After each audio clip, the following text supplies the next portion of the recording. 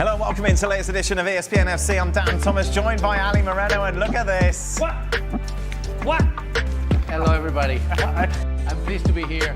Are you? Obviously, I have to be with those two I'm glad somebody is. Let's take a look, shall we, how the bookies have things set for the Champions League final that kicks off in less than 24 hours in Munich. PSG are your favourites to win their first ever Champions League. Inter coming in at 13-10. Here flying the flag for both sides, Inter Milan's biggest supporter, Don Hutchinson's with us with all his Inter blood. Meanwhile, Julian Laurent and his whole family are camped out in Munich ahead of today's game. Jules, here's my concern. It's not going to be rubbish, is it? No, don't worry about that. That's the last. That should be the last of your worries, because PSG can only play one way. We've said that all along this season, especially since the turn of the year when things have clicked for them. They will only play one way, and yeah, maybe Inter will be a bit more cautious. We'll have that experience. We'll be savvy, which they're very good at. They're very good tactically. They're always very organised. But as we saw against Barcelona, they can still make a great game, and I really expect a good final tomorrow. Savvy, though. That's a word that concerns me. Don, Inter, eh? Told you, they don't get the love and respect they deserve over the years, but they're here again. They're here again. They're in a Champions League final again. Inzaghi does it again. Oh, that's it. Good. That's it. Can they do it? Obviously, because of Don's fascinating answers, we're desperate for content. So what do we do when we're for that?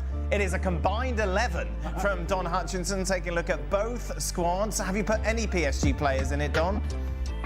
Yeah, some of them. Of course I have. I think I've been very fair.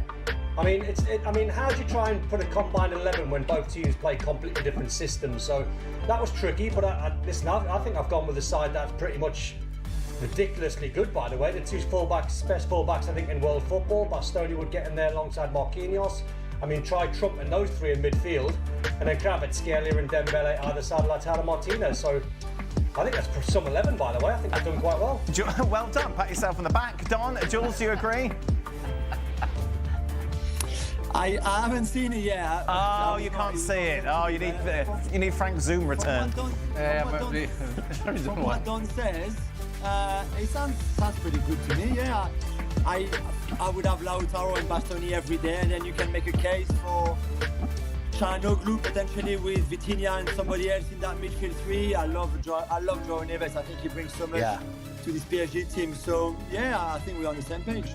Yeah, I would have thought that Don would have thought about Neves, really. He showed to the world his character, his consistency and his talent, for sure, more than Fabian Ruiz for me. Let's take a look then. We've ticked that box. Let's take a look at everybody's predictions for the final. Ali, let's start with you. Let's take a look at how you think this is going to play out. Hey. 2-1. Oh, God, I've gone the same as Don. Is that a good thing? Definitely not with his... Probably not. So Inter wins on penalty for you? Yes, I believe so. Yeah. Well, what I would say is that while Inter have all the things that Jules mentioned and Don has mentioned over the course of the whole year, it's also true that they had a good amount, and I mean a good amount of good fortune in order to get to this point. We think of Inter as savvy, as Jules just mentioned, and organized and what have you. They allowed 6 goals in 2 matches against Barcelona, and they allowed a bunch of chances to Bayern Munich. In fact, I would argue that they were second best to Bayern Munich and second best to Barcelona, and they're quite fortunate to be in this final. Now, you could also say that they have been very efficient, very effective, very opportunistic, and when they have been called upon to make one big play in one key moment, they've done so. They're going to have to do that again tomorrow. I don't think it's quite enough. I think PSG, on the whole, the totality of PSG is superior to that of Inter. You've gone 3-1. You've gone convincing, no problem, easy. Because I have to say the truth, I've been disappointed with the 2 legs that they played against Barcelona, Inter Milan. I really thought they were the favorites, and I put Inter Milan winning the Champions League before those 2 games against Barcelona, because they, for me, were the perfect picture of what the Italian football used to be. Strong at the back, scoring 1 goal, bye-bye, winning, getting the 3 points and being qualified. But after those 2 games, I changed my mind, because they opened up and they scored goal. There they went through, but they conceded 6 goals.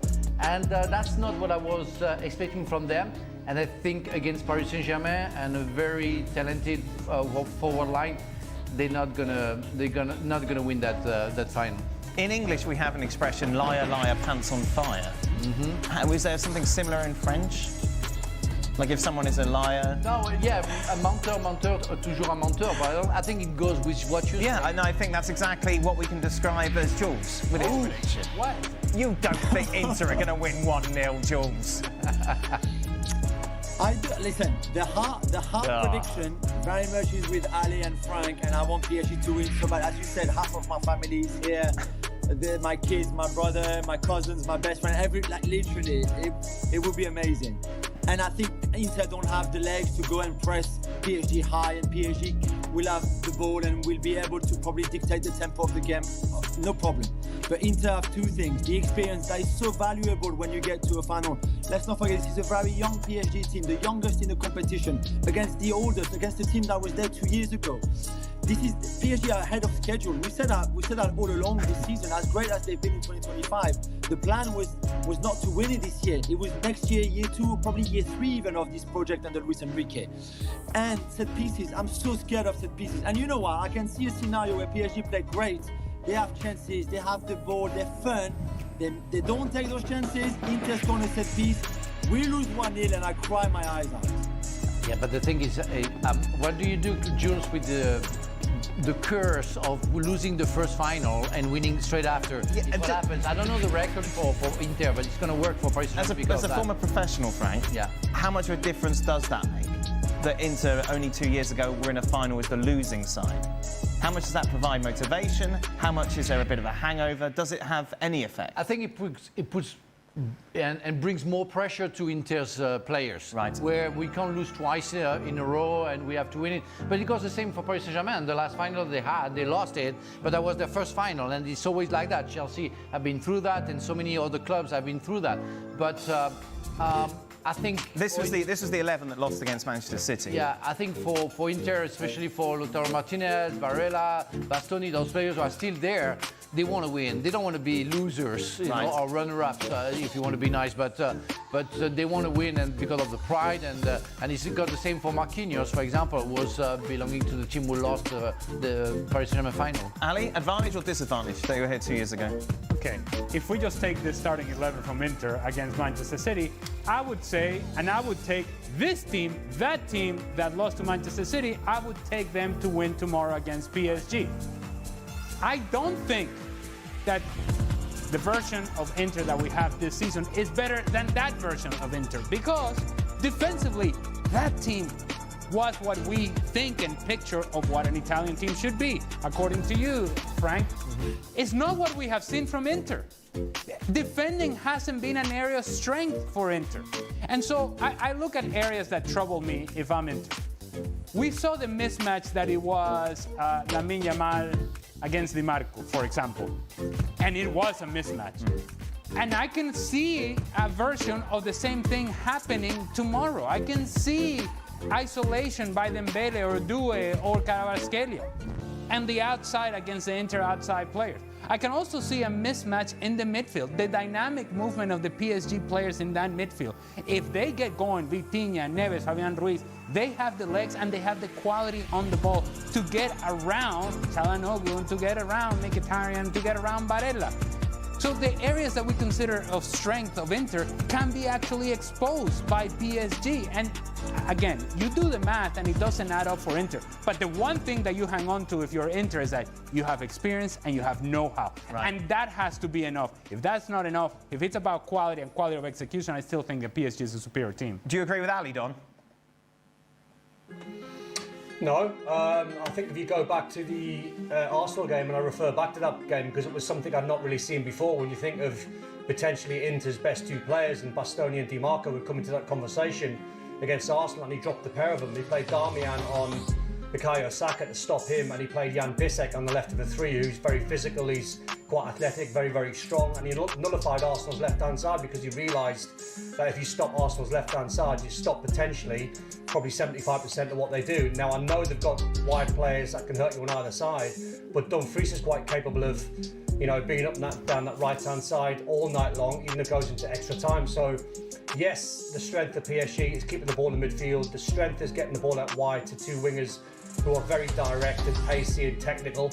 But at the same time, I think Inzaghi's men don't mind suffering. They're not a defensive side, far from it. To Jules' point, you made a good point, the older side in the competition, just under 30, so they've got loads of experience. So I think you look at a game, that's why I've gone for a 1-1 and into winning penalties. I think you look at a cagey game. I think you look at a very tactical game. It'll be nothing like the Barca game. It'll be nothing like the 4-3 game.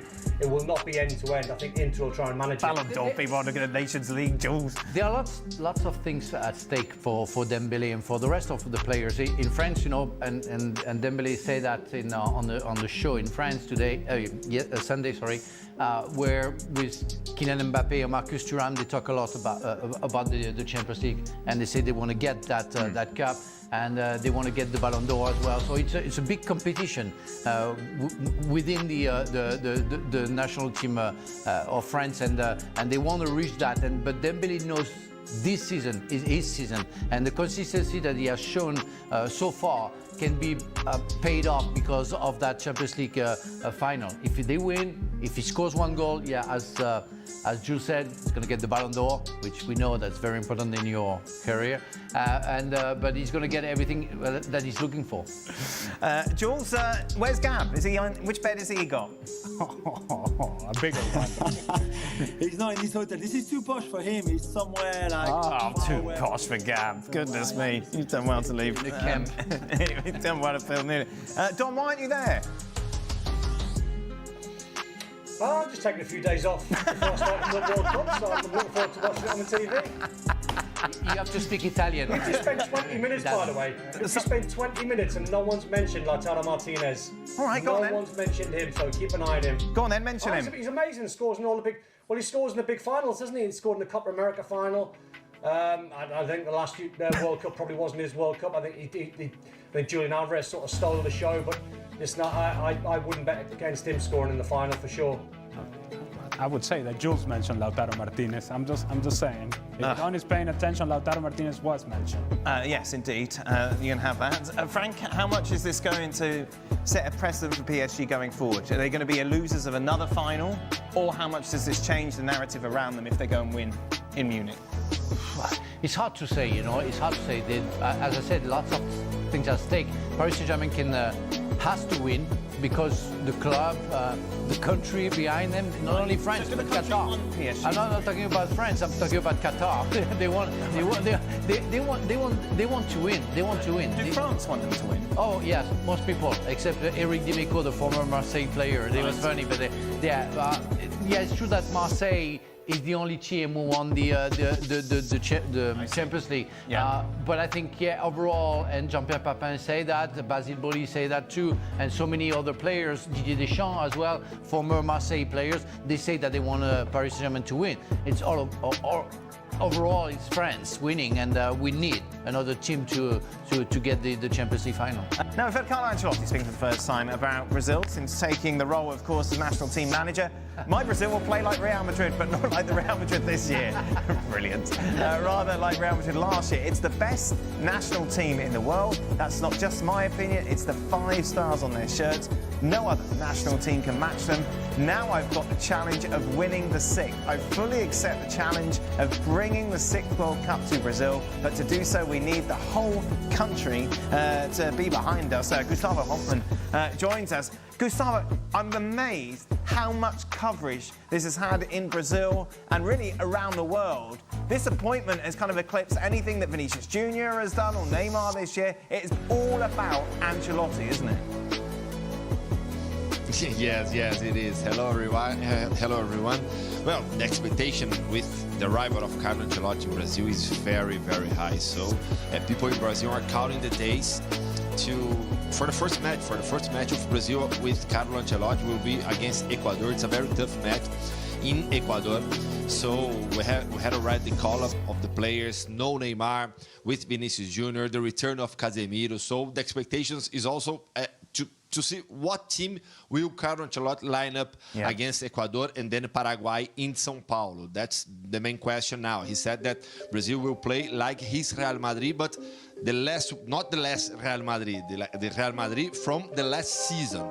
So let's see. He said some weeks ago, not a long time ago, that his main tactical, his favorite tactical nowadays is the 4-4-2 formation. Let's see if he will line up Brazil in a 4-4-2 formation with Vinicius ahead, with Richarlison probably, Rafinha on the right flank, maybe with 3 midfielders. Let's see what Carlo Ancelotti thinks about the next Brazil. Gustavo, it's interesting. He says that he wants them to play like Madrid from 2 years ago, that of course won the Champions League and La Liga. Does he have the personnel, though, to do that? Well, I think that he has a lot of quality with the Brazilian players. Yes, Brazil is missing some players, some important players, but I think that with the players that he has now, Ancelotti, of course, has the capacity to make this team a very good team. And I think that in personal, talking about people, I think that the Brazilian players are good enough to have, again, a good team. As I said, I think that, for example, if you're going to play in a 4-4-2 formation, you're going to have Vinicius and Richarlison ahead, Rafinha on the right flank, with Casemiro back, for sure he's going to be a starter, probably with Bruno Guimarães on the midfield. Then let's see if he decides for Gabriel Martinelli on the left flank or one more midfielder. The line, the defense, we have Marquinhos, who's gonna play tomorrow the final in the Champions League.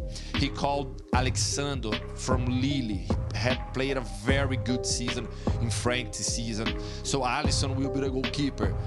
I still think that we have some problems on both fullbacks.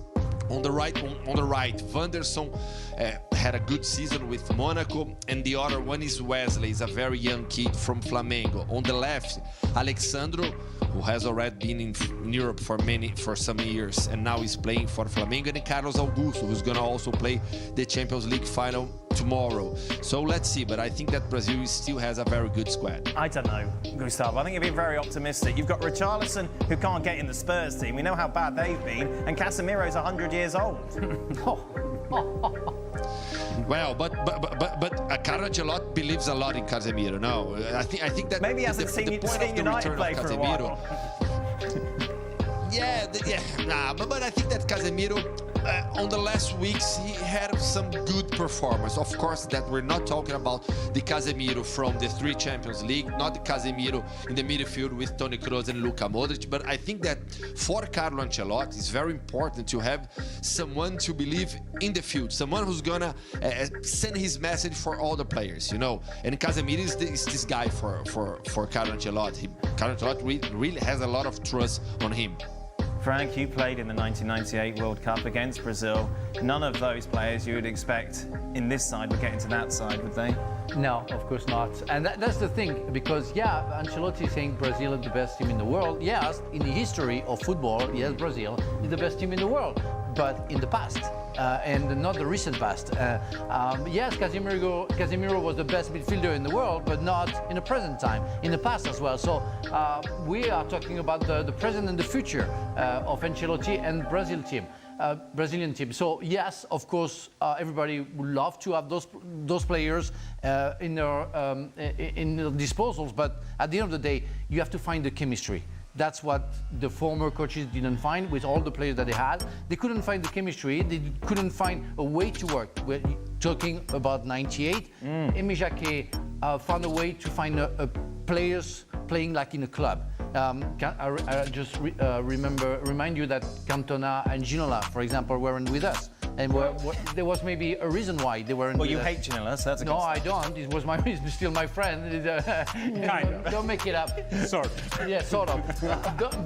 Don't make it up. But you need to find people who are willing to play together and sacrifice. And if they're on the bench, it's not really a problem because they believe that the people on the field are going to do it. And if they come, it's not a problem because the people, they're going to trust them. That's the chemistry I'm talking about. Right now, what I see is individuals, and we don't find the chemistry in between. They don't find that they want to work together. That's the main problem, the main concern that Brazil had right now. You think of the stars that you played against, Venezuela against Brazil, you know, men against boys, they were so much better than you, the team just full of so much quality. Thank you for the reminder.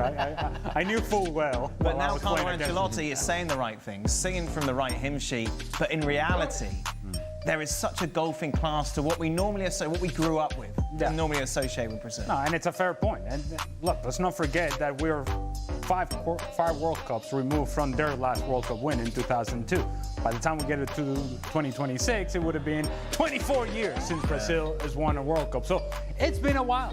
It's been a while. The same difference, Ale, from 1970 to 1994. Just to remember. Here he comes. Okay. Yeah, in the 70s, they had a very bad time. Yeah. I mean, if honestly, if we're gonna put this team currently, right now, in the same category with the 1994 team, this is a different discussion altogether. And that's part of the problem, that the level in talent from one team to the other is significant. I'm gonna use the positions that Gustavo was talking about in terms of being an area of problematic areas for Brazil. The outside back. Where's Cafu? Where's Jorginho? Where's Dani Alves? No. Where's Roberto Carlos? Where's Branco? No. Those guys are not walking through that door. And we're talking about outside backs. I'm not even talking about the attacking players. I'm not even talking about the source of creativity. I'm not even talking about the heart of the team. In outside backs, they're short of talent. In the midfield, they're short of talent. And while up top, they may not be short on talent because we think of Rafinha, because we think of Vini Jr., because we think of Rodrigo. The truth of the matter is that none of those guys, in particular Vini Jr. and Rodrigo, have consistently delivered for Brazil. Rafinha is the one that has taken sort of a leadership role, but Vini is yet to deliver for Brazil. Rodrigo is yet to deliver for Brazil, and we're expecting that they're going to do that in 2026. Let me just say this. Brazil right now, where they are, they have quarterfinals at most in the 2026 World Cup, and now by the quarterfinals. And if they are not careful, they may be out in the round of 16. They're going to have to improve who they are before they get to the World Cup in order to think about beyond the quarterfinal stage. You mentioned Vini Jr., of course, underperforming for Brazil. Let's take a look at what Carlo Ancelotti said, of course, about a man that he's seen grown up at Real Madrid. He's an extraordinary, fantastic, hard-working, a fighter like few others. He's very fond of the national team, and that can affect his natural thinking, putting a lot of pressure on him to do well, which doesn't allow him to make mistakes. Tough, isn't it, Gustavo? You're the guy who wanted to be Ballon d'Or. You're the one who wouldn't turn up to the ceremony. You want to be the best player in the world. You've got to deal with this pressure. Well, if there's someone in the world who can have the best from Vini, is Carlo Ancelotti. The best version of Vinicius Jr. was with Carlo Ancelotti. He's the responsible to make Vinicius a much better player.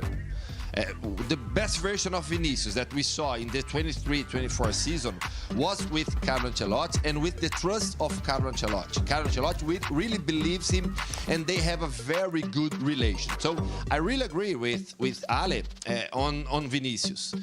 We have to see the best version of Vinicius yet in the national team. So I think that now is the moment. We are 1 year from the World Cup. We have Carlo Ancelotti, the manager who made him one of the best players in the world. So I think that the moment is now. Vinicius really understands that.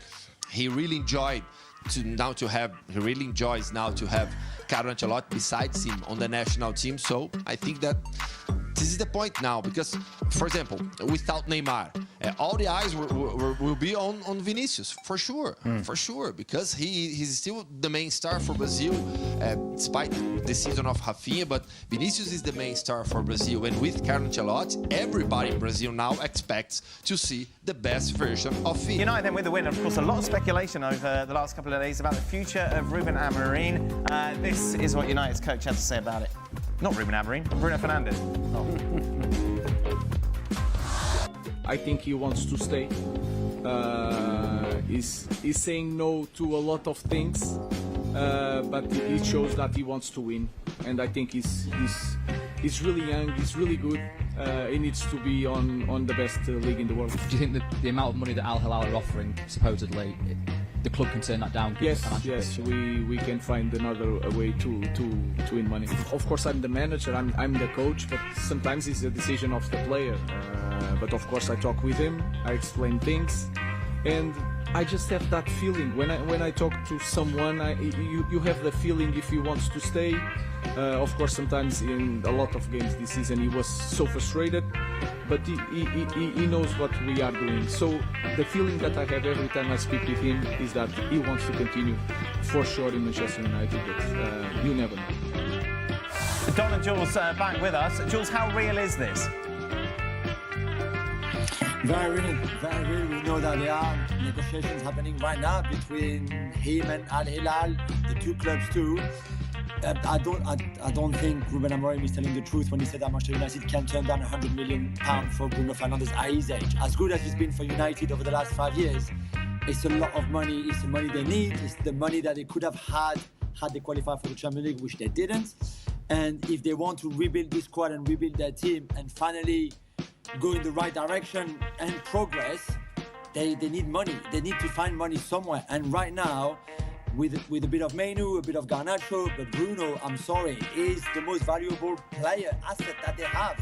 So if the money is there, then I think it's difficult for them to turn down that money. And for him, he might want to stay, but £200 million over 2 seasons is very difficult to say no to, even if you're Bruno Fernandes. Don, what do you do? What do I do? I think it's a difficult one. I think with Bruno Fernandes, I think you've got a massive decision to make. I'm with Jules. I don't think he knows what he wants to do. I think if you're Man United, well, I would stay. I wouldn't go if I was Bruno Fernandes. Well, unless you want to go, the money's the obvious one. If you want 200 million, then go and get 200 million. But if you want to leave Man United, go and play for someone else. Go and play for Real Madrid. You know, Toni Kroos ain't there anymore. Luka Modric ain't there anymore. You can get in that side of midfield.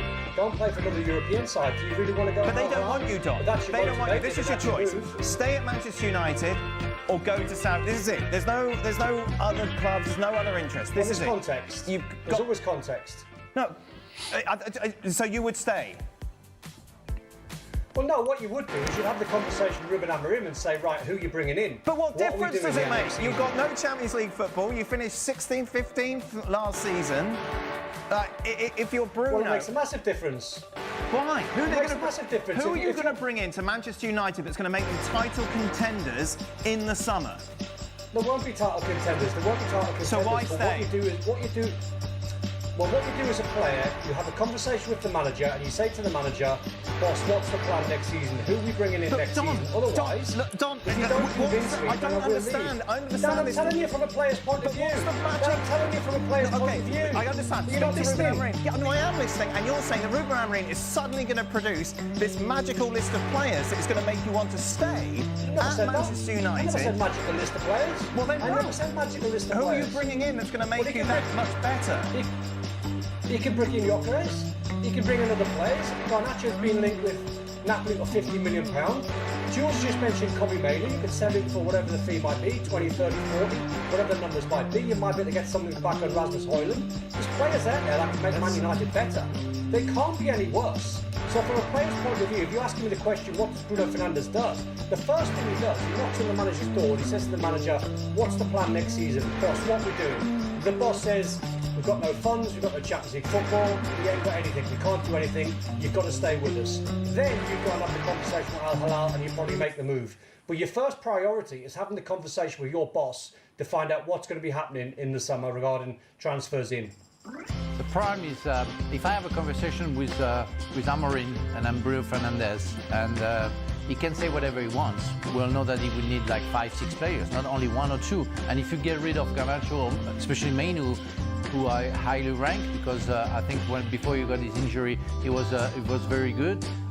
You know that Amorim cannot promise anything, and that's the problem. And you can get 200 million. I checked before the show how old was Bruno Fernandes. He's 30. I always say that over 30, you have the right to choose financials before sports, and he only won the I think the cup with the Sport in Portugal, the cup with Manchester United, and the League Cup with Manchester United.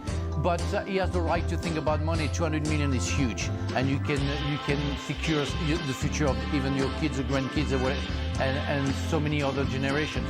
And that's the question you have to think about. And if you only have the choice between Manchester United and a club in Saudi Arabia, I would go to Saudi Arabia because I don't see any bright future in a recent future, I would say. So there is nothing you can promise to Bruno Fernandes, even if you are Amorim or some geniuses, whatever you have, because you have so many things to change at the club. Where are the Morenos going? Oh, the Morenos. At least I'm going to Saudi Arabia. I don't know if the Morenos are coming with me. All I'll tell you is Ruben Amorim said there, I've had my conversations with Bruno Fernandes and I have a feeling that he wants to stay because he wants to win. It's one of the reasons that Ruben Amorim gave there. And then at that point is when you go, win what exactly? Because we keep talking about it's either Manchester United or Al Hilal. I don't think that it's as straightforward as that. It's this version of Manchester United. It's this Manchester United or Al Hilal. If it was Manchester United at its best or Saudi Arabia, you say, well, of course, Manchester United.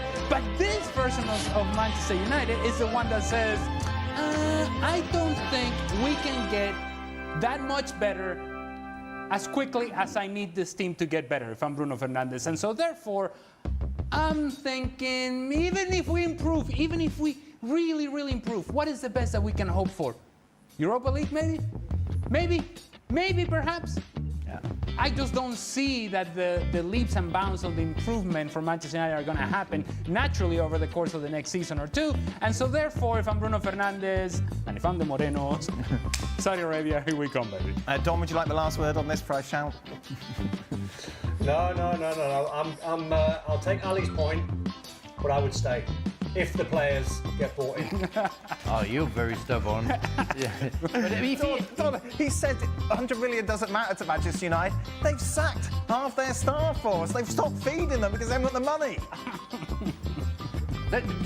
But there's so many players in the Premier League they could turn to. There's so many players they could potentially buy as long as they get the money in. They could buy Brian Mbeumo, brilliant player.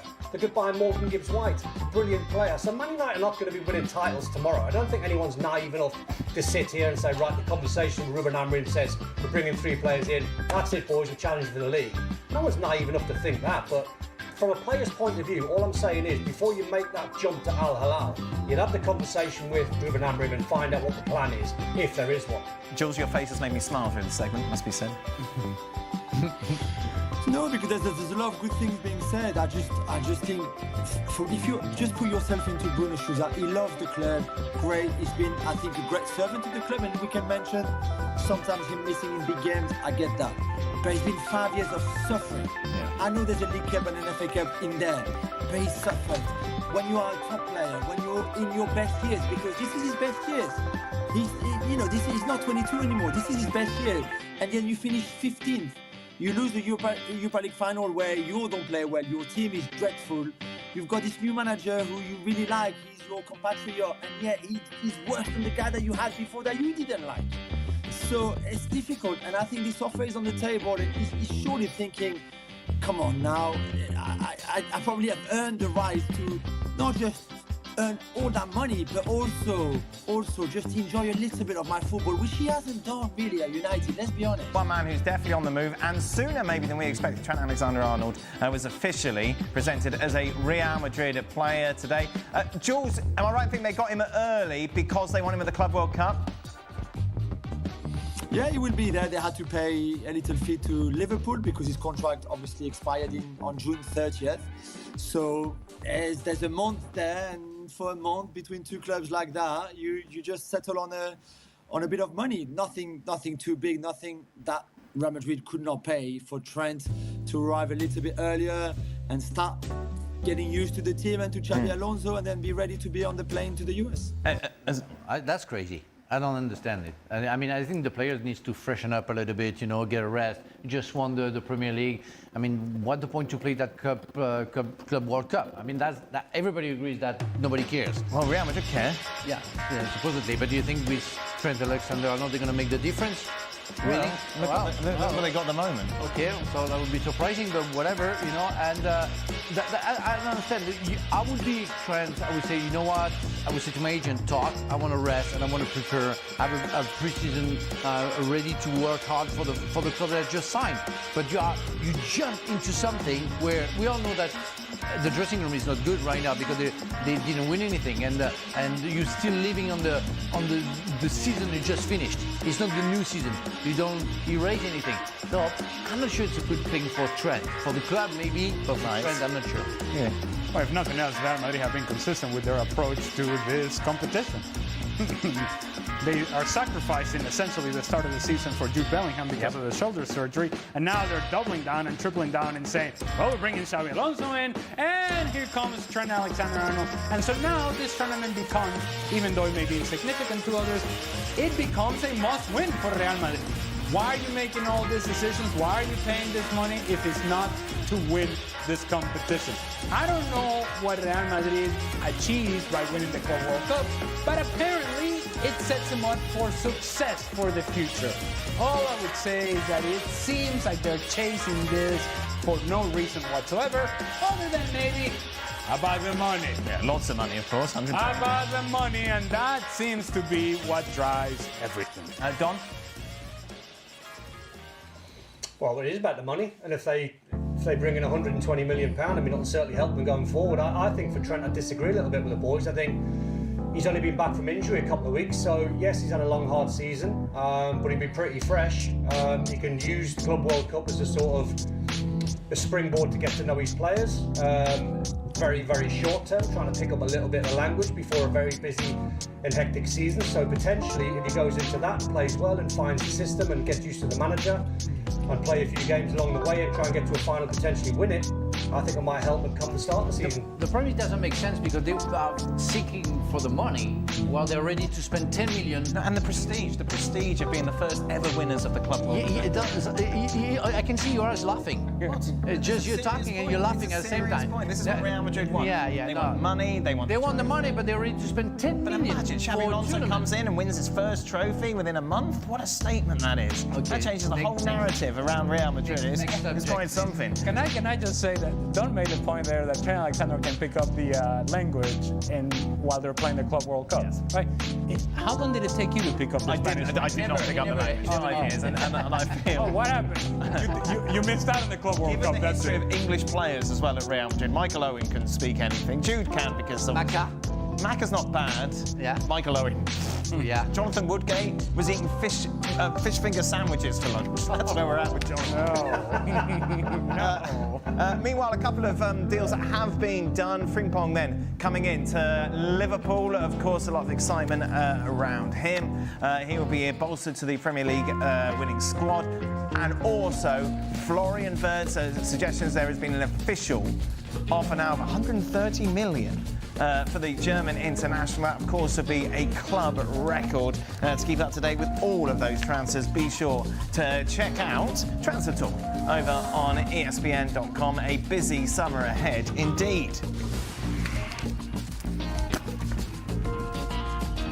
Welcome into latest edition of Extra Time. Jules, how many people are in that bedroom at the moment?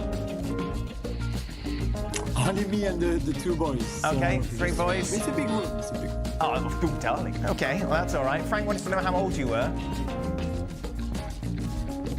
Me, Yeah. I'm 44. I'll be 45. There you go. See, I said, Because I said my age. before the show we saw the kids and they were tall and seemed to be older than, I don't know, 20, 25? No, kids are not 20, 25. Rafa is 16. They're tall. Rafael is 16. They're tall, you're not that tall. Maximilian 12. Oh, okay. Are they both taller than you, Jules? Rafael, who's 16, is catching me. Maximilian is 12, and Margot, she's 7. She's still in London, obviously. Right. With my wife. But they're not going to be. They're going to be like 7 foot either. You know, I don't even know how many foot that 7 foot is in meters. But they're big, good size. It's interesting, Jules, you were mentioning in the show that you obviously your brother's there, or your kids are there, your dog walker's there. How did you get all those tickets, Jules? Who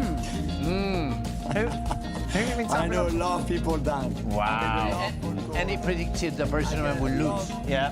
The guy pays tickets to see Paris Saint-Germain losing. I He's crying it in. remember for the Throwing Euro. it in. Was it the Euro final? Was it England-Italy? I can't remember wherever the Euros was. And you were boasting that you knew Gianni Infantino. You're like, oh, I've got his number. I said, look, you can give him a call and get him 2 tickets for the final. Didn't call him for me, did you? No, I Didn't didn't. even try. I didn't. Disappointing. Yeah, because I get free beers, but I don't get tickets. I don't buy tickets. I'm sure you could if you gave Oggiani a call. Yes. Sort you out. Yeah, sure. But you're not my friend. Give him a pair of Skechers. They're very comfortable, you see. They're very yeah, they slip in. Other shoes are available. Oh, this is right up your street, Don, considering what you were talking about, Bruno. We talked about whether or not Bruno should leave, but what about the other side of the coin? Given United could buy 3 to 4 quality players with the PSR space provided from selling Bruno for 100 million, would you keep him or sell him? Wow, that's a different conversation altogether, but it's a brilliant question because that's probably what Man United are probably thinking right here, right now. Do we take the 100 million? Do we bring in 3 or 4 other players?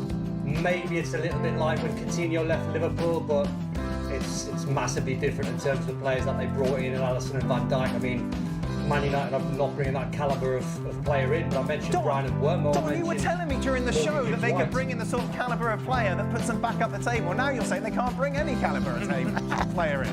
No, Daniel. This is where you get it wrong. This is where you get it wrong. I didn't say calibre of player to get them back to the top. I said I'm not naive enough to think 3 or 4 players wouldn't take them a title, but surely they can improve on where they're at this season. Surely 3 or 4 good young players, or players with a good work ethic on top of what they've got, can certainly get them back into European football. Come on, they can't be this bad again. So, if you're United, do you sell him or not, Don? Yeah. There you go. So no Bruno. No, if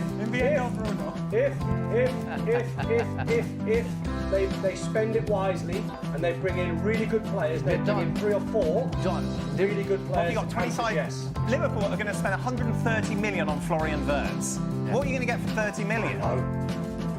Liam Delap's gone to Chelsea. Yeah, well, and Wormo wouldn't cost massive. Listen, there's players out there you can bring in. I mean, what did Alexis McAllister sign for Liverpool for? Was it 35 million? Yeah, but Don, everybody wants to come to Liverpool. Come on, there's players out there. Who's players? You'd rate Serie A. Who are the players who want to come to Manchester United right now? And that was the problem with Arsenal, and Jules can witness that. That was the problem maybe for Chelsea as well sometimes. But right now, nobody, if he has a certain pedigree, wants to come to Manchester United. It's what they achieved. That's the problem, because you know that you're not going to win anything. That's the problem. The biggest problem that they've got on top of Bruno Fernandes, and he is not the problem, by the way. Bruno Fernandes is not the problem. It's guys like Marcus Rashford and it's guys like Mason Mount are on 350 on even more money, like £1,000 a week. They've got guys who are not even playing for them. I mean, if Rashford. So if you're Bruno, why would you stay there? Which is the rumour. They're going to have because they're not good enough. Because they're not good enough. Because Rashford not good enough to take Man United where they want to be. If he goes to Barca, he's going to be sat on the bench. And Man United are going to be paying their wages. Let me just get this straight. In the same conversation, Don has told Bruno Fernandes to stay, but has told the club to sell Bruno Fernandes. Yes. Okay. No, it's what Amorim says to him. These little things you don't listen to, Ali. You don't listen. Because Amorim only tells the truth. Only tells the truth. You hear what you want to hear. You hear what you want to hear. It says a lot about. It says a lot about what Manchester United has become. So even to explain something is really hard. Well, for Don, yes, every subject is difficult. Come on, Bruno, stay. Stay, Bruno. Come on, stay. But sell him. Stay myself. Stay. Don't take the money. But go if you want. Jules, many clubs, including Premier League big-size clubs like Liverpool, Arsenal, United, Chelsea, need a striker, but none of them are really linked to Osimhen. Why? Is there an issue that these clubs know that fans don't? I think United are the club right now linked with Osimhen, and I think I was told today that things that the negotiation or talks are there between United and Osimhen. The thing with Osimhen, and we saw what happened at Napoli, great player on the pitch, and Don commentated on him many times.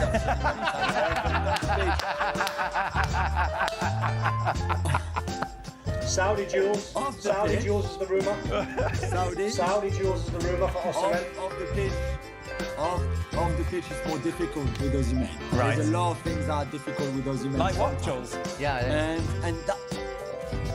But just remember with Napoli, he didn't like some. I mean, to be fair, the club was not great either. Some of the stuff they put on social media. But also, when he wanted a new contract, he deleted everything from Napoli on his social media. He was not happy with where the negotiations were going or the offer on the table. So he was sulking and he didn't want to play. And there was this, and there was always something. There was always something. To the point that in the end, they didn't want to keep him. They had to loan him at Galatasaray with a release clause that was much lower than what they wanted initially. But a player like Osimhen, if you just stay on the player, he should never play for Galatasaray. No offense to Galatasaray in the Turkish league, but he's better than that, really. So there's a reason why he ended up at Galatasaray and not at one of the top Premier League clubs, for example. Here we go then, Don. We'll be nice to you. I feel like we've been mean to Don today. Sorry. You have. No, I No, haven't. you go for it, Dan. I love it. That was not said when nice. Obligatory percentage question for Don. What is the percentage chance that Manchester United finish outside of the European places in the Premier League? It depends if they keep Bruno Fernandes or not. Yeah, exactly. We're just on this hamster wheel of Bruno Fernandes. Are they selling him? Are they keeping him? Are they going to buy players? Am I sitting here right now on the squad they've got? What's the question? The question is, what is the percentage chance of United finishing outside of the European places in the Premier League next year? But Don, who are they going to bring? Oh no, don't. Okay. What, No. I'll answer the question. I'll give it. They've got a 40% chance of getting back into European football. Okay, They'll have so no 60%, European football so to play 60. for next season. Yeah. So 60%. Thank you very much, Frank. There you are. Your use. Yeah, you know, and I know why I came. But 60% that they're finishing outside. outside, yeah, Right? yeah. Hey, I'm just trying to follow the line and the process. That's right. Thought process for Don, Don. you're coming out here soon, aren't you, Don? Hey, I'm mate. I'm out in the 8th. There we are. You still there, Frank? Beautiful. No, I don't think so. When he's coming in the 8th? No, I'll be gone before. I would have loved to see you and have those conversations because the debates are very interesting. Okay, well, That didn't sound very genuine. Right in the middle of those two for a week. For Jules, with your Arsenal ways, what are your thoughts on Sesko? I like him a lot. I think he's got people at the club who like him a lot too. Same with Gyökeres. He's younger than Gyökeres. I think he's all around probably a better player. The thing is, you need, we've said it for so long, they want a striker, they're going to get a striker. Sesko is a very good striker. He can do a lot of other things on the pitch too. But scoring goals, he has never scored more than 20 goals a season in all competitions. So again, you just need to know this. That doesn't mean that he can't go from 20 to 40 next season in a better team like Arsenal in the Premier League. That's not what I'm saying. I'm not saying that he cannot score at all. I'm just saying that Gyökeres scored 56 goals this season in a much weaker league than the Bundesliga. Okay, Sesko scored 13 goals or 14 goals in the Bundesliga this season. So the numbers are different. So it just depends what you want. If you're Arsenal or what you want as a fan, who you like. If you like a better all-rounder like Sesko, if you want somebody like Gyökeres who's a bit older and clearly just a finisher, all about goals, finishing. You can do other things, of course. He's not just a finisher, but so there are two different profiles too. So it depends what you want, what you need, but you just need to be aware of those numbers too. Back to Don, and this is just context, Don. This isn't anything else. So Don has made 2 bets during his time on ESPN FC. One was me, that Arsenal wouldn't finish in the top 4. They finished second. Okay. One was Surloff. Right. Can I just say that bet was made well before they spent 100 million on Declan Rice and well before they brought 3 players in. So Okay. a little bit of context there, Dan. Okay. I'm not sure if that's true.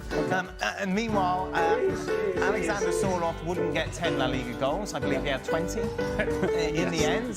So they're the 2 wagers that Don has made and failed on both. Yeah. Don, the percentage chance you make a winning wager next year? 100%. 100%. What I should have went for, what I should have went for Six starts. is not starting 10 games. There you go.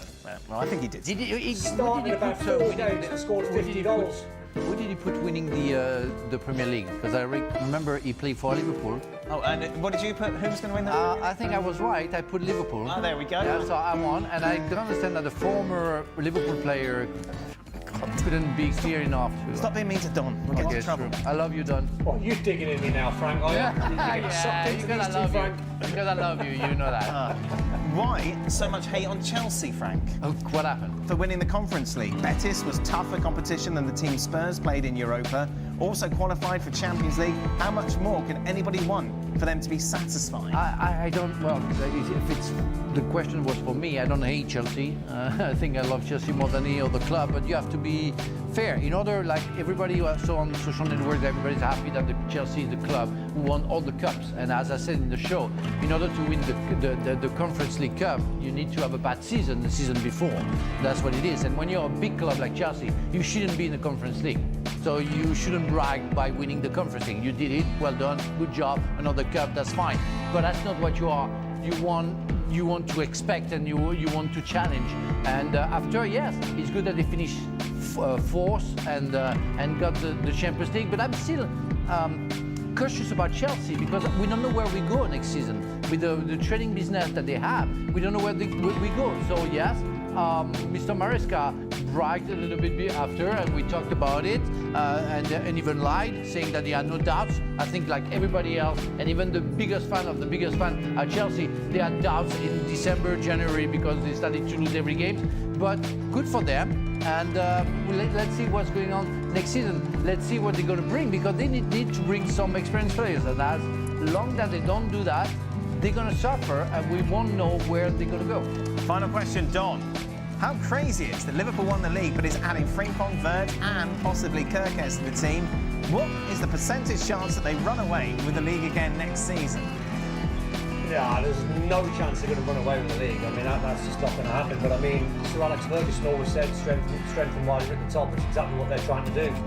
So it's amazing. It must be great for Liverpool fans to see the likes of Florian Wirtz, if he does sign. We were chatting on the show the other day, he's a sort of cross between Philippe Coutinho and Musiala. So, I mean, what a signing. He'll probably play as the false What's the nine. percentage, Don? Well, 0, I said, because they're not going to run away with the title. Okay, what about to win the the question title? Is run away with what the about title? win the title? Okay, so you're changing the question, are you? I'm going to change the goalpost slightly just for interest. Percentage chance, 40. 40, and then Arsenal or Liverpool? Arsenal. I'm not going into them. I'm just giving you a Liverpool 40. Why do you hate Just Liverpool? So it's overload. So who's going to push them the furthest then? That's a great question. I don't think I could split Arsenal and City. Okay. Well, it's going to be between those three Don't think clubs. I'll split. That's it. What about Chelsea? Again, hate them. no, I don't. Premier League. Of course And that's not. it, Jules. Get some rest with your boys. Enjoy tomorrow. Don, thank you very much. I'm sorry for everybody's attitude towards you. Allez Paris, Jules, allez Paris. You don't Allez, care. Paris, mon frère. Allez, No, that's for him. I'm being nice. You know. But I do care. I do care. I like also Pavard and Thuram, so I'm going to be fair. But I want Paris Saint-Germain to win. Yeah, for We'll sure. watch it together tomorrow. Yeah. What a treat. Yeah, Lovely. that'll be nice. ESPN FC then, back on your screens tomorrow to react. Forza Inter. Well, there we are, Forza Inter for the Champions League final. Did you know that he commentated on Inter a few times? PSG are taking on Inter. Stop being mean. What? I'm sorry, Don. He's not.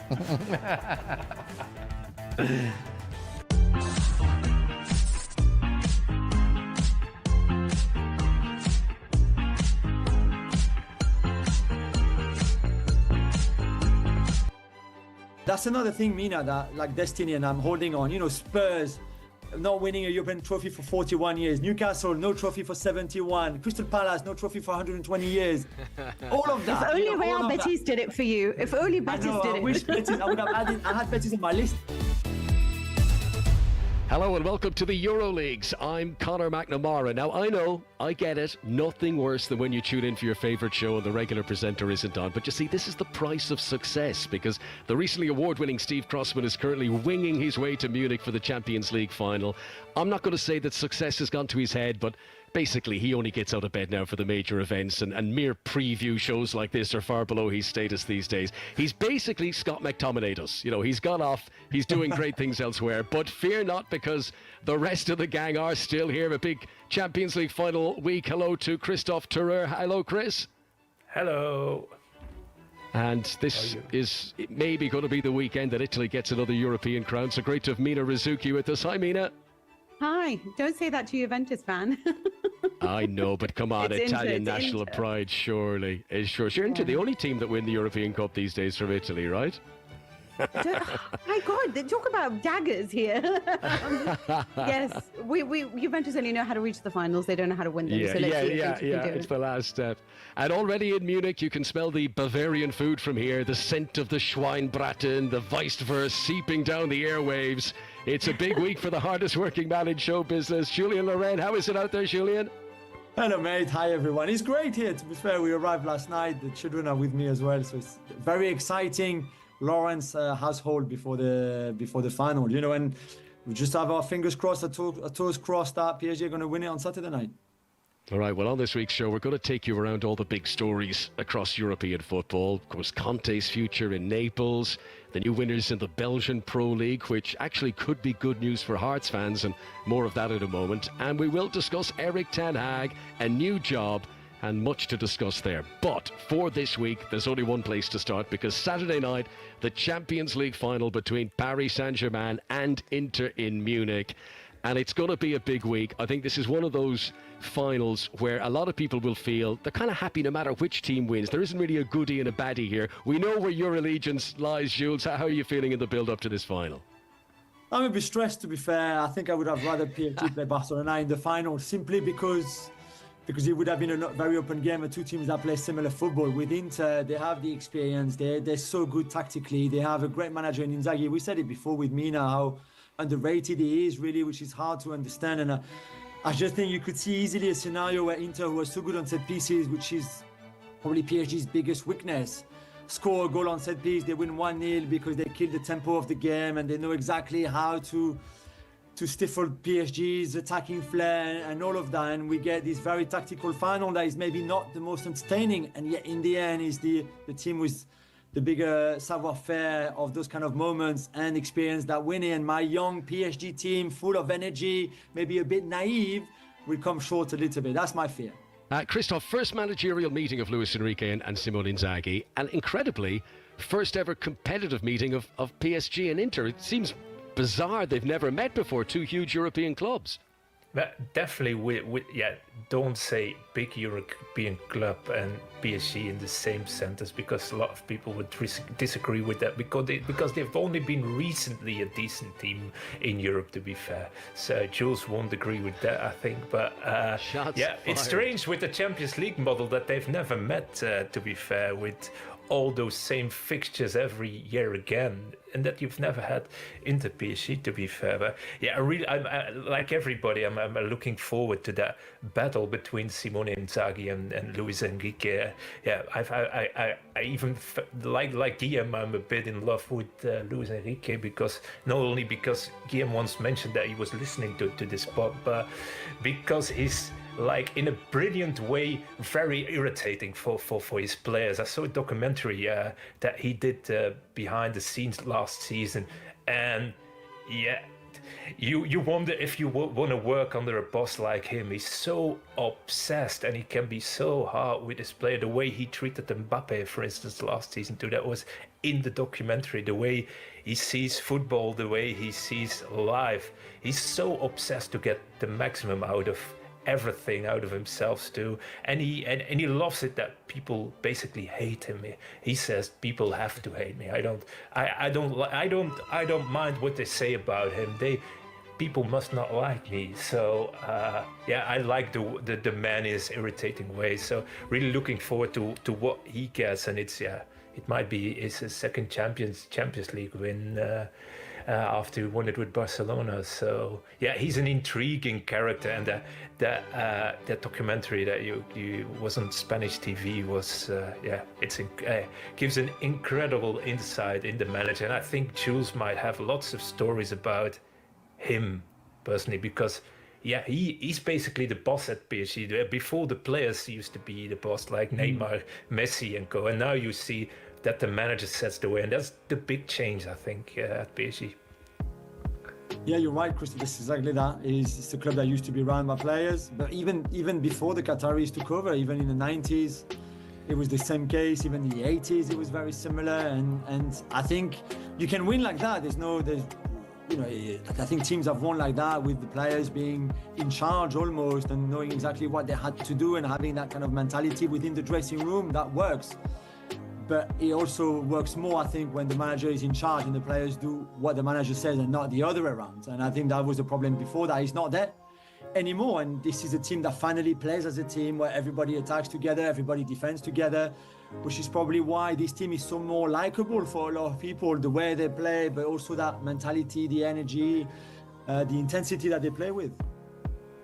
Very much contrasting build-ups for the teams going into this final. We know that PSG completed the domestic double at the weekend, winning the French Cup, and we know that Inter narrowly missed out on the Serie A title. Mina, from a PSG point of view, they've beaten all the English teams in the knockout stages, so it feels like we've sort of, from this part of the world, seen an awful lot of them. I think John Murray actually pays council tax in Paris now. He's been there so often in 2025. But we've seen Paris Saint-Germain from that Premier League prism. We've seen them from that point of view. Inter are going to be a very difficult opponent, a different opponent to those Premier League teams.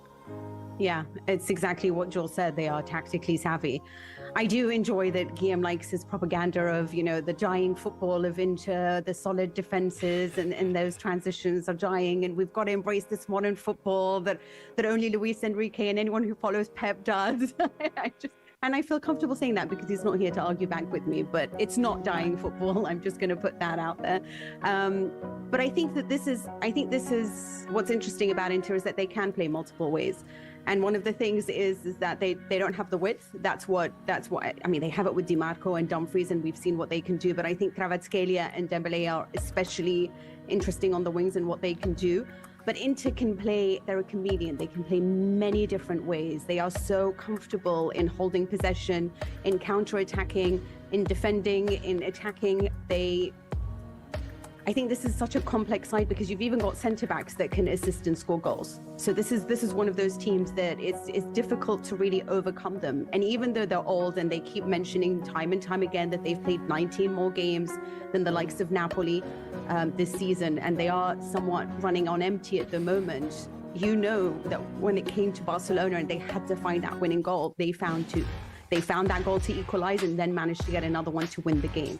That shows you a certain level of a winning mentality that they just haven't had necessarily in their domestic competitions, but certainly they've put all their eggs into this Champions League basket and they're absolutely desperate to go there. And when you find players like Mkhitaryan putting in these types of shifts and games, then this is going to be a very interesting game between two very wily coaches. The one thing is that obviously when Luis Enrique has reached the final, he's won trebles. And so this is just another chance to win a treble. Inzaghi is just looking to win this European competition for the first time, and for Inter for the first time since 2010. You mentioned Henrik Mkhitaryan there. Quick quiz question for you all. I'll be disappointed if you don't get this one, all of you. Mkhitaryan aiming to complete the full set of the major European trophies. He's won the Europa League with Manchester United, scored in the final against Ajax. He's won the Conference League with Roma. Can you name the other player who's won all three? So the Champions League, the Europa League, and the Conference League. I've got the answer, but I'll be so pleased if I stump you. A bit of time for Mina and Christoph and the listeners to find it. Shall I give some hints? Will I give the clubs? I mean, Mina really is the one that should find it. No, I do know, but my mind's gone blank. Give me the name of one of the clubs. One of the clubs is Chelsea. His first name as well? Like, how much clues do you have? I said name me the one of the clubs that he's won a trophy with. Okay, Chelsea. Oh, yeah, couldn't I understand. And another club is West Ham. I mean, come on, Connor, that's too much now, surely. Right, go on, Jules, put him out of their misery. You sure? Yes. Emerson Palmieri. Emerson, exactly. Yeah, but he didn't play. I know, but he still got the medal. Okay. And that's what they say. Well, they say. but So what's he's different won the with competition, he's Mkhitaryan got is the he's medals. actually playing. Mkhitaryan could start the finals, yeah, exactly, which no one has done. No one has done before. And for just going Enrique back as well, that treble is 10 years ago. Sorry, Con. That treble is 10 years ago, and I saw him last week, and we had a little chat, lovely chat, and I said, do you believe in destiny? Because right now, for all the tactical preview that we can have and explain everything, the strengths and weaknesses of both teams, in all football fans or all footballers and everything, there's always a bit of that kind of destiny and things, and you hang on to, right? This is the 5th final in Munich here. I mean, somewhere in the old stadium, the Olympic Stadium, and some of the new ones, obviously. But the first 4 finals always crowned a new winners, right? So Forest, Marseille, Dortmund, and Chelsea. The last one in 2012. PSG will be the first time winner for Inter. We said they won 3 already. Well, you're just looking for anything. Anything, Mina. Also the fact that Luis Enrique won that treble. He said 10 years ago. 10 years is a good number. And I said to him the other day, I said, tell me you believe a bit in that kind of destiny, right? Everybody is a bit superstitious. And he goes, yeah, this could be karma. So I'm like, get in, come on. So any team that wins a Champions League final in Munich, they win it for the first time. That's the omen that Paris Saint-Germain are hoping. Go on, Chris. Well, I was watching a Champions League documentary just to prepare, and I saw those images of 2015 when Enrique won it for the first time with his daughter that sadly died a few years ago, was waving the flag, and now he started talking about it for the first time in those documentaries. So that was those emotional kind of things will be there too in that final, I think. So for him, he says that he has moved on, basically. He goes forward, but still in the back of his mind, those images, it's something that a family will always look back at, to be fair. So there will be an emotional side for Enrique too when he wins it, I think, with those memories that drives him forward, I think. Now, let's be fair. A lot of neutrals really hoped that Lamine Yamal would get to this final, and it was like killing Bambi to knock him out in the semis and breaking hearts everywhere. Who's going to step up as the sort of superstar? Is this Dembele's year, given the form that he's been in? Who do we think is going to step forward and sort of be the headline grabber on Saturday night? Well, Achraf Hakimi is facing his former side, and I don't know why he hasn't been mentioned as one of those stars, because I think he's man of the match against Arsenal. He's been superb throughout the season. He's facing his old club where he learned so much and really elevated his overall game. So I think that he's somebody that could really make a difference, and obviously Dembele. So if Dembele does score the goals or makes the difference and PSG go on to win it, is he the leading Ballon d'Or candidate? Yeah, I think What do you think, guys? Yeah, I think he will have a strong case, really. 2025 has been incredible for him. And again, the transformation, we could look at PSG and the way they started this competition, especially, and the season overall, a bit stuttering, trying to find their way. It was still very much Luis Enrique trying to put that jigsaw together with all the pieces that fitted and where they fitted. And 2025, since that probably January game against Man City still in the league phase at the time, the way they turned things around, and the way Dembele, who was moved from the right wing into false number 9, centre forward position, call it whatever you want, has been just prime Brazilian Ronaldo. Some of the things he does, not just scoring, because he scored a little bit less lately than what he did between January and April, but still assisting, still creating danger. We saw that in the semi-final, in the quarterfinals, the last 16 obviously scored the goal away at Liverpool. It's just been incredible, and I think there was a time where the talent was never in doubt, because he was always so good, right foot, left foot, everything, the dribbling, all of that, but just not being efficient enough. And now it seems to have got to another level. So I think if he shines on Saturday night in the final, he will have a big chance to win the Ballon d'Or. I am going to disagree about one thing, because I think a lot of you think that this is a low-scoring game, which is a potential because you are playing against Inter, and everyone talks about Italian steel and defense. But Inter conceded like a ton of goals against Bayern and a ton of goals against Barcelona. So is there a possibility that this is actually going to be a more open match than we've been thinking it could be? I think, is it like 4 of the last 5 Champions League finals have all been 1-0. The semis are where everyone goes crazy scoring goals. Yeah. And the final is that everyone's afraid to make the mistake and to lose the match. What do you think, guys? Well, with Donnarumma and that performance, and then Sommer and that performance, you're a little bit like, is this going to be defined by the heroics of a goalkeeper? But I don't know. I think this could be, it could be interesting. The only thing that stops me from thinking it could be a high-scoring match is the fact that I think a lot of these all sets of attackers from PSG and Inter don't score as many goals as they should. I think they create many more chances than they end up converting, and that's the thing that stops me.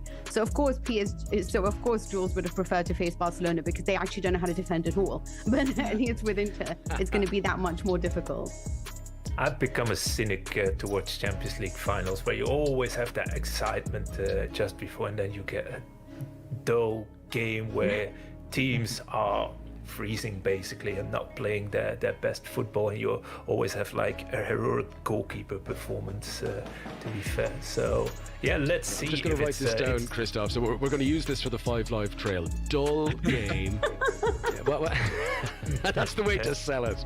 Yeah, we don't have to. It's always those. Yeah, you build it.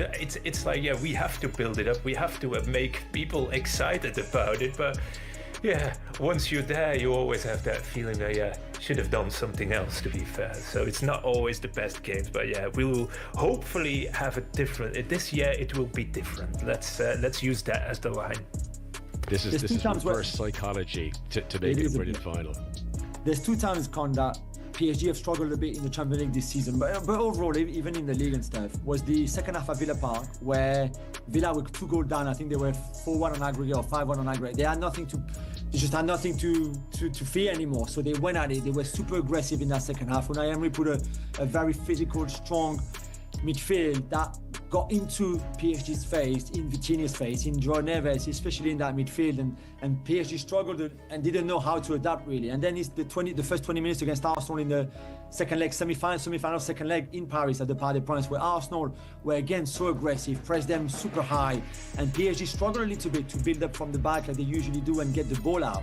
And Arsenal could not do it for more than 20 minutes. It's very difficult physically to do, because PSG are so good at moving the ball around. They've got so much fluidity in their game and so many output. They can play the ball to Hakimi or to Mendes, to Vitinha, to Neves. They can play long to Kvaratskhelia. There's a lot of things they can do. Inter will have to do that, really, if they want to get control of that final. The thing is, Inter don't have the leg to do that. As we said, they're very experienced, but they're also quite old compared to PSG. It's the oldest team in the league, in the competition, against the youngest team in the competition. There's a striking stat that comes from the UEFA website. PSG are the team that have run the most in the Champions League this season. They run 118 kilometers per game in average in the Champions League. Inter, 92 kilometers per game in average. This is 26 kilometers difference between how much you run. And you can just explain that PSG playing super high all the time and trying to press and counter press, and Inter being a little bit deeper and just waiting for you to come at them, and then they get the ball and, as Mina explained before, then have different style of football to go and hit you. But still, it's big, and I think if you don't have the legs and the kind of aggressive style to get at PSG, then they will have the ball, and when they have the ball, that's where they are dangerous. So it'll be very interesting to see kind of that midfield battle and who presses well and how they do it, because I'm not sure Inter have the legs only to do it for 90 minutes. You but can't it concede is the set sort of pieces. beauty of the beast, head to head. I think in the semi-final, Inter did so well against Barcelona in that role, who were more youthful, who did run more, who were more sort of attacking minded. Jules, you mentioned that you said it's not been perfect for PSG. They've had a few struggles. I mean, they have, and this is the first season of this new group stage format. I think we're all still a little bit getting to grips with it. But can anyone explain to me, how have PSG lost 5 games in the Champions League this season and still got to the final? I mean, at least Inter being old school, they've lost 1 game. I take that. How do you lose 5 games and still get to the final? Well, there's that one at Villa Park, the second leg, that they won the first leg 3-1. They were in charge of the second half at half-time, and they lost that one. They lost at home to Liverpool in the last 16 first leg, in a game that they over-dominated them, and they should have never lost that game, but still you can lose it. And then you're right, the other 3 come from the league phase at the beginning of it, where things were just not clicking, just not working for them collectively, individually. And credit to Luis Enrique, it took him a little bit of time, but he made this team grow, and he made this team click and be good together, really. And that's how they turned everything probably on that Manchester City second half in January.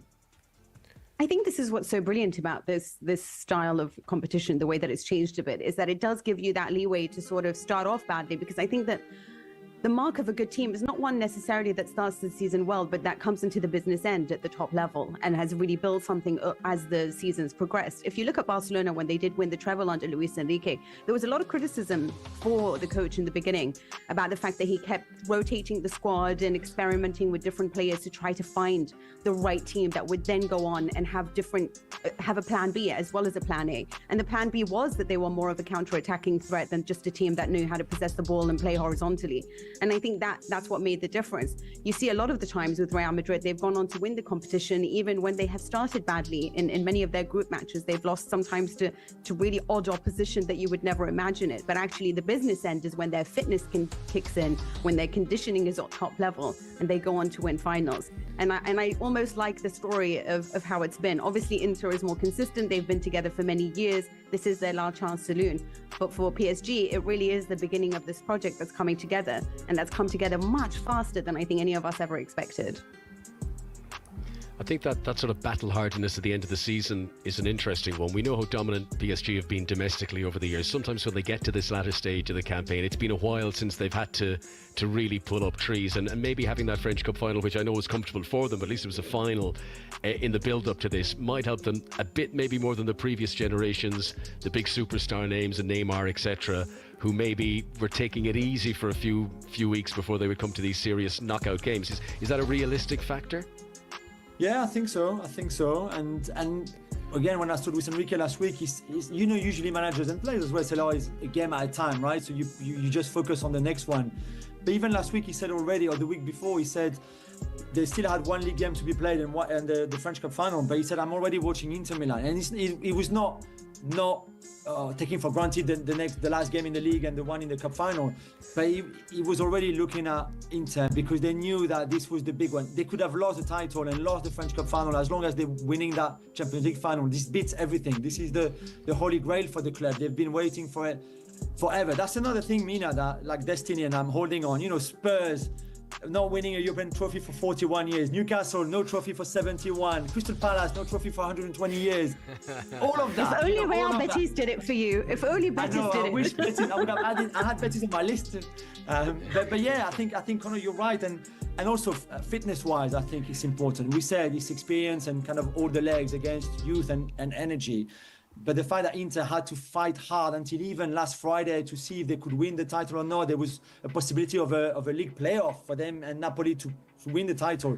With PSG have been cleared for a long time, managed minutes, rested players. I mean, they were at Roland Garros, pretty much all that team on Sunday and Monday. That was not the case for Inter Milan players. So maybe for the last 20, 30 minutes of the final on Saturday, maybe that freshness that PSG should have a little bit more than Inter could have something to play in that final. Isn't there a stat, Jules, that's not pointing towards a PSG win? Because I've only heard stats that are pointing towards PSG will win it. Do you have one against your team? I'm sure there is, Chris. He hasn't found them. There must be somewhere. I'm just looking at all the positive as much as I can, Yeah, I'm really looking forward to how you will manage those nerves on Saturday. What would your schedule look like and your rituals on a match day? Because you're building up those nerves now by going to all those positives. I think the hope is there, but hope might kill you. So I know. So this is the fourth kit I'm wearing now, which is the lucky one, because I've been wearing it under the suit every Champions League game in the knockout stages all over. So the 2 Liverpool games, the 2 Villa games, the 2 Arsenal games, that it was under the shirt, under the suit. So it'll be the case again Saturday. The kids, 2 of our 3 kids are here, the 2 boys. My cousins are coming. My brother is in between either divorcing his wife and coming to the final, or going on the holiday that they booked a long time ago and not making the final, but he'll be gutted forever, especially if we win. My best friend is driving in and out because there's no room anymore in Munich, and he can't stay with us because there's too many of us already here. So I don't know, man. If we win, it'll be the greatest night football-wise in the family. If we don't win, I think we're going to cry forever. Okay, well, listen, we're very much looking forward to it. Live commentary of the Champions League final on 5 Live on Saturday night. Our build-up starts from 6:40. The kickoff is at 8, and of course, all the reaction here on the Football Daily. Right, let's move on to Erik ten Hag. He's got a new job. Can he rebuild his reputation? in Germany, because on Monday Bayer Leverkusen confirmed that the former Manchester United boss is going to replace Xabi Alonso as head coach. Now we're going to talk about Real Madrid in a moment, but Jules, good move for Ten Hag? I think it's a tough job. I think it's really tough to come after Xabi Alonso and what he did, especially last season with the unbeaten domestic double and then the Europa League final that they lost to Atalanta. But still, they had an incredible season, and even last season where they were not as good, but they could not have been as good as the first season, obviously, and still finishing second. And I just think for Ten Hag, considering Bayer Leverkusen are going to lose Frimpong and very shortly Florian Wirtz, maybe a bit of Schick or Boniface, I'm just not sure what kind of squad he will inherit it from. And I think it's a tough job. And I think for Bayer Leverkusen, it's a really bold pick to go for somebody who failed so much at United. I can't wait to see it happening, because I think it could be an absolutely crash. Remember what happened to Bayern Munich last year, hiring a manager that had failed Burnley too, so there might be. We can't predict it, to be fair.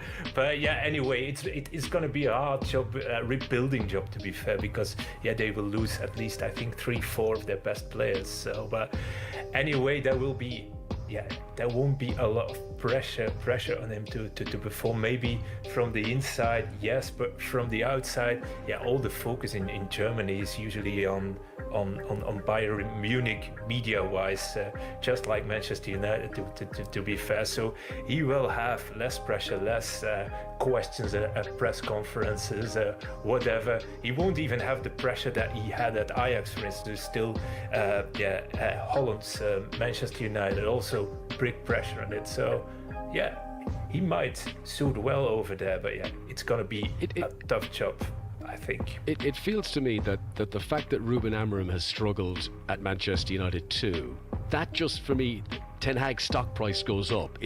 The core problem might not necessarily have been him. If Amorim comes in and they finish in the top 4 and they win the Europa League, and we're all saying, well, Ten Hag was the problem, but surely this is it's a huge moment for him to rebuild his reputation. Yeah, I think so. I think that everything that you've mentioned is exactly true, because it seems like everyone who leaves Manchester United goes on to have quite a fruitful career. Whether it is, for example, Ten Hag did bring in Antony, it was completely panned, that transfer. He goes to Real Betis, takes them to a final, their first most historic final in 118 years of their history. Then you've got Marcus Rashford, who did well, obviously, in Aston Villa. And McTominay then goes on to Napoli and wins the title. It seems like it's a bit of a poison chalice at the moment, that any player who does arrive at Manchester United, regardless of how good they are or how they performed previously to have attracted the interest, doesn't end up doing as well as you imagined them to be. And every coach has suffered. I mean, right now we're looking back and thinking, wow, Mourinho had such a good few seasons, even Solskjaer did. And it just seems to get progressively worse, regardless of how good the names are that are being employed. So I don't know whether we should judge coaches by their Manchester United experience. And I do think Ten Hag is familiar with the Bundesliga. He was coach of the fourth team for Bayern Munich as well, and did well to reach a final as well. So he's worked there. He understands German football, the language, the culture, everything to do with that.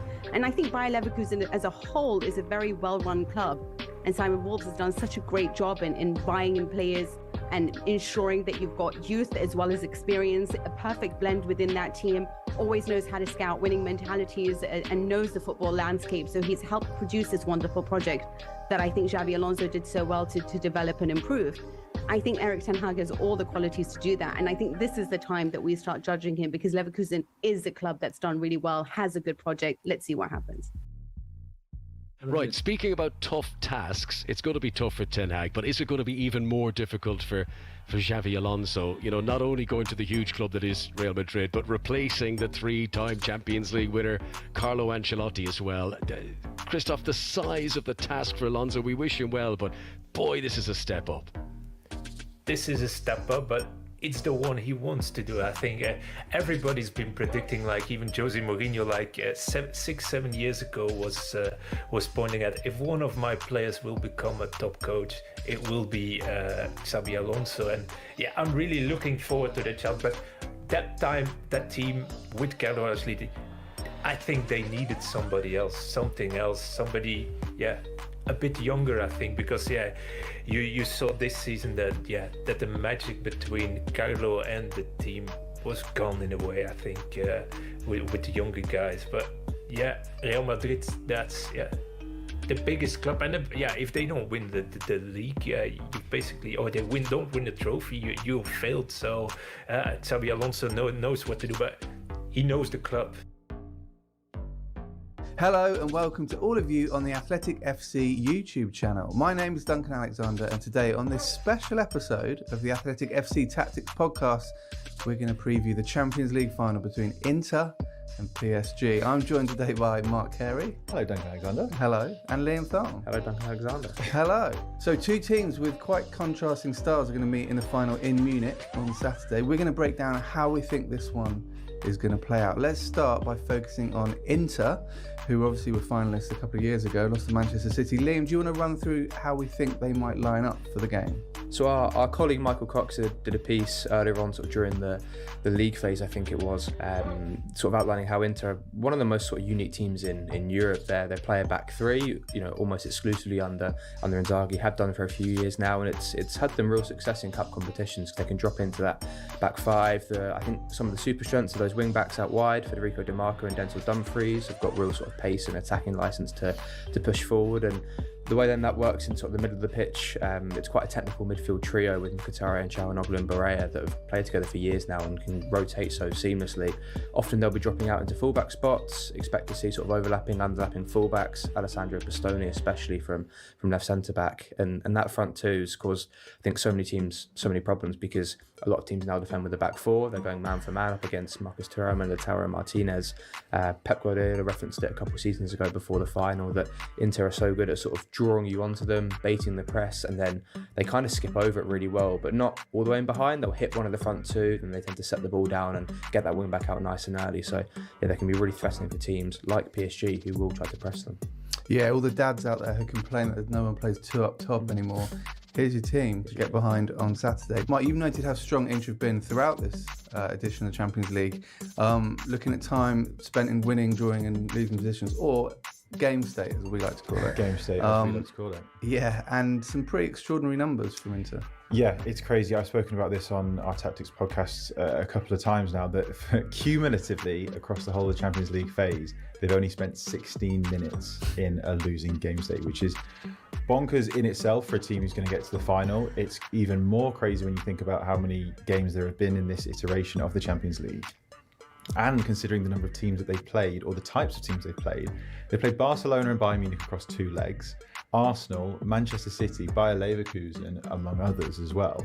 So the context of all of that added together is just crazy. Just 1% of the time that they spent in a losing game state, which among the last 16, the nearest to them is Borussia Dortmund, which surprised me a little bit, considering Dortmund went out earlier on in the knockout phase, and the nearest to them is 13%. So it's not even close when you think about it like that. But I think as much as anything, sort of tactically, their ability to then be able to implement the style that Liam referred to, if you're in at least a drawing game state, or of course in a winning game state, you can then, fulfill and activate those tactical ideas when you're sort of in a position of comfort or position of strength. So they're able to stay compact in that 5-3-2 out of possession, spring forward when they need to, like Liam mentioned with the two up front, and just the sort of the general experience that they have in the squad to be able to be calm in that sort of drawing game state as well.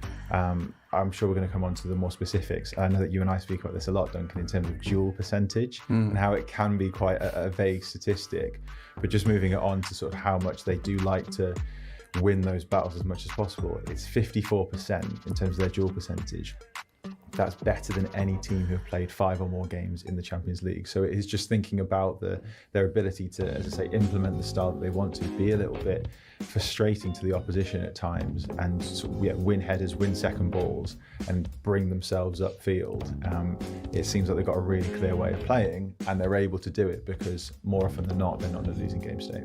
Yeah, I mean, the final's been played in Germany as well, the home of duels as a metric, so something for the locals to look out for in the game. Liam, obviously all those things there, including their experience. Is there anything else that you kind of put their almost supernatural ability to manage games down to? Yeah, I really don't think we should underrate at all the importance of experience, particularly in the big games, individually as much as collectively. It's a team that's changed a little bit since the last Champions League final a couple of seasons ago. Romelu Lukaku and Enrique were striker options at the time that aren't at the club anymore. Andre Onana was at Inter, was really good that season, is obviously now not quite hit the same heights at Manchester United. So it's changed a bit, but the core of the squad is largely the same. I think that really matters. They've had 7 cup finals under Inzaghi. They've won 5 of them, so they've got a really good return. Admittedly, I think they've won the first 4 under him and then lost a couple more recently, including to Milan in the in the Italian Cup this season. So some issues there. They kind of had a reputation for being the king of the cups, I think, for a while in Italy, and have obviously progressed more in the league. But tactically, one thing that really stands out, and Mark and I were going through some of the video of them the other day, just how good they are at either having the ball for long periods or being without the ball for long periods, and actually keeping games, I think, a bit more low intensity and a bit less chaotic than some other teams might do. I think Barcelona was a great contrast to that. The actual number of possessions, so this is the total number of times they have the ball for a long sequence, not the percentage number people often see. It's below the average in the Champions League this season, so they're really good at saying, if an opposition team has the ball, as Mark mentioned, drop back, sit in. They're not too aggressive, they're not always trying to force a turnover. Their proportion of sort of midfield third tackles compared to PSG is quite hilarious to look at. They've had 46 in the Champions League this season, and PSG are one of the top teams with 119, so Inter are very content to sit back an awful lot more and be a bit more pragmatic. And it helps, I think, also that they've scored 9 times in the opening half hour of matches this season in the Champions League, only conceded once, so it does then set them up to play that way. And by comparison, actually, PSG have started really fast in some of their games that we'll come on to, so that that's an area where they might need to do that, otherwise Inter might get control of the game. Yeah, it's a cliche, isn't it, to sort of say the first 10 minutes are going to be key in a game, but I think it really will set the tone of this match, depending who starts better. I mean, there's loads of contrast between the two sides, in terms of formation, in terms of the way they construct play, the way, how much they like to attack. But age profile is another big contrast. Do you want to compare and contrast, Mark?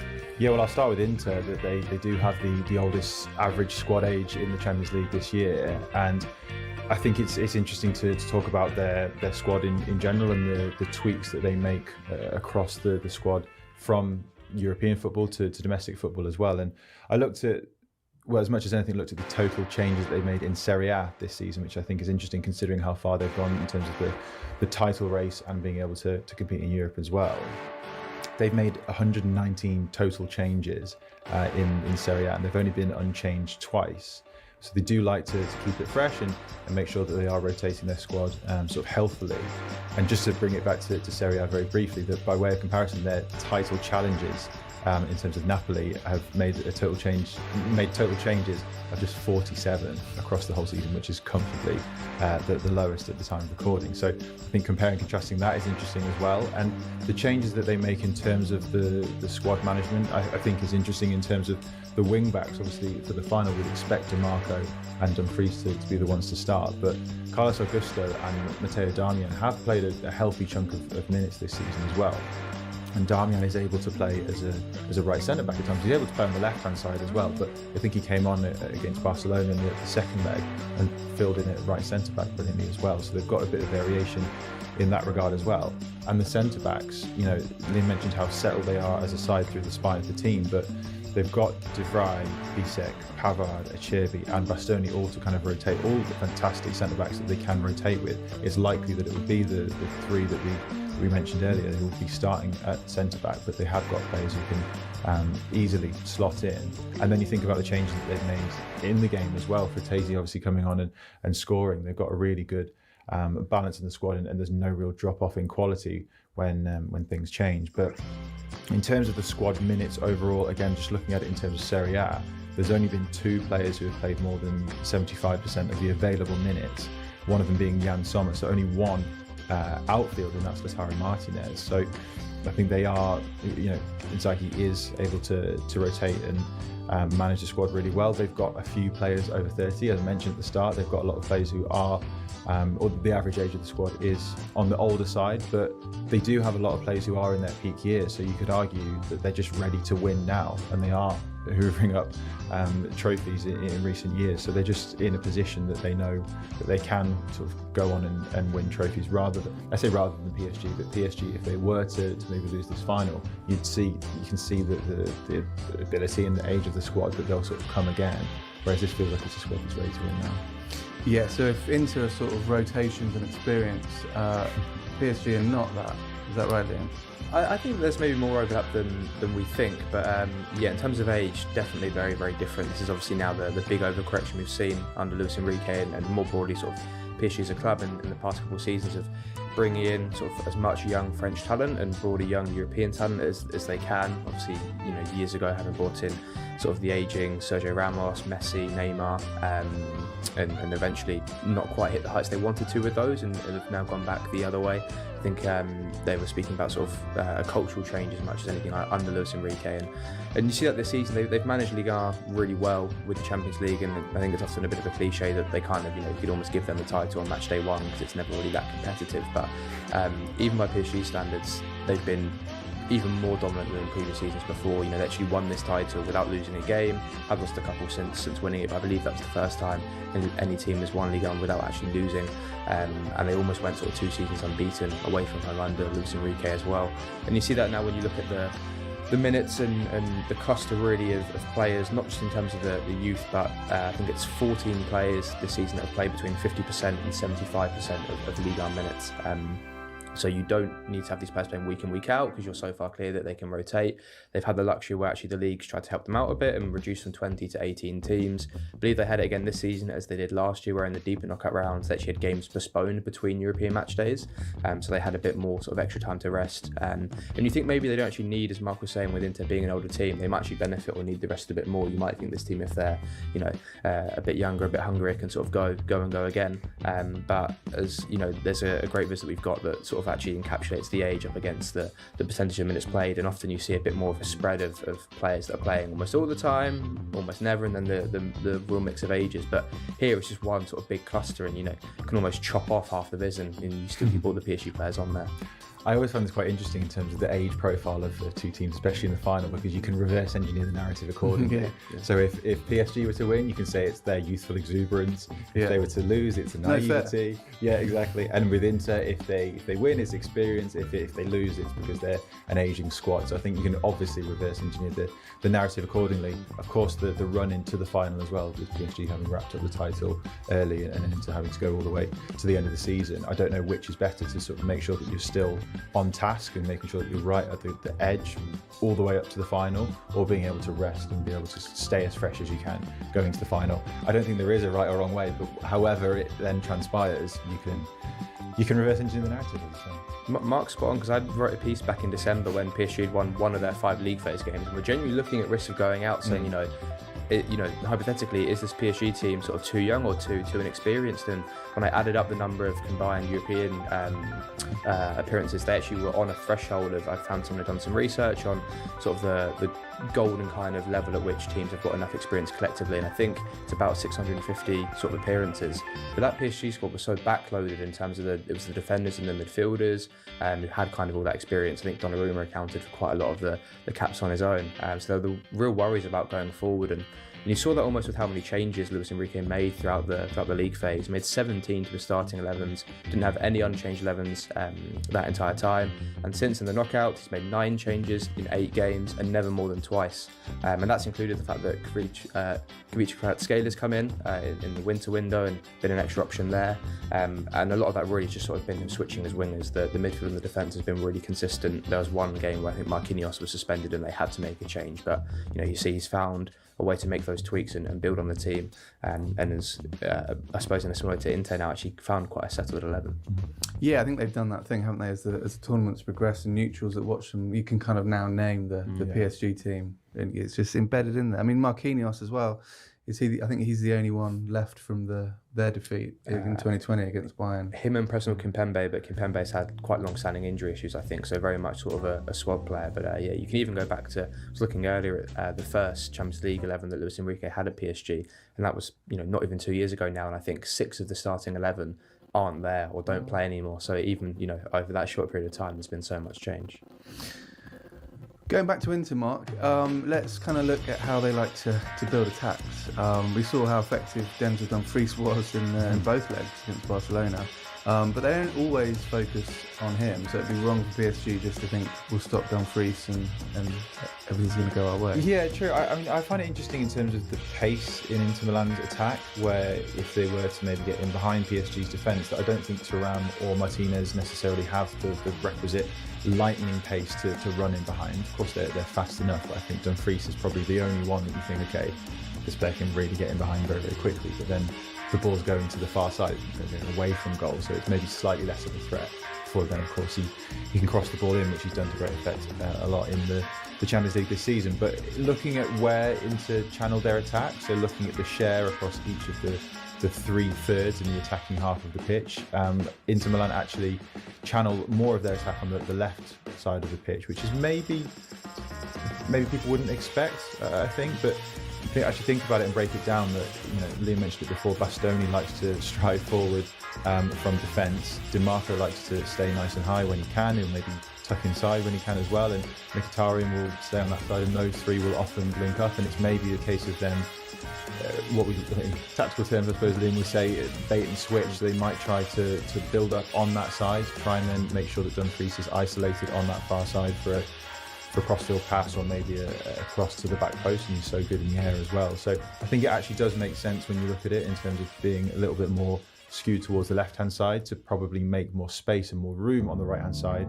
for Dumfries. And then Barella really likes to underlap at times, and he's really good in terms of his off-ball runs, as well as of course his on-ball quality as well. So I think it does make sense that there's more of a skew towards the left-hand side, in order to make space for the right-hand side.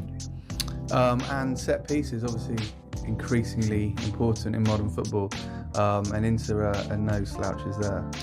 Yeah, looking at the numbers, it is remarkable. So they've scored 9.5 goals per 100 corners, and we do this intentionally to try and account for opportunity, so that everyone has an equal weighting there.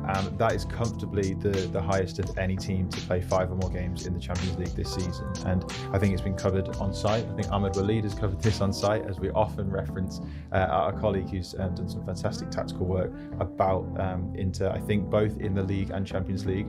But you break it down, and Dumfries, as I just mentioned, is really strong in the air.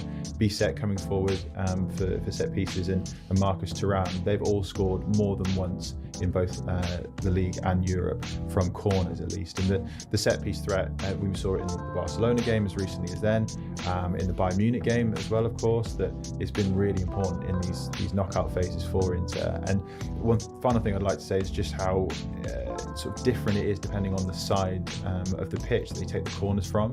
So there's far more of a likelihood to take out swingers from the right-hand side, and far more likely to take in swingers from the left-hand side. And we spoke about this yesterday, didn't we, Liam? I think it's ultimately that Çalhanoğlu likes to take. Or he's the best taker. DiMarco takes it occasionally, but he is the strongest set-piece taker. So if you can put it on the money, of course, in the 6-yard box or there or thereabouts, then you're going to put him on it. So I think that sort of difference and that skew of each side is probably just down to that. But I wonder at the same time if they might actually switch to in swingers from both sides in the final. So they've got that real threat in terms of the outswingers. But PSG, they've not been particularly poor to actually this season in terms of defending set pieces, but they're not a particularly big team. They're not massively aerially dominant. I think they've been good for the size that they are. But I think about Gianluigi Donnarumma especially, where for a really big keeper, he's not very commanding his box. His shot stopping is perhaps the best of any keeper in Europe right now. It has been in these knockout rounds. He's made sort of really big saves, but isn't really one that comes out and tends to catch things or punch balls in either. So I wonder if that might have the opportunity then to get someone on top of him, a bit like we were seeing with sort of Dumfries, and I think it was the first goal he scored against Barca, where he's almost the second phase player or there for a flick on. And when you've got 3 centre backs, as Inter often do, you've got the quality from your midfielders and again 2 strikers plus maybe a wing back or 2. That's suddenly 5, 6, 7 really good options that I think is really hard to defend. Yeah, we saw that in the second leg of PSG Arsenal, didn't we? The first sort of 10-15 minutes, Arsenal were just piling long throws into the box like it was the early 90s. It was, and it nearly worked. You know, PSG, they did kind of manage it. And Bastoni has the ability to play those long throws as well. So if that was to be a tactic to learn from with Arsenal, you might see it again in the final. Mark, we kind of touched on how Inter set up. Obviously, they do like to sit deep and counter, which is probably quite handy against this PSG team. But what does the data say about the sort of, you know, the height line of defensive line and number of fast breaks? Yeah, I think this is quite interesting. I think, so to answer your first question, they are among the lowest of the teams to who made the last 16. We've got a nice biz that shows that they are the 5th lowest. Their average defensive line, which we use as a proxy based on the offside, like the average offside line provokes, and it's 24.8 metres on average, which, as I say, is the 5th lowest, which, you know, it's not the lowest among all the teams, but I think it's because they do have a bit of variety in the way that they can sometimes push up and be a bit aggressive. Sometimes they can be more comfortable sitting off. I suspect that they'll probably implement a similar style out of possession in the final to how they did against Barcelona, which Liam mentioned is just very disciplined in that 5-3-2 and making sure that they're just shuffling from left to right. So I imagine the defensive line will be quite deep in that regard. But looking at metrics as well, like field tilt, so the share of touches in the respective attacking thirds, their average across the Champions League this season is 37%, which is among the lowest, like right down there among the lowest of any side who played in the competition this season, which is interesting, but also just shows that they are happy and comfortable in that position, which is why I think this final is really interesting. You say a lot about styles make fights. The PSG will probably take the game to Inter more, but Inter are happy to soak up the pressure in that regard. So I think that's hugely interesting. The second, from the direct attack perspective, kind of alludes to what I was saying before, and I don't think Thuram and Martinez are necessarily the type to spring forward. And I looked at the numbers of their number of direct attacks per 90 minutes this season as a proxy for counter-attacking play, and they're equally among the lowest for that. So it's not like they sit really deep to spring forward really fast and at in high frequency. They'll they'll try and build forward in a more considered manner than necessarily spring forward at a huge pace. Yeah, I think they're a great example of a team that score goals that tend to catch people out. So I think recently the FA Cup final goal that Palace scored against Manchester City, where people quickly called that a counter-attack because it looks like a kind of vertical flowing move, but really they score a lot of similar goals. I think back to, I believe it was Martinez's first one, or Lautaro's first one, sorry, against Bayern Munich, where they can sort of draw a team onto them, play them behind, release the wing back, and that's where they can often be a threat when fullbacks are jumping upfield or sort of get caught, and they can release that wing back because they tend to have the cover of a midfielder or a centre back where they can go and won't always be out of position. So I think people might see the goal and go, oh, that looks like a kind of counter-attacking move, because it kind of operates in a similar way and exploits space in that way. And that's a real strength, I should say, as well. It's not like a criticism. That's something that's really good, because they get those chances where there aren't defenders around. They're organised, opposition defences, and I think their best strength often is they score the kind of goals that they never really concede because of how compact they can be and how strong they can be defensively. And the one vulnerability, and Mark kind of touched on it in terms of how deep they can sit, is when opposition teams can kind of commit that extra defender. Kind of a coach wants to try to do him as a bonus back, and I've kind of just stolen the phrase ever since. I think it sounds great, of that sort of left back, right back, or a wing back sort of crashing in. We saw it with the Barca goal, where sort of the wingers crossing or the fullbacks crossing to the other one. Inter have faced, I think it's 20 crosses, more than 20 crosses, per game this season in the Champions League, which is comfortably the most of any team in the knockouts, and partially has a game state factor we have to consider of not being behind the game so they can sit deep. But from comparison, PSG are at less than 14 a game that they're facing, so it's a real different approach to defending, and I think that actually is one area where, PSG aren't a great crossing team, but we'll come on to it and how good they can be sort of in cutbacks, where, if they can get Nuno Mendes left back and Hakimi the right back crashing in, I think they actually might be the more likely goal scorers, a la Rodri was in the Champions League final when City did beat Inter. Well, it's interesting you mentioned that final, because I think a lot of people coming into that final thought City were just going to comfortably win, and they didn't. And I think that was, testament to Inter's tactics, but also kind of describes how the Champions League finals are. I mean, we haven't seen both teams score in a final since 2018. So the first goal is massive in Champions League finals. First goal wins. Yeah, it could be that again. I mean, we've had 4 1-0s in the last 5 finals. I wouldn't be 2-0, yeah. So I wouldn't be surprised to see another 1-0 in this. But so that's Inter. Let's switch our attention to Paris Saint-Germain now, arguably the standout team in the competition this season, for neutrals anyway, and me. I guess I'm neutral. But if we focus on the team that beat and upset Arsenal in the semi-finals, how did they do it? Well, they did it with an early goal as the big one in the first leg. That's something that PSG actually for a long time under Luis Enrique didn't manage to do. It was a big issue last season, even though they got to the semi-finals where they sort of would have chances, miss them in the first half, and then need Kylian Mbappe after half-time to come up with some moment of magic and sort of break a game open. But we saw it in the 3 knockout games against Premier League teams this season. I think it was inside 12 minutes in the away game. In all of them where they scored against Arsenal, Liverpool and Aston Villa. So there was previously a stat where in their first 19 European or Champions League first halves under Luis Enrique, PSG only scored 5 times, and that's up to when they played Bayern Munich this season in the league phase, and in the 9 games since, so the final 3, I think it was, league phase games and then the knockouts, they've scored in 8 of the 9. Apart from obviously the Liverpool home game where they were so dominant and then just couldn't find that goal, and Liverpool hit them with the sucker punch late on. And I think tactically that owes so much to how flexible that forward line can be now. You see kind of the mirror image goals that they have against Arsenal and against Liverpool, where Dembele can drop in. His move from winger to number 9 has really sort of transformed the team. He's so flexible and can rotate out wide. The wingers can come in and switch round. You get João Neves sometimes being the player then that from central midfield goes and plays on the last line. You can kind of move them all around. It's more, I'd say, positional interchanges than it is kind of rotations, because the overall structure in terms of who's pinning, who's being an anchor, who's sort of roaming or rotating is all kind of the same. And I think their biggest strength now is how many goals they get from cutbacks. So we were sort of talking about Inter and defending crosses, but I was mentioning to Mark yesterday, I think the biggest issue might be actually not those balls into the box, but then pulling it back a little bit deeper. You see the goal that Dembele scores against Arsenal is, he's putting off the edge of the area. Declan Rice has gone over to double up on Kvaratskhelia and leaves him free. They've scored 6 times this Champions League season from cutbacks, which is the most of any team. And we've got a great viz that sort of maps them all there. And a lot of them are sort of back towards the penalty spot. They're not even into the 6-yard box. They're not even targeting that area. They don't really have. Well, they do have the number 9. That's Gonzalo Ramos, but he's more of sort of an option off the bench. It's the most of any team in the Champions League this season, more than PSG had in the previous 3 seasons combined, which I think is fantastic and testament to just how clinical they've been this time. It's something that I think has eluded them an awful lot.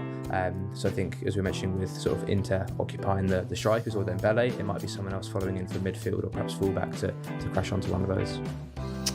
Mark, Liam's obviously talked then about cutbacks. Is that kind of reflected in sort of where they like to attack overall?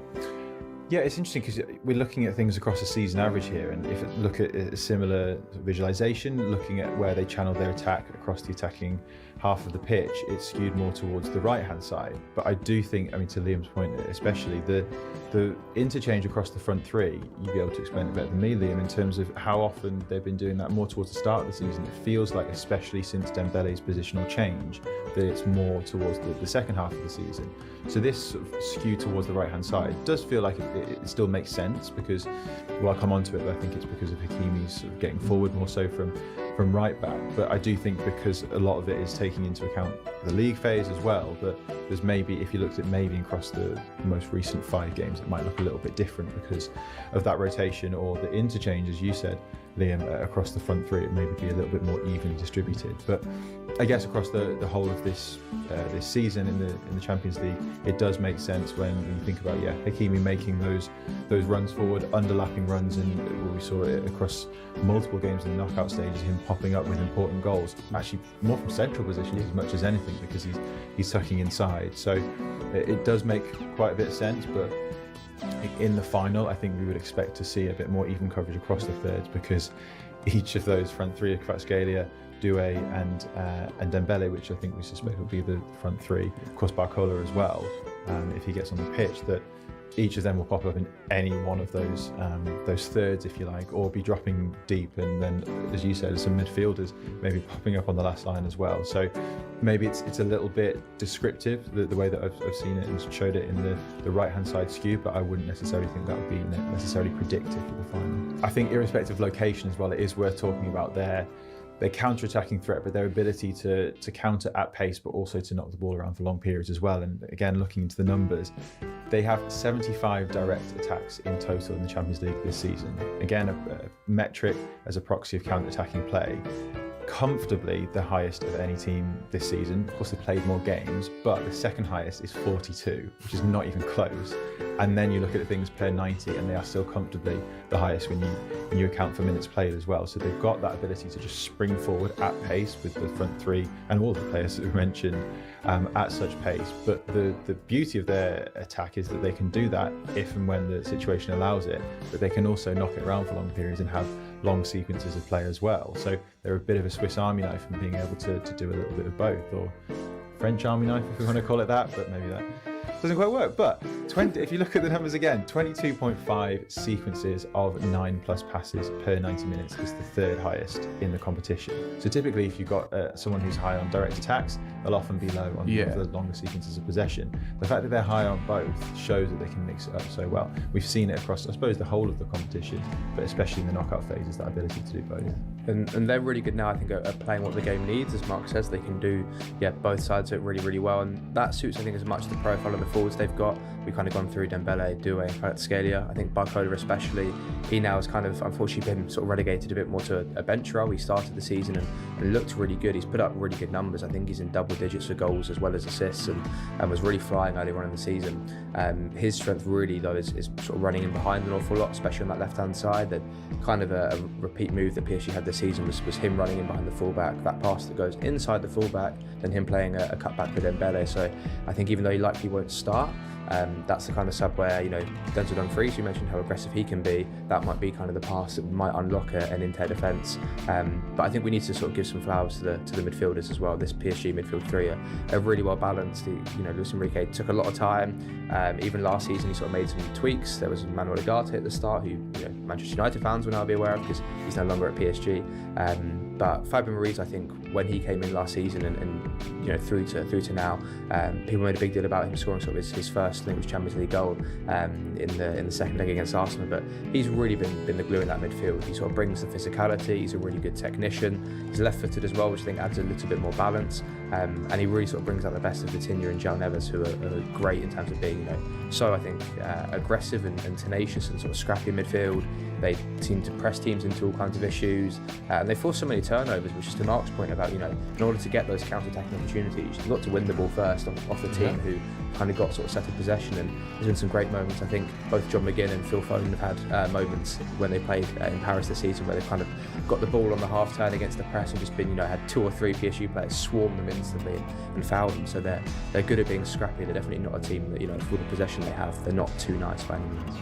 Yeah, I think that's the really interesting thing about them, isn't it? I mean, we live in an age when a lot of people are saying that some football teams are too passive or too controlled, and you watch PSG and their intensity is just off the charts. I mean, I think obviously they beat Liverpool, then Villa, and then Arsenal in the successive rounds, which Premier League fans were probably thought they'd come unstuck in one of those games at least. But do you want to talk us through their actual press, Liam? Because it is pretty interesting. Yeah, no, it's something I've really enjoyed this season. It's for a long time we associated PSG with a team that weren't really aggressive enough defensively, and they kind of looked a bit awkward to watch in knockout rounds and round of 16 games a couple of years ago where they were behind and didn't really have the intensity, and you're just going to sit there and watch yourself get knocked out. But they've been really aggressive this season. They kind of started quite man-to-man actually, and worked really well as a blueprint that worked for them in Ligue 1, where actually I think teams can be a bit more aggressive against them and try and be a bit more elaborate in their playing out than people perhaps realise. But deeper into sort of the knockout rounds now, we've seen a bit of a tweak. So previously, and we've got some grabs that illustrate this, we'd have it where there'd be sort of the winger would be up on the edge of the penalty area alongside Ousmane Dembele to lead the press, and they go man for man that way, and that would mean Hakimi would have to go all the way to the opposition fullback. So that'd be your right back jumping to the fullback, and then you kind of man for man on halfway and everywhere else.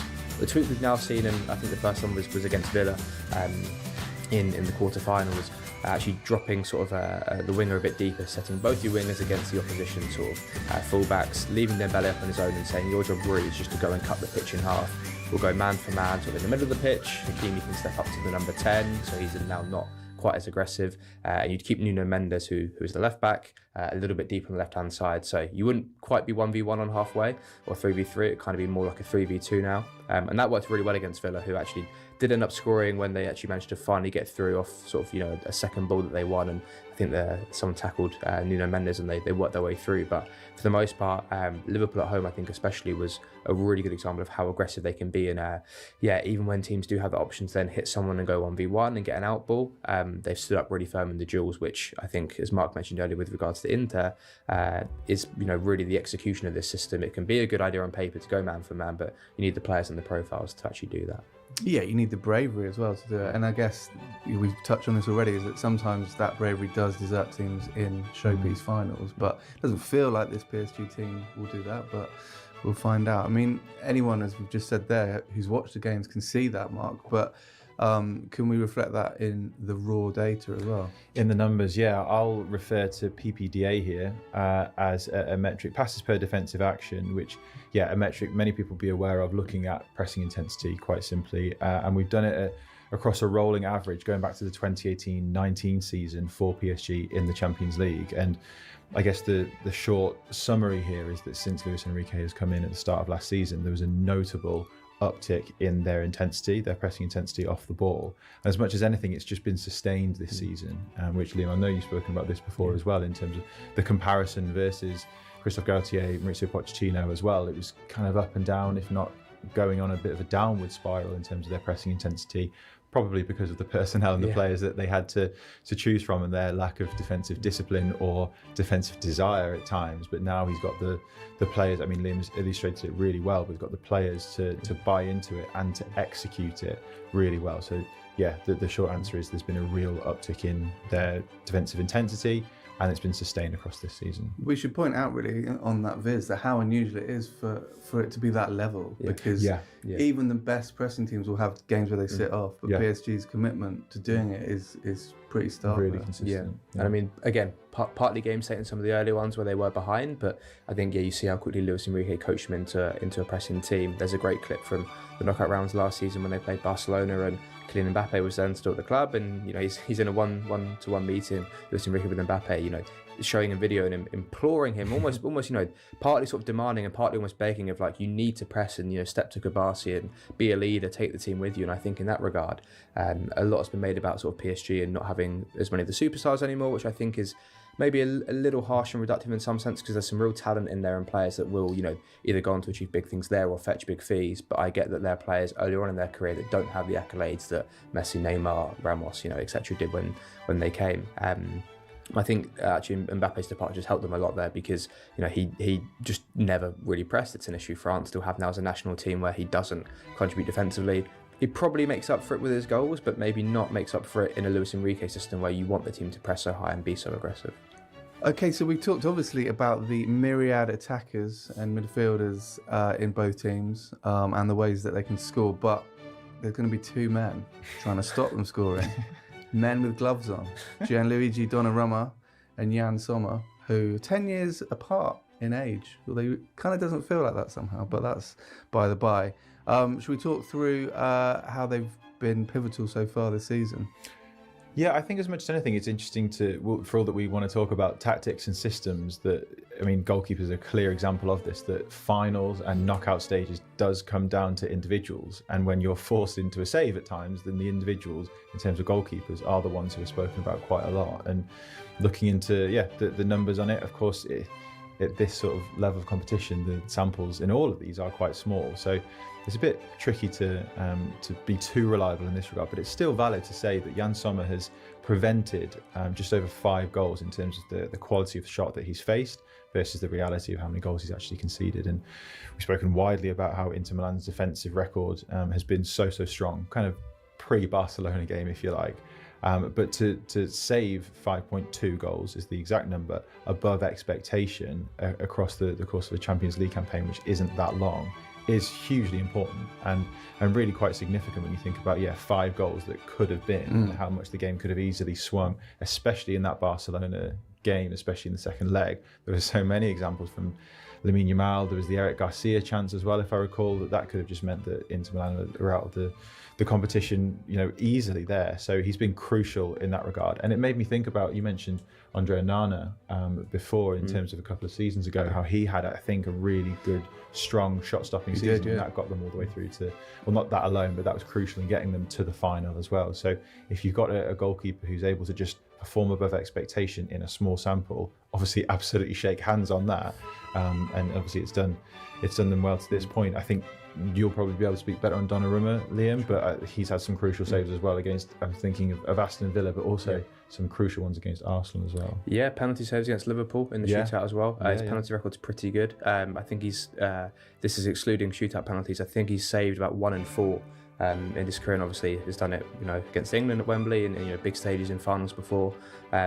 He's a funny example because, as we mentioned earlier on, he's been a bit of an issue sometimes with his kicking, not always been the right goalkeeper for that system. They have actually brought in sort of backup goalkeepers, and I think he's been dropped a couple of times and suffered a really horrible injury earlier on, right at the start of the calendar year against Monaco. So, the fact that he's fully fit and recovered from that and has found some of his best form is quite fantastic. And Arteta brought it up, didn't he, after the semi-final, saying, on a different day, you think the keeper won't always make those saves, and that's why he's ultimately in there. Yeah, the one from Odegaard particularly was, I mean, it would have broken my arm, but he was fine. Well, he had a slight sore shoulder for 5 minutes.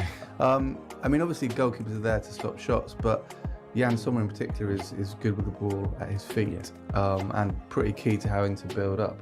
Yeah, I think so. We mentioned earlier on about the moves where, sort of dropping it into the strikers, finding a central midfielder and then popping out to the wing back. That needs a keeper that, has the comfort to step forward with the ball, to, play a range of passes. Sometimes it's on the floor, sometimes it's, dinked in or clipped all the way in behind. A big part as well because almost that central centre-back tends to push up so high and so aggressive sometimes that, there are a few times where he has some maybe heart-in-mouth moments of turning away from a defender or being a little bit cool. But that's his style. I think he's done that, for so long now. Not quite the biggest of keepers or the most dominant compared to perhaps Donnarumma, and I think fortunately doesn't need to be so box dominant because he's got 3 centre-backs plus, the 5-3-2.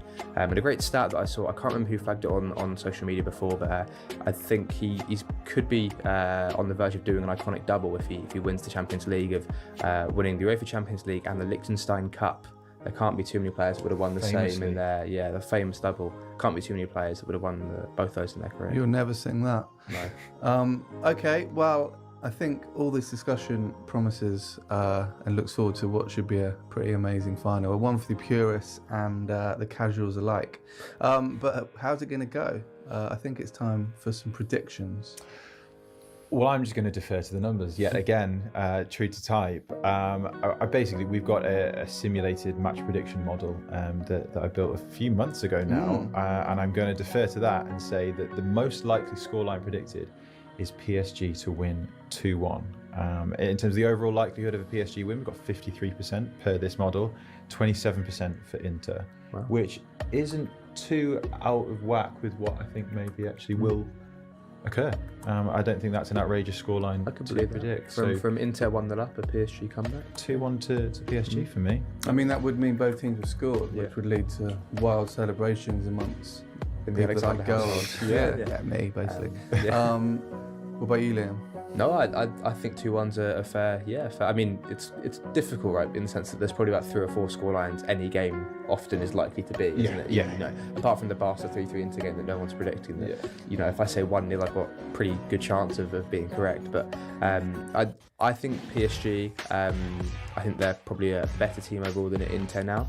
And we've had the 4 previous Champions League finals and European Cup finals in Munich. We've all seen a first-time winner, which was Forest, Borussia Dortmund, Chelsea, and of course Marseille. So if PSG don't manage to do something that Marseille did all those years ago for the same trophy, I think that'll be you can imagine how that would play out. Yeah, and Paris, a city the size of Paris never having landed at the European Cup is an anomaly. Unfashionable. Just lastly, quickly, tactically, what's the more important win here? Like, is it, if we just take the sort of club stuff out of it, is PSG winning kind of a bigger win for sort of modern approach to football, or is it an Inter win? Would that be like a nice sort of throwback to, you can win with a 5-3-2 and two lads up top? Yeah, I don't want to say a bit of both, but it feels like a bit of both for me. Because Inter haven't had the budget that PSG have had to do a lot of signings on free transfers. It's probably a great way of saying how you can sustain the team at the top for so long. We spoke about all the cups they've won, how deep they, how many league titles they've won and have competed for. With an aging squad now that they are so tactically outlying, I think PSG are kind of, I think, especially now with it being almost a purer way than what they were doing previously with throwing big money at sort of superstars, where they're the way that I think a lot of teams or coaches want. That's like the ultimate, for the philosophy coaches that want to see that Barcelona style, the high pressing, where they're very, I think, different ends of the spectrum, but I think that, to use a Mark Kerryism, is the style to make fights, right? It's why it's so good that I think as a tactico you can kind of come out as a winner on both ends of this. I was very pro Inter a couple of years ago, and now very pro PSG. So I feel a bit like I'm watching my two kids playing in the same final or something. No, I do agree. I think it just shows as much as anything that there is more than one way to win a game of football, and this is just a really nice way to showcase that in a final. Because if it were to be maybe a PSG and a peak Manchester City, then it's kind of a bit more of a head-to-head, toe-to-toe of similar styles. But to show that whoever comes out on top, that there's different approaches to try and win the game, is refreshing, which I think is about as diplomatic answer I could possibly give. It's a victory for coaching, whoever wins, and we can all get behind that. That's it for today. A massive thank you to Liam and to Mark. If you want to hear more from them, do check out the Athletic FC Tactics podcast, wherever you get your podcasts from, for weekly deep dives into data and tactics. That's all for now.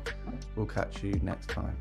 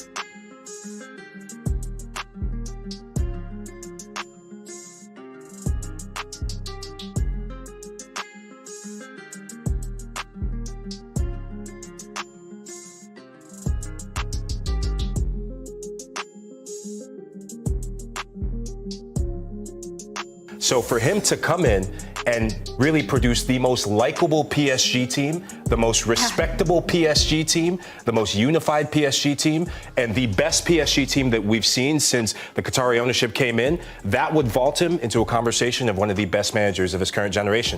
Es evidente que ellos y nosotros queremos hacer algo, un proyecto que sea largo, pero los que vivimos el fútbol desde hace ya muchos años sabemos que no hay que esperar, no hay que pensar que voy a ganar el año que viene, porque el año que viene aparece un equipo mejor que el tuyo y no ganas nada. Well, here's a look at the CV of Luis Enrique. You'll see 15 club trophies, 6 of those since joining PSG back in 2023. And of course, that treble that he won with Barcelona a decade ago, which includes his only UCL title, has the chance to do something truly special with a win today. Welcome back in. We've got Charlie Davies joining us now. And one of the lines that really stood out to me in hearing Luis Enrique speak, particularly about the death of his daughter, Xana, was just that traumatic experiences change you. And boy, I mean, is that so true. I think all of us in our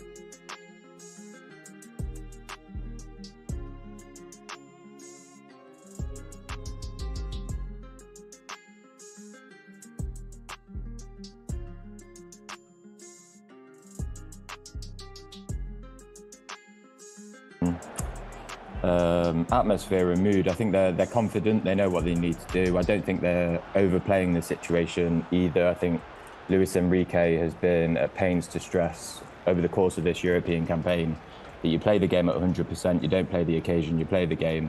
And that was definitely a theme that came across, especially through Marquinhos. He spoke very well yesterday during the press conference that you have to sort of block out all the exterior noise and just concentrate on the game. You don't make any too many changes to your preparations. You treat it as much as possible as a normal game. Obviously, that's easier said than done, and we'll see how they fare this evening. Vieri, second final in 3 seasons for Inter, of course. What's the mood been like for them, in particular, in the last sort of day or so ahead of this ginormous final? Yeah, Inter are really, really confident. And like you said, they lost the final 2 years ago, so they've learned from that experience. And Simone Inzaghi, the coach, was the coach at the time. He said they've learned a lot on how to deal with the preparations for such a game. Most of the players are the same of that final against Manchester City. I think this time round, Inter have that confidence, and they've tried to kind of stay away from the pressure of not having won the Serie A title only a week ago, and very much focusing on this game, which they've done all season. They've been a fantastic team in the Champions League, and they've had their ups and downs in the league. But in the Champions League, they've been able to defend well when needed and score loads of goals when needed, especially like in that epic semi-final against Barcelona. So I think, like for Paris, confidence really is the key word. You've been in Munich over the last couple of days. I've been looking at your stuff on the UEFA Champions League app in the match centre. It's looked like a terrific atmosphere. The sun's been shining. Talk to us, gents. Alex, how much have you know, the game's going to happen, the drama is about to unfold, but how good has the occasion been in the build-up to this game? Yeah, absolutely. I think especially over the past 2 days, we've been blessed with fantastic weather. Very much a party atmosphere in Germany. I think Thursday, that was a bank holiday too. So me and Vieri had a good time walking around town. There was so much music. There were so many people dressed in sort of their local outfits. And it was just a fantastic experience that we've had. Obviously today there's been, you can't walk anywhere in the city or around the perimeter of the stadium without seeing so many shirts, retro names on the back. It's been a really great experience to be here, and I'm very thankful that we've been given the opportunity. Vieri, a few pretzels and Weiss beer? A few pretzels for sure, but we stay professional, as you know. But yeah, the atmosphere has been great throughout. You can really, in this city, in Munich, you really feel the event has taken over, which is obviously what you want from something like the Champions League final. I'm looking out the window now at the Munich Arena, and there's so many fans coming in and enjoying the sun and just like having a great time. And I think we've been really part of it. We've been just having a fantastic time. And obviously now the focus is on the game. Finally, gents, this is a tough one. I want you to make your case for the teams that you've followed all season winning tonight. Alex, you first. Paris Saint-Germain. Yeah, I think this season there's been this real sentiment they've finally found the right formula to succeed on the European level. And they've had to face so many different scenarios, so many different setbacks during this campaign, going down in games, having to come. I mean, the league phase was fraught with jeopardy up until that game against Manchester City, 2-0 down, came back to win 4-2, and they've never really looked back. So I think that confidence that has built through adversity, I think that will stand them in good stead. They've seen these scenarios. If they go 1-0 down, they've been there, they've done it. So I will go for a 2-1 win. And Vieri on the Inter side. I could have said almost the same things for Inter, in the sense that, like I said, they've had 8 clean sheets in the league phase and in the first rounds of the knockout phase, and then they've conceded more, but they went on to score more, and they were a minute away from not being here. And then Acerbi, the centre back, goes forward, tells Darmian, stay back, I'm the one going forward. Gets that goal against Barcelona. Like, who would have said that? So I think these kind of details are the ones that let you know, it could be our year.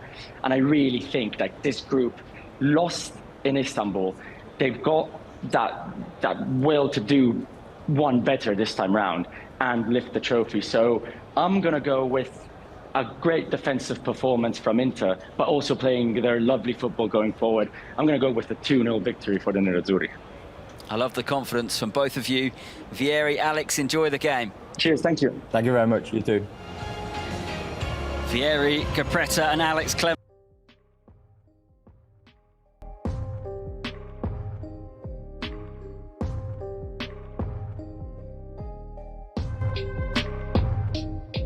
Legend Javier Pastore.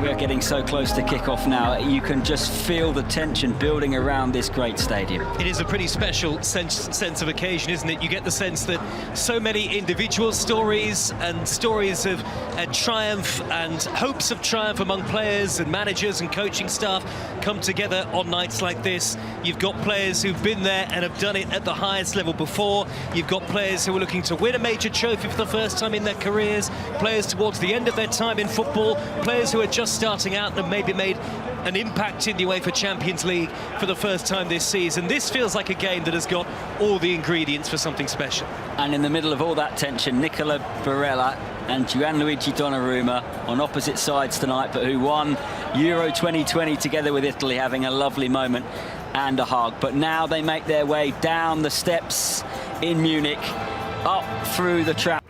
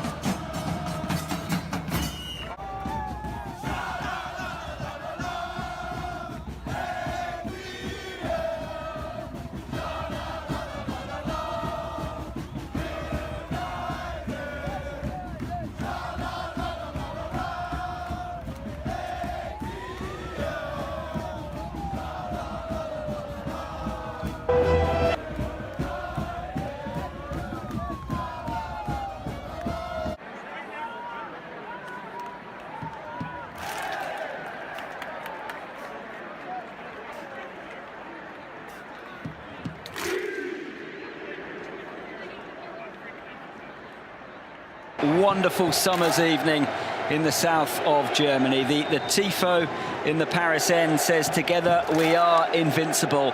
They must feel like it after the campaign they've had. Their second final, is it to be their first success?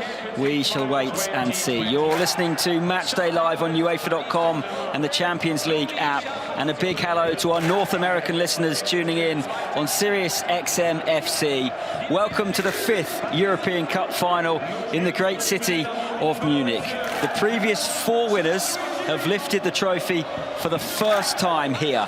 Nottingham Forest, Marseille and Dortmund down the road at the Olympiastadion. Chelsea here 13 years ago. Is that a good omen perhaps for Luis Enrique and Paris Saint-Germain? We are about to find out. Enjoy the 2025 UEFA Champions League final in the company of the European football expert Kevin Hatchard and your commentator Joe Shannon. Thank you, Chris. Hello everyone, ahead of what will hopefully be a riveting night in Munich. The final step on the path to European glory. Is tonight the night, finally, for Paris? Luis Enrique's side have a remarkable treble in their sights, while Inter have the previous pedigree, champions of Europe 3 times. Have Simone Inzaghi's side learned the lessons of 2023 in their bid to go one step further and win the title for a 4th time? Let's remind you of the 2 teams. Paris, Donnarumma in goal. Hakimi, Marquinhos, Pacho and Nuno Mendes. João Neves, Vitinha and Fabian Ruiz. Dway, Dembele and Kvaratskhelia. For Inter, Sommer is in goal. Pavard, Acerbi and Bastoni, the centre-halves. Dumfries and Dimarco, the wing-backs. Barella, Çalhanoğlu and Mkhitaryan in the middle. Lautaro Martinez and Thuram up front. Pointing to the sky, 2 arms up into the air is Francesco Acerbi, the 37-year-old. And Paris are in a huddle, which is being led by the skipper, Marquinhos. Won just about everything in his time at the club. 24 major honours. Will he lift the Champions League trophy for the first time ever tonight? The waiting is over. The showpiece has arrived. It has been one of the most memorable UEFA Champions League campaigns, and it has a fitting finale. Tonight will be remembered forever by the supporters, staff and players of the winner, but will it be Paris or will it be Inter? The team from France, all in dark blue, Inter in bright yellow, and Paris will get the UEFA Champions League final in 2025 off and underway. And immediately the ball is straight out of play on the far side of the field for an Inter throw. Inter playing from right to left in the first half towards the Paris end of the Munich football arena, and Paris from left to right towards the Inter end of the stadium. The noise is absolutely tremendous. So much talent on the field of play. A special night in store, Kevin Hatchard. Yeah, and a really interesting start from Paris, almost like rugby union, kicking for touch there, looking for territory. But it's going to be fascinating to see this clash of styles, because Paris, you look at them in the competition, most touches, most passes attempted, most passes completed. Only Bayern have more shot-creating actions. They've had the highest non-penalty XG. What does all that mean? It means Paris want to be on the front foot all the time, want to put the opposition under pressure into a look to break. Thuram trying to burst up the middle, but he's blocked off immediately by the challenge of Nuno Mendes coming across midway inside the Paris half.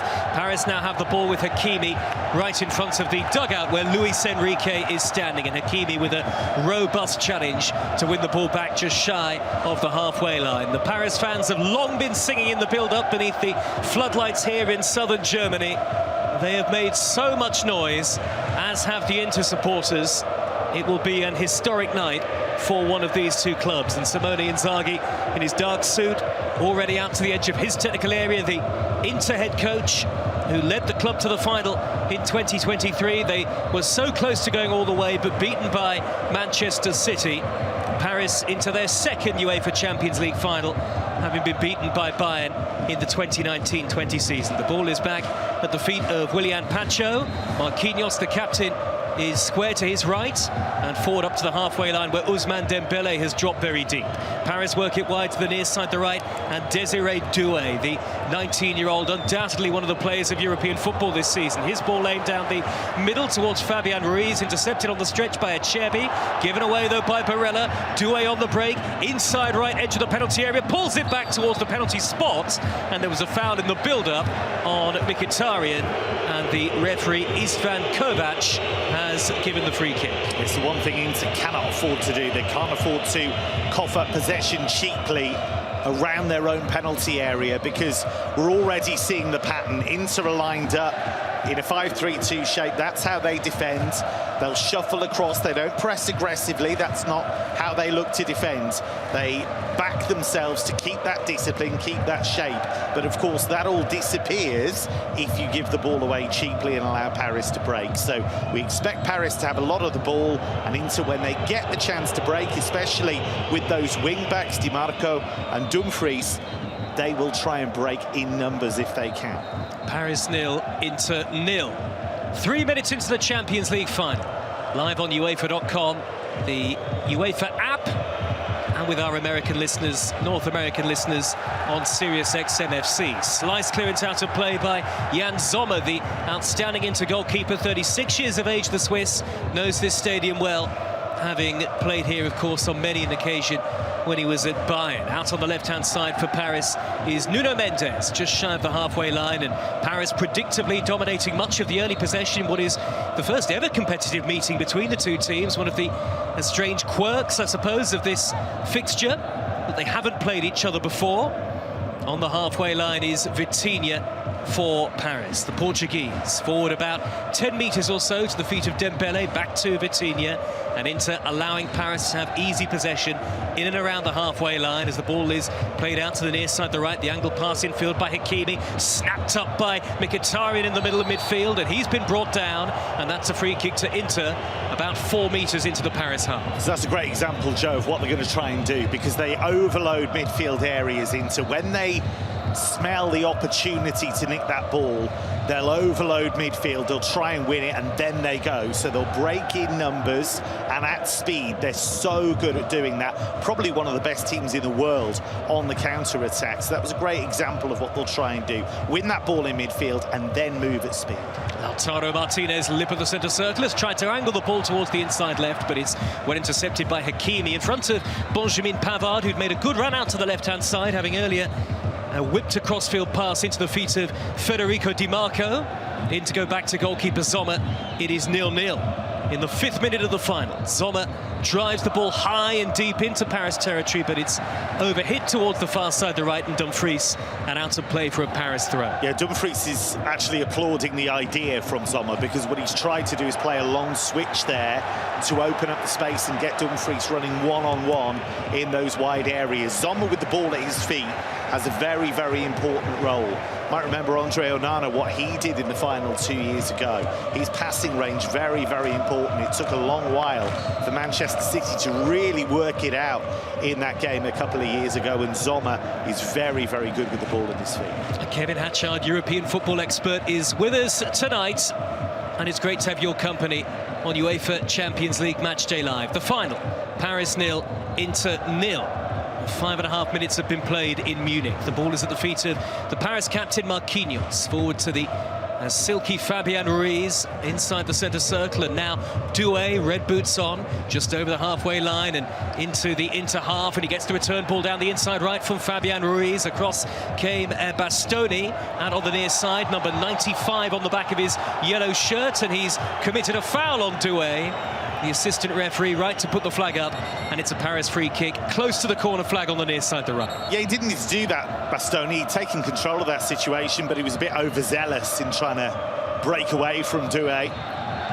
But this is a really interesting battle between those two, because Dway is so elusive on the ball, but Bastoni, one of the best centre-backs on the planet. So that is a really good matchup. There are so many of them all over the pitch, Joe. Fascinating subplots to the overall drama. It's his debut season in the UEFA Champions League, Desiree Dway, of course. Doesn't look like it, does it? Already feels like a star, like a veteran of the competition. Paris 0, Inter 0. Free kick, right wing position, delivered in by Vitinha, and it just eluded Marquinhos at very close range. The ball has come out to Fabian Ruiz, who whips in a left-footed cross. That's headed away. Vitinha from the angle will cross high again to the back post. Marquinhos gets a touch on it. 3 times he came close, and with his final attempt, it drifts harmlessly wide of the far post. But Paris making the early headway. 7 minutes into the final, Paris 0, Inter 0. Yeah, Inter survived that. One of the interesting things about Inter, they defend so well and have done throughout this competition. But one area where they came unstuck against Barcelona, far post crosses, and we've seen Paris there just try and load that far post and try and float the ball out there to cause a few problems. Dway has won the ball back high up the pitch, and Vitinha is only 5 metres from the edge of the penalty area. Fabian Ruiz on the inside right channel. Further wide on the near side is João Neves, who brings the ball down deep inside the Inter half. Inter have got almost everybody in that change kit, yellow with black trim, behind the ball in these early stages. As Simone Inzaghi claps his hands together on the near side touchline. A cagey start to the Champions League final for the Serie A club. After that incredible semi-final victory over Barcelona, 7-6 on aggregate, remember, and Paris's 3-1 aggregate victory over Arsenal was no less captivating in many ways. Dway dribbling infield from the right-hand side to the centre of the penalty area. Back it goes from Dembele to Vitinha, who's a long way out, a good 25-30 metres.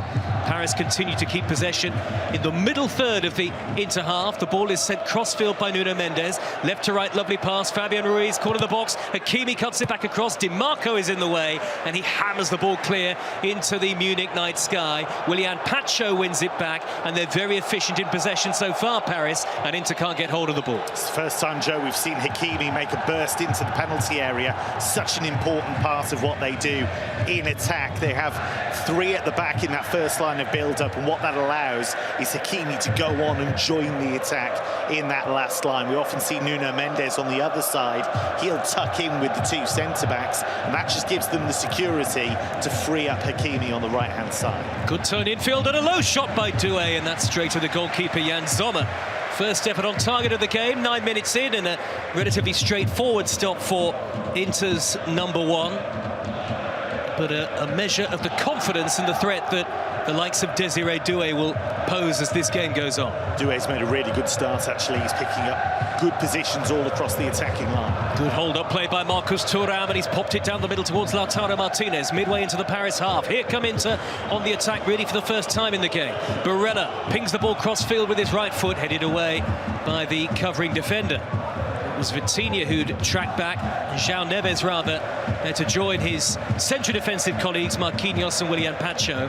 And with Hakimi pushed slightly further forward, João Neves with an important header clear. Gianluigi Donnarumma belts the ball up towards the halfway line. The Italian goalkeeper outstanding in the semi-final. Giant goalkeeper Donnarumma. Inter have the ball now. Out on the near side, the left with Bastoni, right in front of Luis Enrique. Di Marco midway into the Paris half, back to Çalhanoğlu, and he's on the halfway line, and now Inter getting a feel of the ball.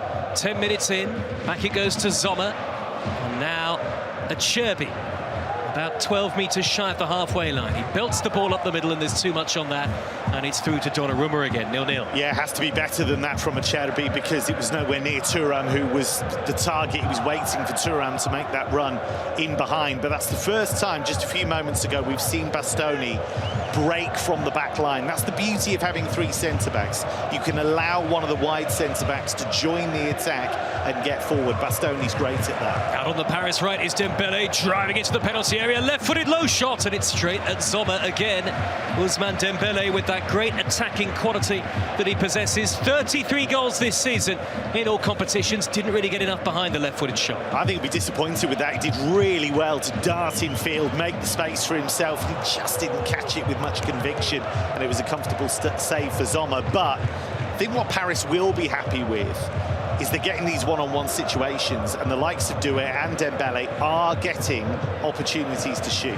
Kvaratskhelia raiding infield from the left-hand side to Fabian Ruiz, left corner of the penalty area, plays it back to Vitinha, lovely ball to Dway, cuts it across, Hakimi's there to tap it in! What a start for Paris! Achraf Hakimi, against his old club, has turned the ball home in front of the Inter fans. It's a gloriously worked move and a glorious start for the team from Paris. They lead Inter by a goal to nil.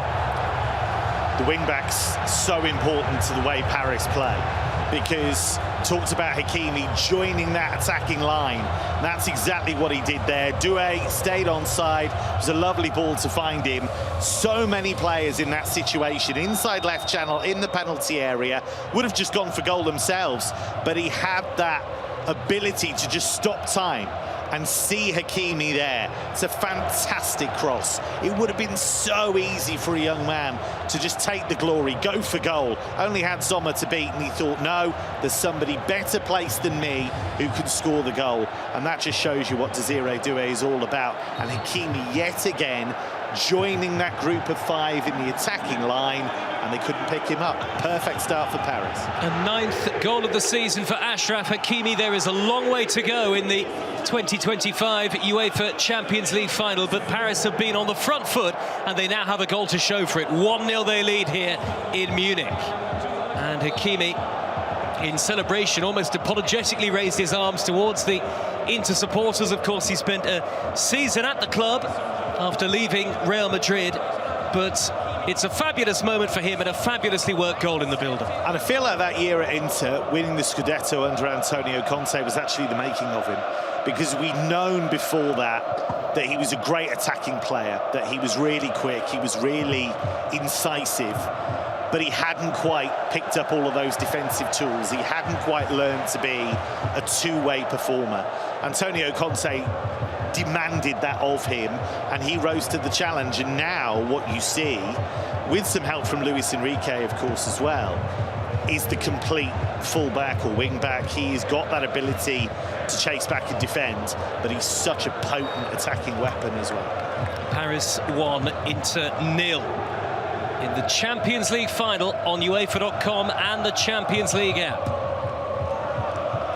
Free kick to Inter, out in their left wing-back position on the near side of the field, and there'll be no panic in the Inter ranks. A lot of experience, of course, throughout the team, but the Paris fans are bouncing away to the left-hand side, and deservedly so. They have made a nerveless start. Inter won't panic, but this isn't the kind of game that they like, in the sense that they don't like to chase the match.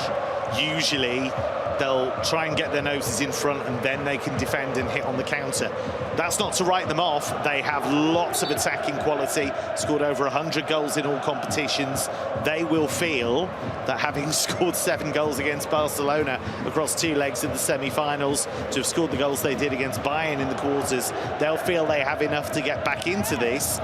But with the game state as it is, it plays into Paris's hands, because they have all that quality on the counter. Only the 4th time in the Champions League this season that Inter have fallen behind. It is a rare occurrence. Back it goes to Donnarumma, the Paris goalkeeper. He clips a high ball towards the halfway line. It floats over the head of Dway, and covering is Acerbi under just token pressure from Ousmane Dembele. He'll feed it forward about 10 metres or so to the middle of his own half, and Inter look to build an attack from their defensive third. Di Marco pokes the ball infield to Bastoni, and now Mkhitaryan out towards the right-hand side. Benjamin Pavard tries to carry the ball forward towards halfway. Denzel Dumfries has been blocked off. That'll be an Inter throw, just shy of the halfway line. And Inter just looking to work themselves into the final. 1-0 down with over a quarter of an hour play. Yeah, we've seen very little of Dumfries on the right and Di Marco on the left-hand side. It's such an important part of what Inter do, getting those two forward at every opportunity. But again, what we're seeing here, Joe, is Paris with that ferocious press. Sommer, so good with the ball at his feet, as I mentioned, but even he is finding that he's been hurried and hassled, and he's having to get rid of the ball much more quickly than he normally would. Well, the team in the dark blue shirts with the red stripe down the middle are the team in pole position. to win the Champions League, and of course it would be for the first time ever. But there's a long way still to go. Foul on the halfway line on Lautaro Martinez, and a free kick to Inter. The skipper back tonight, having not featured since the second leg of the semi-final against Barcelona, where he had to play through the pain barrier. And Di Marco plays the ball back to Bastoni. Angled pass up the middle to Thuram. Thuram can't find a teammate with his layoff, and Paris half win it back, but Thuram's there to gallop forward and knock it over the top towards Dumfries. Was he fouled by the defender coming across? No, he wasn't. Good work in the end by Pacho, who's overhit the pass towards the halfway line, and Inter now have it back again. But that was a little more promising from the Italian team. Yeah, that was better, and it's the first time we've really seen Thuram have a run at them and really start to cause some problems. Just again, Joe, just a few moments ago, Zoma only just got rid of that ball in time. Nuno Mendes raining down the left-hand side. Kvaratskhelia in the penalty area, and he's hammered it over the top.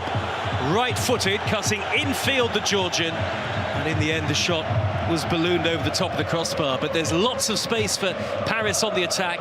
They look very threatening, and they lead by a goal to nil. Yeah, it's not like him, Kvaratskhelia. He rather rushed that, just chopped inside on his right foot. We've seen that time and time again, but just sliced the effort.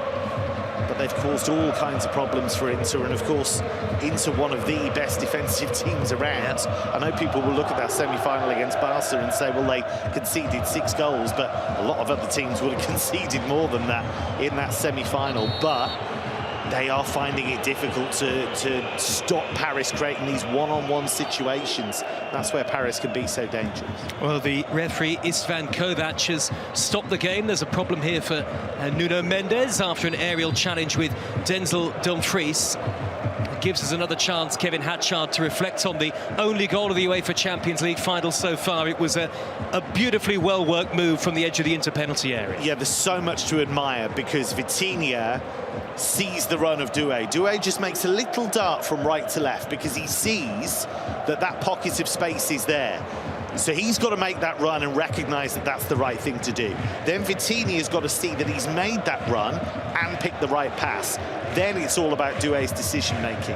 And for a young man in a Champions League final to be that unselfish and that ruthless is really quite phenomenal. The way he picked out Hakimi was hugely impressive. A 12th assist of 2025 in all competitions for Désiré Doué. And Paris lead by a goal to nil. Nuno Mendes back on his feet in the left-back position, and he steered the ball out of play under pressure from Dumfries. And throw to Inter midway inside opposition territory. Inter slow starters tonight, but there is a long way to go. And the team that has fought so hard to get here, scored 114 goals this season across all competitions, will have plenty to say before the end of the 90 minutes. Dumfries will take this throw level with the edge of the penalty area. On the far side to the right at the Paris end of the stadium. Plenty forward in those bright yellow shirts for Inter. Dumfries hurls the ball in long towards the near post, flicked on by Thuram, headed away by Pacho. It'll drop towards the dead ball line. Barella trying to shepherd it behind for a corner. Great defending by Pacho to get in front of him and clear. And now Kvaratskhelia on the counter-attack. Sets up Dembele, who's running at the defender Bastoni. Dembele down the inside left. He can cut it back across towards the edge of the box. Doué's controlled it on his chest, and it's deflected in! It's 2! What a night for Désiré Doué! And what a night this is turning into for Paris! He's set up one, and now, via a deflection, he's scored the second! And is the 19-year-old, the young man, really going to set Paris on their way to an historic night in Munich? Is their long wait for Champions League glory going to come to an end? Paris 2, Inter 0. And it all starts with Inter trying to win that corner at the other end, but Pacho is able to get them moving. He comes across and just hooks it away from Barella. That's what gets them started. And then Kvaratskhelia, lovely ball to Dembele, still got a lot to do, but Di Marco in the left wing-back role for Inter has got too much to do. He looks around, he's got Fabian Ruiz inside him, he's got Dway outside him. He can't do both, he can't cover both, so he gets dragged in field, comes out to Dway, controls it, and just hits it as hard as he can. He's just going for venom on the shot. And it works beautifully because it clips Di Marco on the heel and then completely wrong foot Sommer. But that all starts from determination by Pacho, quality from Kvaratskhelia, and they break in numbers, and that's where Inter were caught out. Di Marco simply had too much to do in that far post area. 2-0 and not yet halfway through the first period at the Munich Football Arena. Desiree Dway looks like being another UEFA Champions League night to remember. He struck it firmly enough, it was heading on target. Yes, there's a deflection off Di Marco, but the young man has risen to the occasion tonight. A strange looping back pass by Hakimi, meanwhile, and Donnarumma has just cushioned the ball out to the left-back area, and Nuno Mendes and Paris get away with it for now, but they've given it away to Dumfries. Dumfries raiding down the far side, the right, and he wins a corner for Inter, who could really do with a quick and goal-scoring response, Kevin Hatcher. Yeah, absolutely, Joe, and they need set plays as well. This is always going to be one of the areas where they can do damage to Paris. Paris, in terms of percentages, concede a fair few goals from set plays. Donnarumma's a big goalkeeper, but isn't always comfortable coming through traffic. Di Marco leaves it for Çalhanoğlu to deliver right-footed. Acerbi with the header over the top. Only 6 meters or so out, the 37-year-old. But amid a cluster of bodies in the penalty area, he couldn't direct the header on target. Yeah, that's straight out of the Inzaghi playbook, because from that right-hand side, it's almost always an outswinger with the right boot of Çalhanoğlu, and what they look to do is overload that centre of the penalty area just by the penalty spot. Acerbi a little bit closer to goal when he met that, just couldn't get over the top of it. But I think what will disappoint Simone Inzaghi so far is how disorganised at times Inter have been made to look by Paris. I mean, they make a lot of teams look disorganised, but there have been overloads, there have been spaces for Paris to operate in. But just going back to the build-up to the second goal, Pacho, I think, just underlines that determination that this unit has. So many defenders would have just let that run, not been determined to get there, but he got them started. Fabian Ruiz is midway inside the Inter half. He's played the ball forward about 3 meters to the feet of Dembele. Paris then slow the game down, playing from left to right and leading by 2-0. Live in the UEFA Champions League final on the Champions League app and UEFA.com, and in North America on Sirius XM-FC. An extraordinarily mature display so far from this Paris team, as Pavard slides in to hook the ball away from the feet of Kvaratskhelia out on the far side, the left for Paris, who look threatening every time they come forward. Yeah, Inter have got to hang in here because Paris is sensing a third. And one of the indicators of that is that I mentioned that sometimes when Hakimi goes forwards, Nuno Mendes on the other side at fullback tucks in. Actually, what they're doing is they're sending both of them forwards. So they feel that they can actually overwhelm Inter and get a third goal here and maybe wrap things up. Dway out on the right-hand side again. Really has announced himself to the European and world stage so far this evening, taking on Di Marco in a one-on-one. Back it goes to the feet of Hakimi, and Paris are keeping the ball so effectively so far.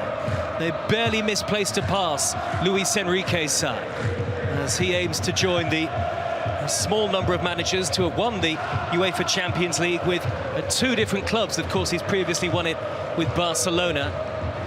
Paris now with João Neves in the centre circle, chips the ball back to the feet of Pacho, and I don't think Enrique could have asked for any better in the first 25 minutes, Ken. They've been sensational. They've been, as you say, careful with the ball in possession. They've pressed with such aggression, such quality, and they've attacked in numbers. And Dway has been outstanding. Obviously, he'll take the headlines with the assist and then the goal, but as a team, they've been phenomenal. Dembele, about 35 metres out, pushes the ball out to the near side, and Hakimi, right in front of Simone Inzaghi, the Inter manager, who is racing up and down inside his technical area. Marquinhos has angled the ball to the left-hand side, and Nuno Mendes midway inside the Inter half, and it's almost unbroken Paris possession at the moment in the game, particularly since the second goal. 2-0 Paris lead.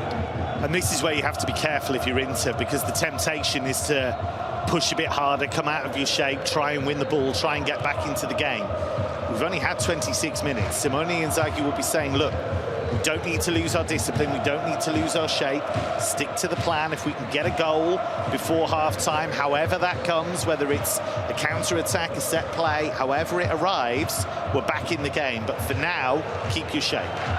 We've seen incredible comebacks in the UEFA Champions League final before. Hakimi, though, for Paris, right corner of the penalty area. Fabian Ruiz with a low shot, driven straight down the middle and straight at Jan Sommer, but every time they look towards the edge of the penalty area, they look able to work a deft touch, find the angle, Paris, and find the ability to try and test the Inter goalkeeper. It's a big concern for Inter at the moment because Paris is so good at that, working opportunities on the edge of the penalty area. It's been a big feature of Luis Enrique's coaching down the years. Time and time again, they're finding those pockets of space on the edge of the box, and so far from those areas, they've not been able to punish Inter. Lovely flick by Barella down the right, cross chipped in by Dumfries, and Lautaro Martinez thought about the bicycle kick. In the end, it's hammered away by João Neves. You just saw him looking over his shoulder there, Lautaro Martinez, and of course we've seen remarkable acrobatic goals in Champions League finals in relatively recent years from the likes of Cristiano Ronaldo and Gareth Bale, but he just didn't quite drop where he wanted it to drop, Kev. He was ready, but it just wasn't coming down for him. But if you'd back anybody to put that kind of finish away, you'd back him. Inter's all-time leading scorer in the UEFA Champions League, 21 for all time. Heavy touch by Hakimi, score of the first Paris goal. 2-0 they lead beneath the floodlights in front of 75,000 in Munich. And a throw to Inter just over the halfway line, which Dimarco will take. They need a moment here, Joe. They need either some kind of break where they can test the goalkeeper. They just need something to happen. Out comes Donnarumma outside his penalty area, and he's very calm on the ball to roll it forward to Hakimi. Good high press though by Dimarco to win it back. Barella on the edge of the penalty area looks to thread it on towards Dimarco again. Excellent defending by Hakimi, and I think the flag was up against Dimarco anyway after that return ball from Nicola Barella, and it's a free kick. Barella didn't back himself there. There's an opportunity to actually try and lift that over the goalkeeper. Now, it might not have worked, but he's actually, Donnarumma's come out, he's trying to backpedal. And Barella, if he hits that and lifts it over him, it's a tough chance, make no mistake.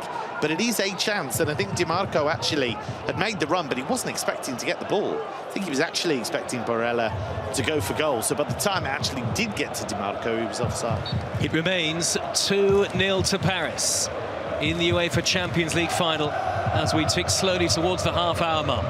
High ball downfield for Paris over the top of Bastoni. Must have had a call from Acerbi there, who will sweep it away in front of the onrushing Fabian Ruiz. He'll hammer it high downfield into the Paris half. Good covering initially from Marquinhos, and then Vitinha with the backheader to goalkeeper Donnarumma.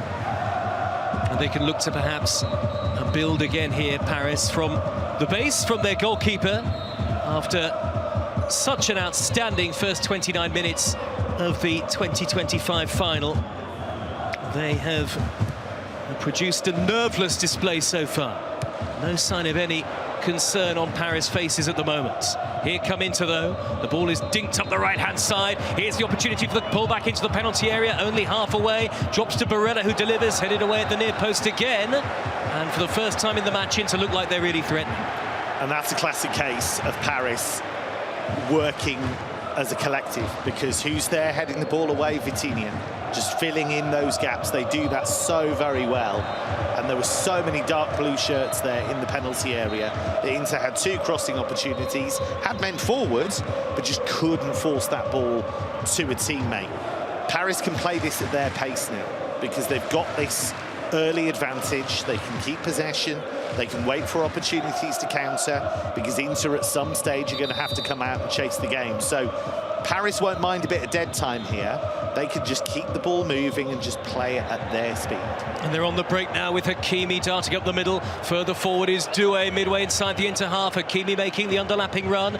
Dway scampers in field, and he's nudged the ball with the outside of his foot to the feet of Ousmane Dembele, left corner of the penalty area, and his attempt at a pullback takes a big deflection off Dumfries and goes behind for the first corner of the night for Paris, who are looking to win this competition for the first time ever.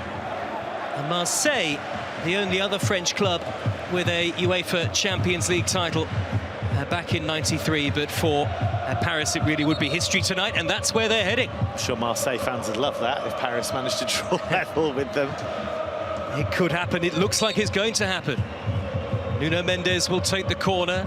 It'll be left-footed and out-swinging from that far side of the field, hoisted high towards Marquinhos. It's over his head, drops to Hakimi, 25 metres out to whip in the cross to the back post, and Willian Pacho was there, but he's been shepherded away off the ball, and it's gone behind for a goal kick away to our right-hand side. It's really interesting. You look at some of the games that Paris have played in this competition already and the way they've started games. You think of when they went to North London and played Arsenal. They were absolutely sensational in the first 20 minutes of that game. You look at the way they started at Villa Park in the second leg of that tie against Aston Villa, and they were exceptional. However, they have had spells in second halves of those games where they've not been able to maintain that intensity, not been able to maintain those concentration levels, and that's another reason why Inter have to try and hang in there, because they will feel that time might come where Paris just step off it a tiny bit. Sometimes that's all it can take in these games. That might be their window, that might be their way back into the game. They've got to survive this bit first. Inter champions of Europe 3 times, most recently in 2010, that famous campaign under Jose Mourinho, and Hector Herrera in consecutive years in the mid-60s helped Inter lift the famous trophy. Hakimi infield from the right-back position for Paris, who lead by 2-0. We're in the 33rd minute. The ball is at the feet of Willian Pacho, who clatters the ball downfield. It's won back by Çalhanoğlu initially, with the downward headed towards the far side, the right. Barella can't keep possession, and now here come Paris on the break. Charging up the left is Fabian Ruiz. He cuts it backwards to João Neves on the halfway line, and now Vitinha with the dark hair turns, finds Dembele in the right wing position, taking on Di Marco, pulls it back to Vitinha. Long way out here. Dembele darting into the box and curling the shot left-footed. It's hit Di Marco, and this time it's deflected behind and away for another Paris corner. Of course, Inter in the position at the moment where you feel they can't afford to concede a third goal. Nearly got caught out again there. Again, Di Marco had 2 on him there and just didn't have enough cover. They're really struggling at the moment with that defence in transition to cope with how many numbers Paris are getting forward.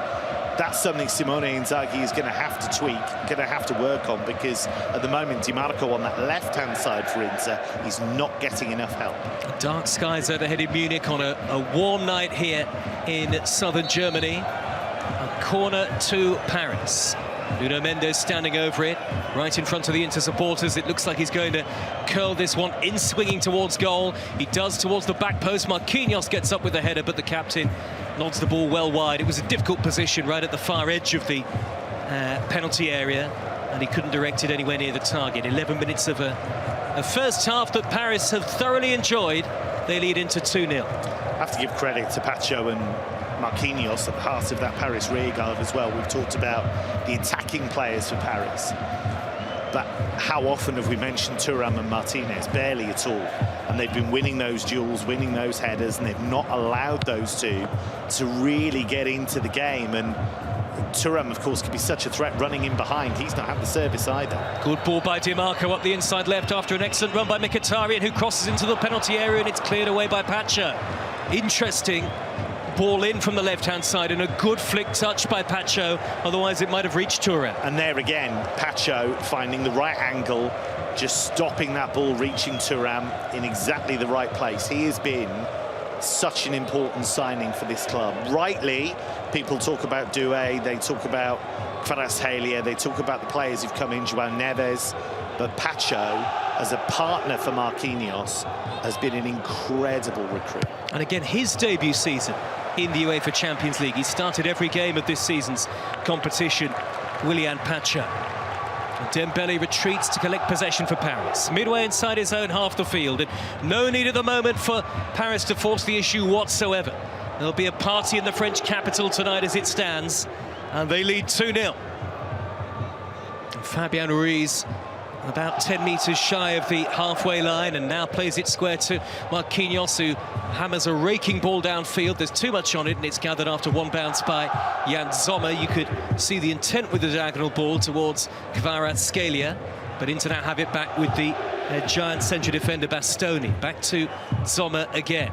Now Pavard's ball to the right wing-back area. Dumfries steers it forward to the halfway line. Good touch by Lautaro Martinez, well controlled by Thuram, and Dumfries is making the run ahead of him on the underlap. Thuram has held up the play and has gone backwards to Lautaro Martinez into keep possession. Good football, though, from the Italian team, who finished second, of course, in Serie A in the end.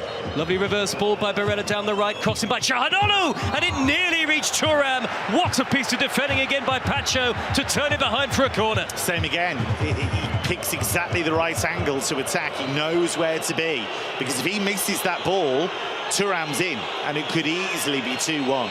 It's more heroic defending from Pacho. Much better from Inter. They have a corner at the Paris end of the stadium. Plenty forward in bright yellow, delivered in by Çalhanoğlu towards Thuram! Heads it wide. At the back post, closest that Inter have come so far. He's upset with himself, Thuram, because he'll feel he should score. He's risen highest at that far post. If you look at Inter's corners in general, this is the position he takes up. He waits at that far post for the ball to come his way. And he gets up highest. He's in the perfect position, but he just doesn't manage to find the right angle, and it whizzes wide of the post. But it was a super leap from him, and they are so dangerous from set plays. I mean, they've scored 18 goals in Serie A from dead ball situations. That's more than anyone.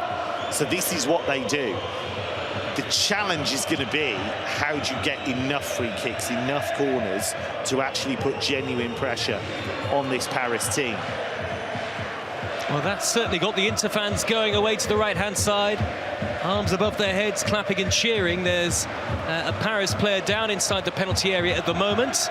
Nuno Mendes has been receiving some treatment, but Marcus Thuram's header the closest that Inter have come so far to testing Gianluigi Donnarumma. It's still 2-0 to Paris. Yeah, what was interesting about that was he had the run on Kvaratskhelia. Kvaratskhelia couldn't get up and really challenge him at the far post. And Thuram, once he gets that momentum, is tough to stop. So he's got to get that out of his head now. But Inter have had a good spell. They've started to get runs in behind. They've started to turn Paris around a bit. Pacho's had a couple of interceptions that have been really important. So really important phase of the game, this. Inter need to try and stay on the front foot if they can. But it's that balance of risk and reward. You don't want to overcommit, because if you concede a third before half-time, that really is a mountain to climb. 6.5 minutes plus added time remaining in the first half. Paris 2, Inter 0. Live on UEFA.com, the Champions League app, and in North America on Sirius XM FC. Ball is out of play for an Inter throw on the right-hand side. Dumfries will take it, the Dutchman, midway inside opposition territory. Two outstanding right-sided attacking fullback/wingbacks on the field of play tonight, as Donnarumma comes out to collect the long throw into the box. But it's been Hakimi who has won his individual battle so far, and Desiree Dway, the star of the show. Hakimi and Dway on the score sheet. 2 goals inside the first 20 minutes. Inter win it back half the pitch. Thuram with a little flick towards Martinez. Good work by Marquinhos coming across to sweep the ball away from danger. The idea was right. I just wonder if they could have made more of that situation. But again, it came from Paris being a bit sloppy in possession. Just seen that a couple of times in the last few minutes, and Inter are starting to cause them some problems. Seeing much more of the ball now. Inter. Dumfries with a deflected cross, only half away. Barella's touch is heavy. Marquinhos comes across, makes a half challenge. Barella keeps the ball in play, down by the dead ball line. Cross delivered in by Dumfries to the near post, and Pacho's there to beat Thuram to it. A little quicker on the uptake as he clears the ball away on the half volley, left-footed. But much better from Inter, and they're causing Paris problems. Paris are finding it difficult, actually, to play their way out of their defensive thirds. And Inter have just upped the intensity, just playing a little bit higher as well. Inter showing signs that they can get back into the UEFA Champions League final. But here comes Kvaratskhelia, raiding down the left-hand side into an infield position to find Dembele. 25 metres out left of centre. Little chip by Dembele. Well controlled by Dway with his back to goal. And now Fabian Ruiz with a 1-2 with Hakimi. Double 1-2. And now Fabian Ruiz out in the right wing position. Gets it back from Dway, and Paris slow the game down expertly. Inter forced to bring everybody in yellow back behind the ball again. as Vitinha shuffles infield into a central area, gets the return pass from Dembele. Vitinha midway inside the Inter half, little dink to the feet of Kvaratskhelia. Again, they barely miss a pass in the attacking third in the game so far, Paris. They lead by 2-0, and it's a difficult balance that Inter are having to strike at the moment. Kevin Hatchard, as they look to get themselves back into the match. Yeah, what they've got to do is make the most of those short spells where Paris just come off the accelerator a little bit and just look a little ragged. It doesn't happen often, but they do have a minute or two here and there where there are opportunities. Either they'll play a poor pass out from the back, or the timing will be slightly wrong in midfield. Doesn't happen very often, but when it does, Inter have to try and profit from it. Well, it has been near perfect for Paris so far. 2-0 up, and 3.5 minutes of normal time remaining at the end of a fascinating first half in Munich. I think one thing we have seen as well, Joe, is Thuram start to really get involved in the game. It was very quiet up until the last few minutes, but they've started to find him in dangerous areas. He's starting to make those runs in behind, those channel runs that he's so good at, and they're starting to find him, which they weren't doing in the opening half hour of the game. Hakimi's throw back to Marquinhos, and all the way back it goes to Donnarumma, who's not had a serious save to make in the final as yet. And Donnarumma's crossfield ball towards the right is intercepted by Dumfries. Did well to nod the ball forward towards Thuram. Nuno Mendes is there to nudge it clear, and the ball is chested down by Barella midway inside Paris territory. Vitinha is there to sweep it off his toes. Double deflection on the far side. The Inter right ends up with the play with the ball going out of play for a Paris throw. Last touch was off Pavard. And Benjamin Pavard, who was part of the Bayern squad which won the Champions League in 2020 against Paris, will have to retreat back as the French clubs slow the game down. The Ligue 1 champions, the Coupe de France winners, and perhaps heading for a treble which would be unique in French football history. They'd be the first French team to achieve that particular treble. Kvaratskhelia infield to Dembele, back to the halfway line, and Hakimi, and this is where they are effective in a different kind of way, I guess, Kev, because they are stifling Inter at the moment. And that's a lovely ball over the top down the left-hand side by Fabian Ruiz. Desiree Doué is onto it, left edge of the penalty area. What a ball to the back post! Dembele's missed it! What a cross by Dway! Dembele from close range. The ball has ended up back at the feet of Dway, out on the left-hand side. From remarkably close to goal, Paris still on the attack with Dembele raining down the left-hand side. He's blocked off by Barella and into clear. I don't think in a million years Dembele thought that ball was coming his way. I think he believed all the way through Di Marco was just going to nick that away. So by the time it arrived at him, it was an awkward angle. He wasn't really expecting it, and he just reacts really and just throws his boot at it. But again, it shows how variable and difficult to pin down that front three is. Constantly shuttling between different positions, swapping positions. It's a really difficult thing to track. You've got Kvaratskhelia, who moved into the middle. Dway went out to the left, and Dembele suddenly is on the far post on the right. How are you supposed to track that? So very, very impressive. Last 45 seconds of normal time at the end of the first half. A Paris 2, Inter 0 it remains. Don't rule out an Inter comeback just yet, but Paris have been outstanding. Çalhanoğlu will let the ball drift out of play for an Inter throw in their right-back position. Of course, a lot of options for both sides on the substitutes bench, as and when both head coaches look to their subs. It was an interesting moment there where Çalhanoğlu chased it into Inter's own right-back zone, and the press was so ferocious that he was suddenly set upon, and he's saying to Sommer and he's saying to Pavard, you've got to tell me. You've got to tell me if these guys are charging me down, because I can't see them coming. And Paris have caused problems like that all the way through the half. Just pressing as a unit, pressing at full intensity. If Luis Enrique has achieved anything, it is to get this team working so well without the ball. 2 minutes of added time. Dway looks to maraud forward. He's away from Lautaro Martinez. He's curled in a low shot for the edge of the box, and it drifts just wide. Tried to catch out Sommer early. No question about it. He has been a delight to watch across the course of the game so far. I mean, we are seeing the birth of a superstar. Whatever happens from here, even if they were to go on and lose this final, the way he has come out here and taken a grip of the biggest game in European club football at the age he is absolutely phenomenal. Dway is in possession again, just forward of the centre circle. 1 minute and 15 seconds of first half added time to go. Paris lead by 2-0. Dembele's pass infield to Vitinha, and Dembele content to slow the game to walking pace. And Paris content to keep possession as they look to see out the first half with this 2-goal advantage.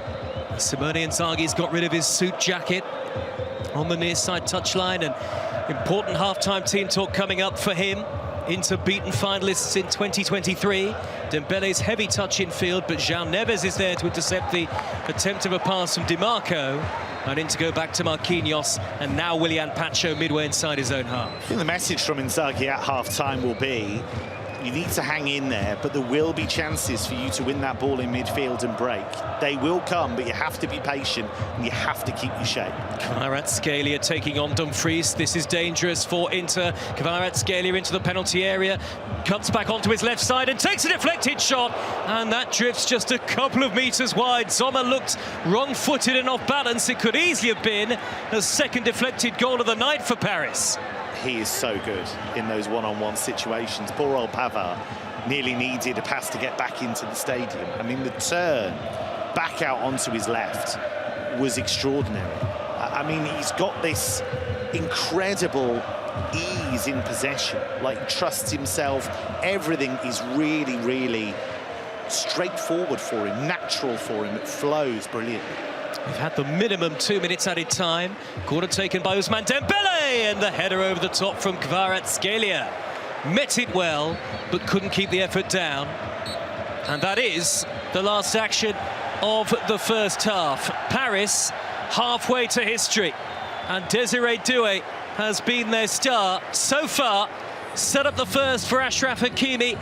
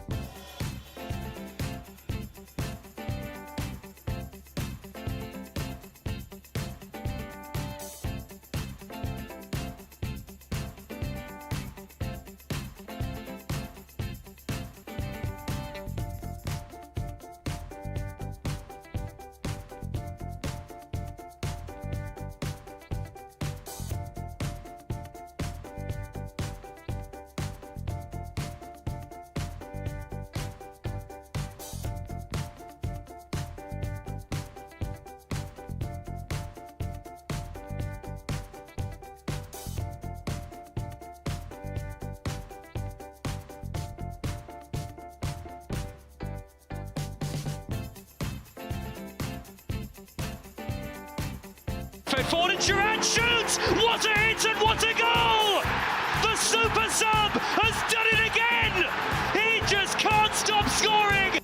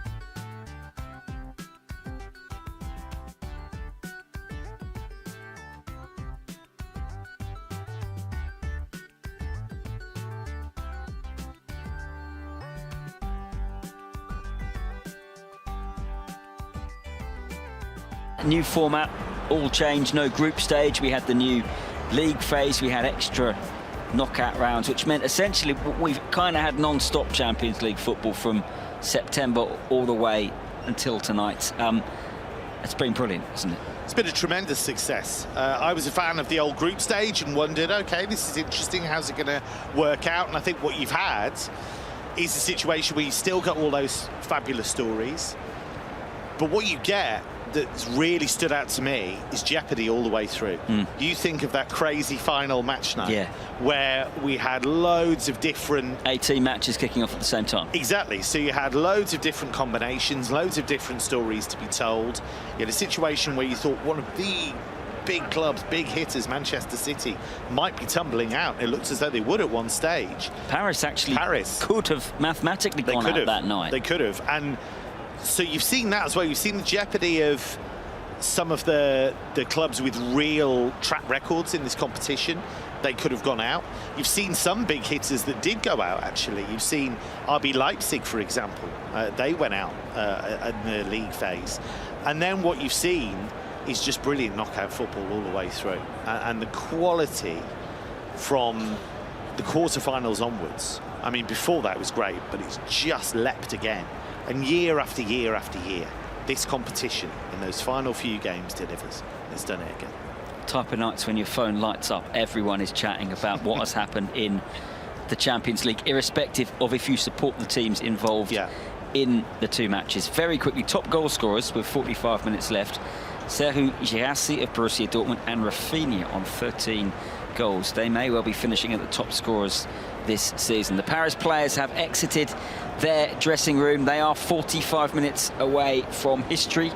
Very soon they'll be out on the pitch to be joined by Inter. Second half commentary of this year's Champions League final coming up. If you're just joining us, here's how the first half unfolded. Hello everyone, ahead of what will hopefully be a riveting night in Munich. The final step on the path to European glory. Plays it back to Vitinha. Lovely ball to Dway. Cuts it across. Hakimi's there to tap it in. What a start for Paris. Achraf Hakimi against his old club. And a glorious start for the team from Paris. They lead Inter by a goal to nil.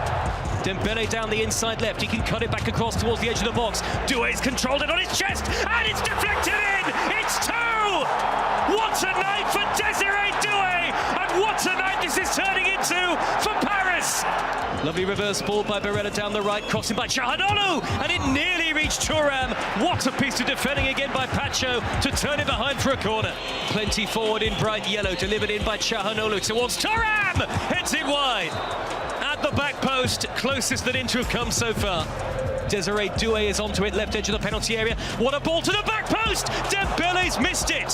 What a cross by Dway! Dembele from close range. The ball has ended up back at the feet of Dway. And that is the last action of the first half. Paris halfway to history. Yeah, had that gone in from Ousmane Dembele, maybe it would have been game over. But as the Inter players collect right at the end of the tunnel in Munich, they will still believe the impossible is not quite that. And we've seen throughout their Champions League run in the knockout stage, time and time again, Inter have pulled it out of the bag, including, of course, late on in the semi-final against Barcelona. But for Paris Saint-Germain, they've never been closer to the ultimate dream of being crowned champions of Europe. So many legendary players in the past have worn their famous shirt and have not tasted glory in this competition. Marquinhos there, leading another little team talk. It was loud and raucous and passionate. Is he finally going to achieve his dream in a Paris top? Let's find out on UEFA.com, the official Champions League app, and in North America on Sirius XM FC. The second half of the 2025 UEFA Champions League final, live with the European football experts Kevin Hatchard and your match commentator, Joe Shannon. Thank you, Chris. Paris 45 minutes away from the night they've always craved, leading 2-0 in a Champions League final. And Inter 3 times champions of Europe with work to do. No changes at half-time as Inter win a throw just over the halfway line. So Paris, Donnarumma in goal, Hakimi, Marquinhos, Pacho and Nuno Mendes, Jean Neves, Vitinha and Fabian Ruiz, Dway, Dembele and Kvaratskhelia. I'll give you the Inter team in just a moment. Dway breaks into the centre circle. Early ball to Dembele, little flick back to Fabian Ruiz. Now Kvaratskhelia raiding into the penalty area. The angle is against him. He shoots left-footed and it rattles over the top and into the Paris supporters behind the goal away to our left. 2-0 to Paris. Yeah, Pavard learned from the first half there, because of course we had that situation where Kvaratskhelia was able to turn past him there. He gets the angle right with the defending. He forces him onto his left foot. The angle's tight. He just can't wrap his boot around it. But a great start to the half from Paris. But again, this is where Inter's experience, all of these veterans they have, that's got to come to the fore now, because they mustn't panic. They've got to try and stay in the game. Here come Paris again as Fabian Ruiz's ball up the middle towards Dembele is cut out by Barella. Inter have possession back. They give it away to Fabian Ruiz again. Now the ball bounces up towards Lautaro Martinez on the halfway line, and it's carefully brought out of the air by Thuram. Thuram infield to Barella, little touch in towards Dumfries. Dumfries trying to race down the right-hand side, blocked off only half away by Pacho, who then lunged in on Thuram. That's a foul, a free kick in a very dangerous area. And Inter seem to have responded with the right sort of energy early on in the second half of the final, though they do trail 2-0. Yeah, much better from Inter, and they have looked dangerous when they've had Dumfries and Thuram working together as a pairing, when Thuram has come out to that right-hand side, because Pacho thinks he's dealt with Dumfries, and then out of nowhere Thuram comes to take it. Pacho's taken by surprise, reacts and trips him. So that was much, much better from Inter, and this is where they've got to really apply the pressure from these set plays where they can be so dangerous. Free kick in the right wing position. Inter all in yellow, delivered in by Çalhanoğlu, and overhit this time. It'll drift harmlessly out of play for a goal kick to Paris. Paris, who lead by 2-0, playing from right to left in the second half, all in dark blue with red trim. Inter in yellow with black trim, playing from left to right towards the Inter end. They have Sommer in goal, Pavard, Acerbi and Bastoni, Dumfries, Barella, Çalhanoğlu, Mkhitaryan and Di Marco. Lautaro Martinez and Thuram are the front two. There are some glum faces among the Inter support, but they still have virtually an entire half of football to turn the Champions League final around, Kevin Hatcher. Yeah, Hakan Çalhanoğlu is shaking his head there, because he knows if they get opportunities like that, free kicks, corners, they've got to make more of it than that. He just gets underneath it, and it's just too high, sails over all of the yellow-shirted Inter players in the penalty area. He is a beautiful striker of the ball, Çalhanoğlu. That right foot is a wand. He's incredible. So he knows he's got to hit that level in this final, and he didn't quite do it there. 75,000 here tonight in Munich, and it's the Paris fans who are making most of the noise so far. Lautaro Martinez for Inter. Midway inside the Paris half. Clever footwork and good skill to find Barella, who loops it across towards the back post. Hakimi with the cushion header behind, away from his goalkeeper, and Paris concede the corner. Thuram's causing a few problems here because he's putting himself about, he's getting into physical challenges. He just didn't quite have enough numbers in the box there, Inter.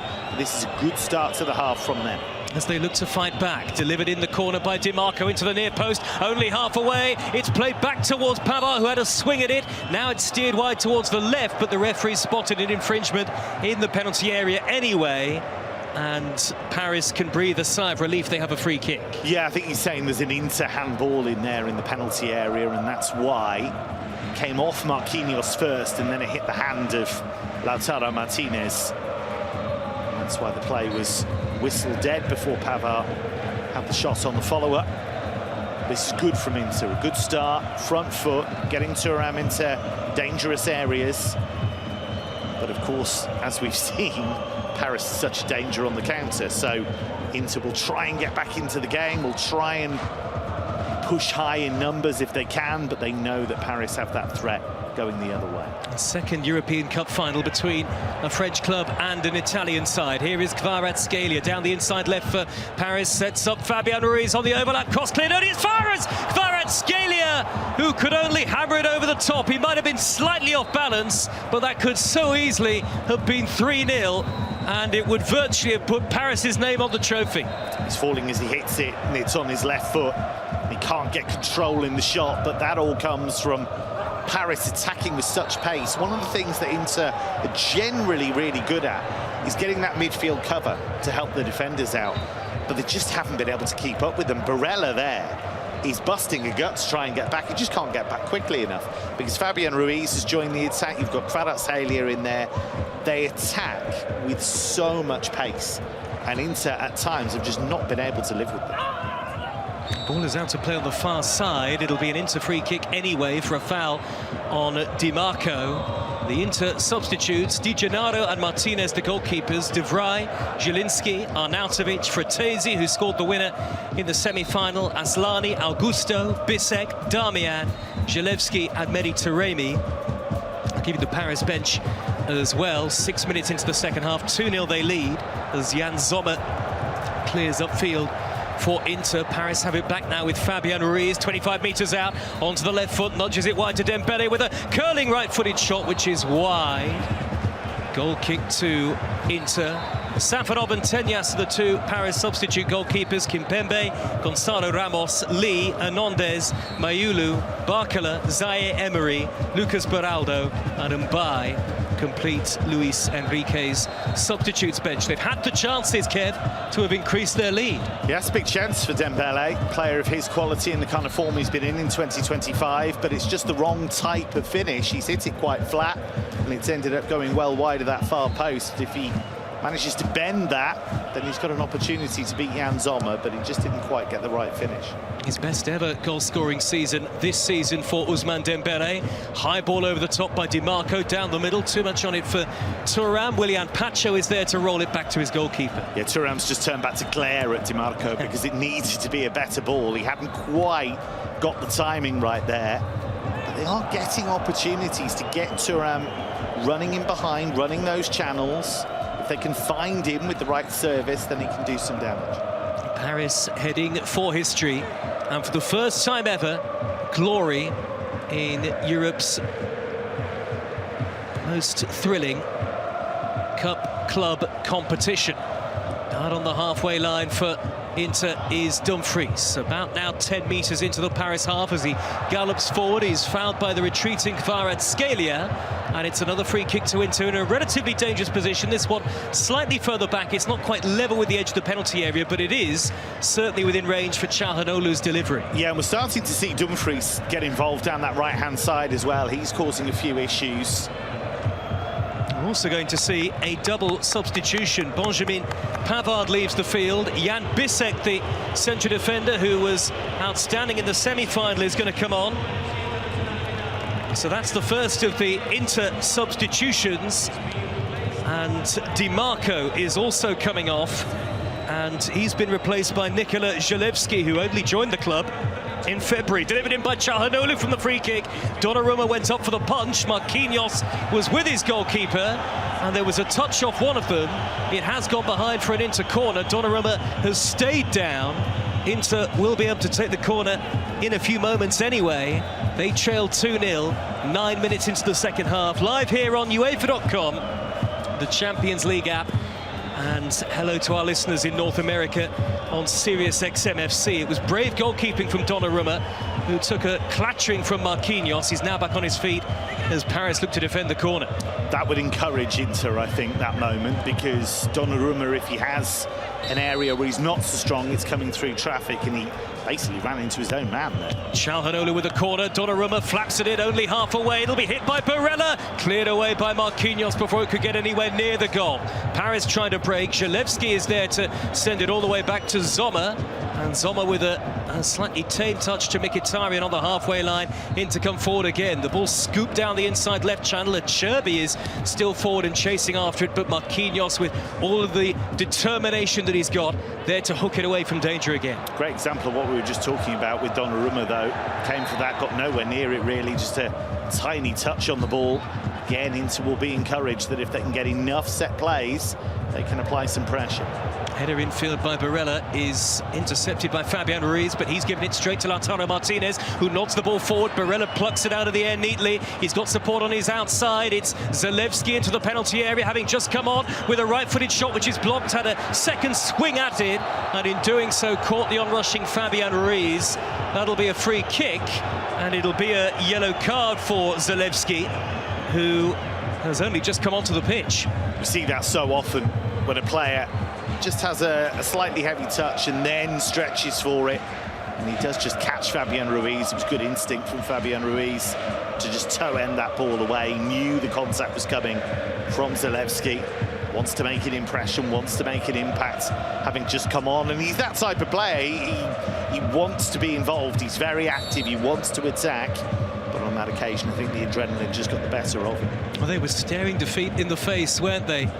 Going into stoppage time in normal time in the semi-final against Barcelona in Milan. And they are 2-0 down here, 10 minutes into the second half. But this is an Inter team that has shown great resolve, that has never given up across the course of this Champions League campaign at any stage. And they still have hope.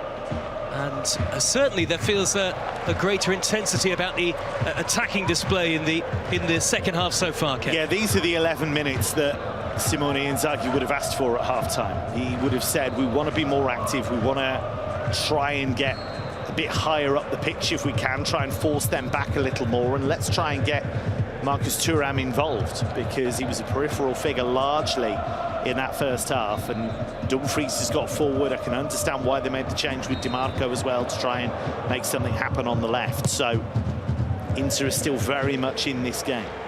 Sommer's high clearance up to halfway, well won by Lautaro Martinez, and an excellent turn by Thuram, who was blocked off by Pacho.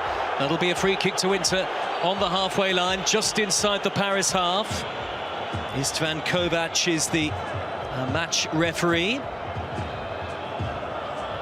That's where Martinez is so good, Joe, because he backs himself to shield the ball, and when he does that, he can let Thuram make the run beyond him. We've seen that time and time again anyway for Champions League this season. He'll have a player at his back, he's drawn him in, and that creates the space for Thuram to run in behind. It's actually a yellow card that's been given to the Inter head coach, Simone Inzaghi, on the near side touchline. He's got his dark blue jacket off again now. Free kick to Inter just inside Paris territory, taken short by Çalhanoğlu to Bastoni. Bastoni pushes the ball down the left-hand side to Zalewski in a very tight area, but he's done well to win a throw midway inside Paris territory. Inter are much less passive in this second half so far. They've already made a double substitution, but they are 2-0 down in the Champions League final as we head towards the hour mark at the Munich Football Arena. The throw will be taken by Bastoni from the left-wing position, and it's long towards the near post, headed away by Marquinhos. Barella, 25 metres out, hits it on the volley, and that loops miles over the top and into the Inter supporters behind the goal. Yeah, he couldn't resist after the ball kicked up like that. Had to go for the volley. But again, you know, opportunities to get the ball into the penalty area, whether it's a long throw, a corner, a free kick. Inter have found those chances in this second half, and Paris, even though they've caused some problems, no doubt about that, Inter are still hanging in there, but they've got to get that goal to get back into it and really start to test out this Paris team and their maturity. The next goal of the 2025 final, if it does come, could well be a defining one. Barella's ball up the middle, flicked by Lautaro Martinez, trying to get away from Marquinhos, who steers the ball into touch. It's an Inter throw, close to the dugout on the near side, the right. I do think largely, Joe, Pacho and Marquinhos have been excellent against that front two. It's not always gone their way, but they've done a manful job in just trying to restrict them, trying to upset them as often as they can. Bissek has travelled forward a long way, but he's tackled from behind by Kvaratskhelia.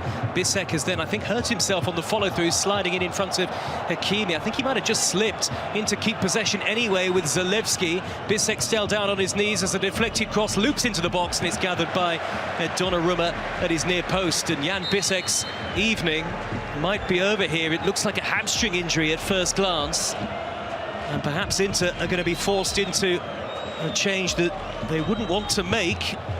Does look like it could be a hamstring issue of some sort, Kevin Hatcher. Yeah, he was on the charge and he just overstretched. It was just got his studs caught in the turf a little bit. He was awkwardly going to ground. There was just a jarring motion just with that leg, and that's a sore one. But he is an all-action player, Bissek. This is what we see from him time and time again. I mentioned it in the first half. Having those three centre-backs gives you license to get one of them forward if you can. But he's definitely holding the back of that right leg. And are they going to have to make another change? And that's a real shame for him, because he's come on leaps and bounds. Absolutely. I mean, he was always seen as a player that had promise in German football. But if you'd have said to a lot of people maybe 2 or 3 seasons ago he'll be playing in a Champions League final, I think they'd have been surprised. He has done brilliantly. They are temporarily down to 10 players here, Inter, as Paris come forward. Dembele racing up the middle, plays it on the inside right to Hakimi, who drags the ball wide across the face of goal. I wonder, did it take a deflection on its way through? Achraf Hakimi looking for his second goal of the game and the clinching goal in the final for Paris, after some lovely build-up play involving Dway initially, and there was a deflection off the lunging Bastoni. It will be a corner. Yeah, and Bastoni did well to recover, actually, because he'd been well beaten by Dway with a brilliant piece of skill and managed to race back and get his position. I can understand why Hakimi's gone for goal. Kvaratskhelia wanted the cross to the far post, but I think Hakimi was entitled to go for goal there. Nuno Mendes pulls the ball back from the corner to Vitinha, 25 metres out with a chip into the penalty area towards the back post. It's over Marquinhos and Kvaratskhelia, and that will be a goal kick and another double change here for Inter. Over an hour gone in the final, they are 2-0 down. Off goes Henrik Mkhitaryan, and on in his place is Carlos Augusto. That might mean a touch of reorganisation, albeit let's see who the second substitute is. You presume that Bisek is going to have to leave the field as well. Matteo Darmian, the former Manchester United and AC Milan player, has taken to the field. And so Bisek, the substitute, is substituted, and that's a real shame, just minutes after having come on himself. Yeah, it's a real shame for him, absolutely. Darmian, much more experienced, and he will just slot into that right centre-back role. It's interesting that they've brought Carlos Augusto on, who is left wing-back by trade. It'll be interesting to see what they do with Zalewski, whether he pushes in field a little bit more. We'll just keep an eye on that and see who the extra man is in midfield. 2-0 to Paris, and the French supporters singing with great pride away to the left-hand side, yet to give up a shot on target in the game, Paris, so far. They protected Donnarumma. Lovely flick Dembele on the halfway line. Vitinha's got Dway ahead of him. Dway into the penalty area! He's done it again! A new star is born, and there will surely be a new name on the UEFA Champions League trophy. Desiree Dway comes of age at 19 in Munich. He has been the star of the show. He's scored twice now on a hat-trick in the final, and surely that is the end of the story. History awaits Paris Saint-Germain. They lead Inter by 3-0. That was always the danger, that as Inter chased the game, there were going to be chances for Paris to break. And Vitinha, with the perfect pass, just slid into the path of Dway, but he still has to find the right finish. He still has to find the composure, the quality, and he's able to do that. Low finish beyond Sommer. It's great work in the first instance from Dembele. Just backheels it into the path of Vitinha, and it's the perfect pass. And Dway just calmly side foots that ball beyond the left hand of Sommer, just inside the near post. It's a lovely finish, but it's a classic Paris goal. Ingenuity from Dembele, quality from Vitinha, and then an ice cool finish from Desiree Dway. That is Paris in a nutshell. There was never any doubt. He has been yellow carded, Dway, and for taking his shirt off in celebration. But it is 3-0 to Paris, and 20 minutes into the second half, it has been comprehensive on the night. A bright start to the second period in some ways for Inter, but the substitutions, and certainly the enforced change, might have disrupted a little bit of rhythm at the back, and it feels as though even they cannot come back from this sort of deficit with only 25 minutes to go. Well, if you think of the centre-back situation, we knew Benjamin Pavard wasn't going to get to the end of the game because he's been struggling, so they wanted to get him fit enough to start, but it was unlikely due the 90 minutes. It's obviously then very unfortunate to lose Bisek so early on, but with the game just broken up a little bit, just a little disorganised, Paris took full advantage. Darmian setting up Dumfries on the underlap, down by the dead ball line. He can't get there. The pass was overhit by Matteo Darmian, asking a lot of Denzel Dumfries running forward on the right edge of the penalty area. And it's a goal kick to Paris, and the party is already starting away to the left-hand side in the area occupied by the supporters of the French club.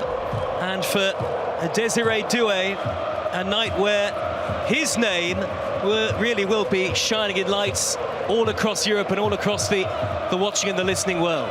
Yeah, and that's the end of his evening in terms of his involvement in the game. He's coming off. I mean, this is his launch pad. He's been great this season. This isn't the first time he's lit up the Champions League. It's not the first time he's lit up a Paris win. But to play like this on the biggest stage of all in the club game, to not only be involved in all 3 goals, but have lots of moments outside of that where he's been dangerous, where he's picked the right option, where he's caused a problem. Oh, header into the penalty area towards Thuram, and he couldn't get to it for Inter. Right in front of goal, Donnarumma makes a smothering save. Dway has been replaced by Bradley Barcola, who was the star of the French Cup win over Reims last weekend, and it says something about Paris' squad depth that he wasn't able to get a start in the game. But they are 3-0 up as we head towards the final quarter of the 90 minutes, and Inter need some sort of response, otherwise the Champions League final will slip away from them for the second time in 3 seasons. There are players like Dway, like Bellingham, like Wirtz and Musiala, who you almost want to get in a time machine and jump forward 10 years just to see what they did, because he could do absolutely anything, Dway, in the game. If he can play like this at the age he is, imagine what he can go on and do. I mean, it is amazing how he's approached this final, and Luis Enrique deserves enormous credit, because this is what he does. He takes young talent, he develops them, he's hard on them sometimes, but it's always with a reason. He sets the boundaries, he sets the standards. If you reach them, great.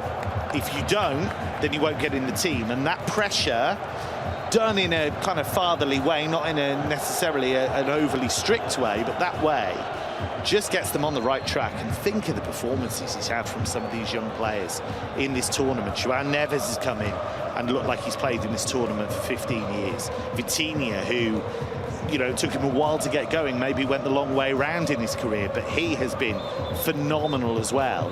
But he's also been able to get that out of some of the more experienced players like Dembele. This is an absolute triumph of coaching, this final and this run, because nobody's been able to do it before, and we don't know for definite yet. Still got a quarter of the game to go, but if Paris win it, he's broken new ground, and he's done it his way, which Luis Enrique was always going to do. It is a perfect blend. Marcus Thuram has been yellow carded for a late lunging challenge in the middle of the Paris half on Fabian Ruiz. It is Paris 3, Inter 0.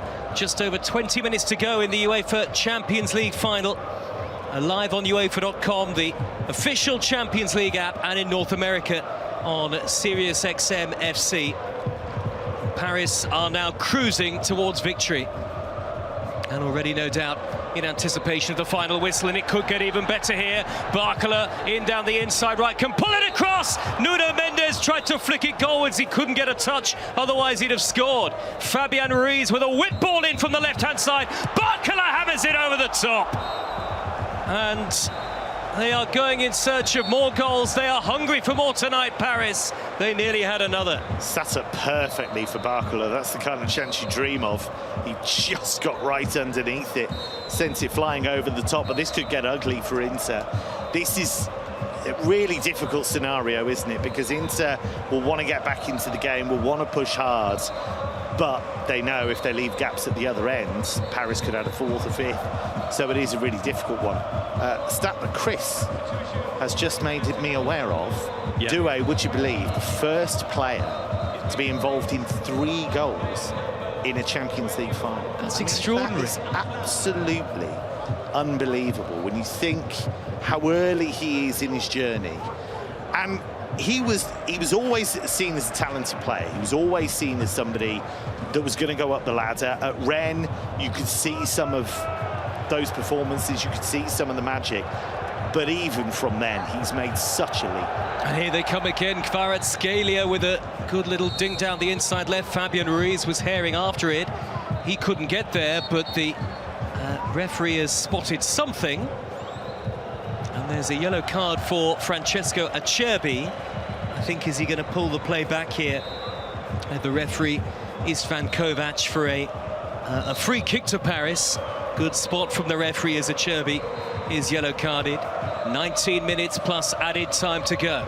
And the noise getting ever louder from the end away to our left-hand side in Munich as Paris lead 3-0. All in there, dark blue with the red stripe down the middle. It's a club that have positioned themselves in terms of this goal of winning the UEFA Champions League for so many seasons now. They came oh so close in 2020 in particular. Finally, it looks like the dream is going to become reality. Lautaro Martinez is fouled in the centre circle by João Neves. And the skipper tries to take the free kick quickly. He can't do so. Blocked off by Kvaratskhelia. Barella will pump the ball high on the diagonal towards the left. And Augusto can't keep it in play. Paris have it back yet again. And you can just see the confidence flowing through each and every one of the 11 players on the field in Paris colours. And you do have to feel a little for Inter in the sense that if they do lose this, they'll have lost 2 finals in 3 seasons. They fell just short in Serie A this season. They were beaten by Milan in the semi-finals of the Coppa Italia, but to get that deep in all of those tournaments is some effort. They have been brilliant. Dembele has put Kvaratskhelia clear, this to really wrap it up! It's 4! Kvaratskhelia has rattled it beyond the goalkeeper. The coaching staff, the substitutes race onto the pitch in celebration. There is no longer any doubt. Paris Saint-Germain are going to be European champions for the very first time. Luis Enrique with a beaming smile. He knows. The long wait for European glory is finally over for Paris Saint-Germain, and Kvaratskhelia racing through to put the icing on top of the cake. It is Paris 4, Inter 0. Oh, what a signing he has been. The Inter defenders tired, big gaps between them. It's a great ball through to him, and he races into the space on his left foot. Not his favoured foot, but he just steadies himself. He slows down, and he aims just inside the near post. Sommer dives to his left, but he can't cover all of the ground, and it's a really calm finish. But what an acquisition he's been. Somebody who's come in, not just impressed with what he can do on the ball, but also the work rate off it. Even Luis Enrique has said he's been surprised by just how determined he is defensively. He's been an all-round package for them, and this has been a statement performance, and also the kind of performance that instills belief in a group of players. They won't just want to stop here. They will want to use this as the launch pad. They will want to say, right, we want to win it next season and the season after. And you often find this once teams finally get that first title in terms of this time the UEFA Champions League, that just sets them up for future success. Paris are going to be kings of Europe, and they are going to do it in some style here in Munich. Inter, who had kept the most clean sheets in the competition of any club coming into tonight across the course of the season. Simone Inzaghi's team, renowned for staying in difficult matches, but Paris have produced such a comprehensive display tonight. 2 goals in each half, 4-0 up, still 15.5 minutes to go. And it is not just a night to remember, but a dream night for Paris Saint-Germain. Nobody could have expected that it would unfold quite like this, perhaps apart from Luis Enrique and his players. Inter now with Barella, long way out, edge of the D, gets away from Pacho, lays the ball square to his left-hand side. Goalkeeper Donnarumma makes an excellent save to deny Thuram. And Paris smuggle it away. Excellent goalkeeping from Donnarumma, who's had nothing to do so far, but has kept his concentration clearly.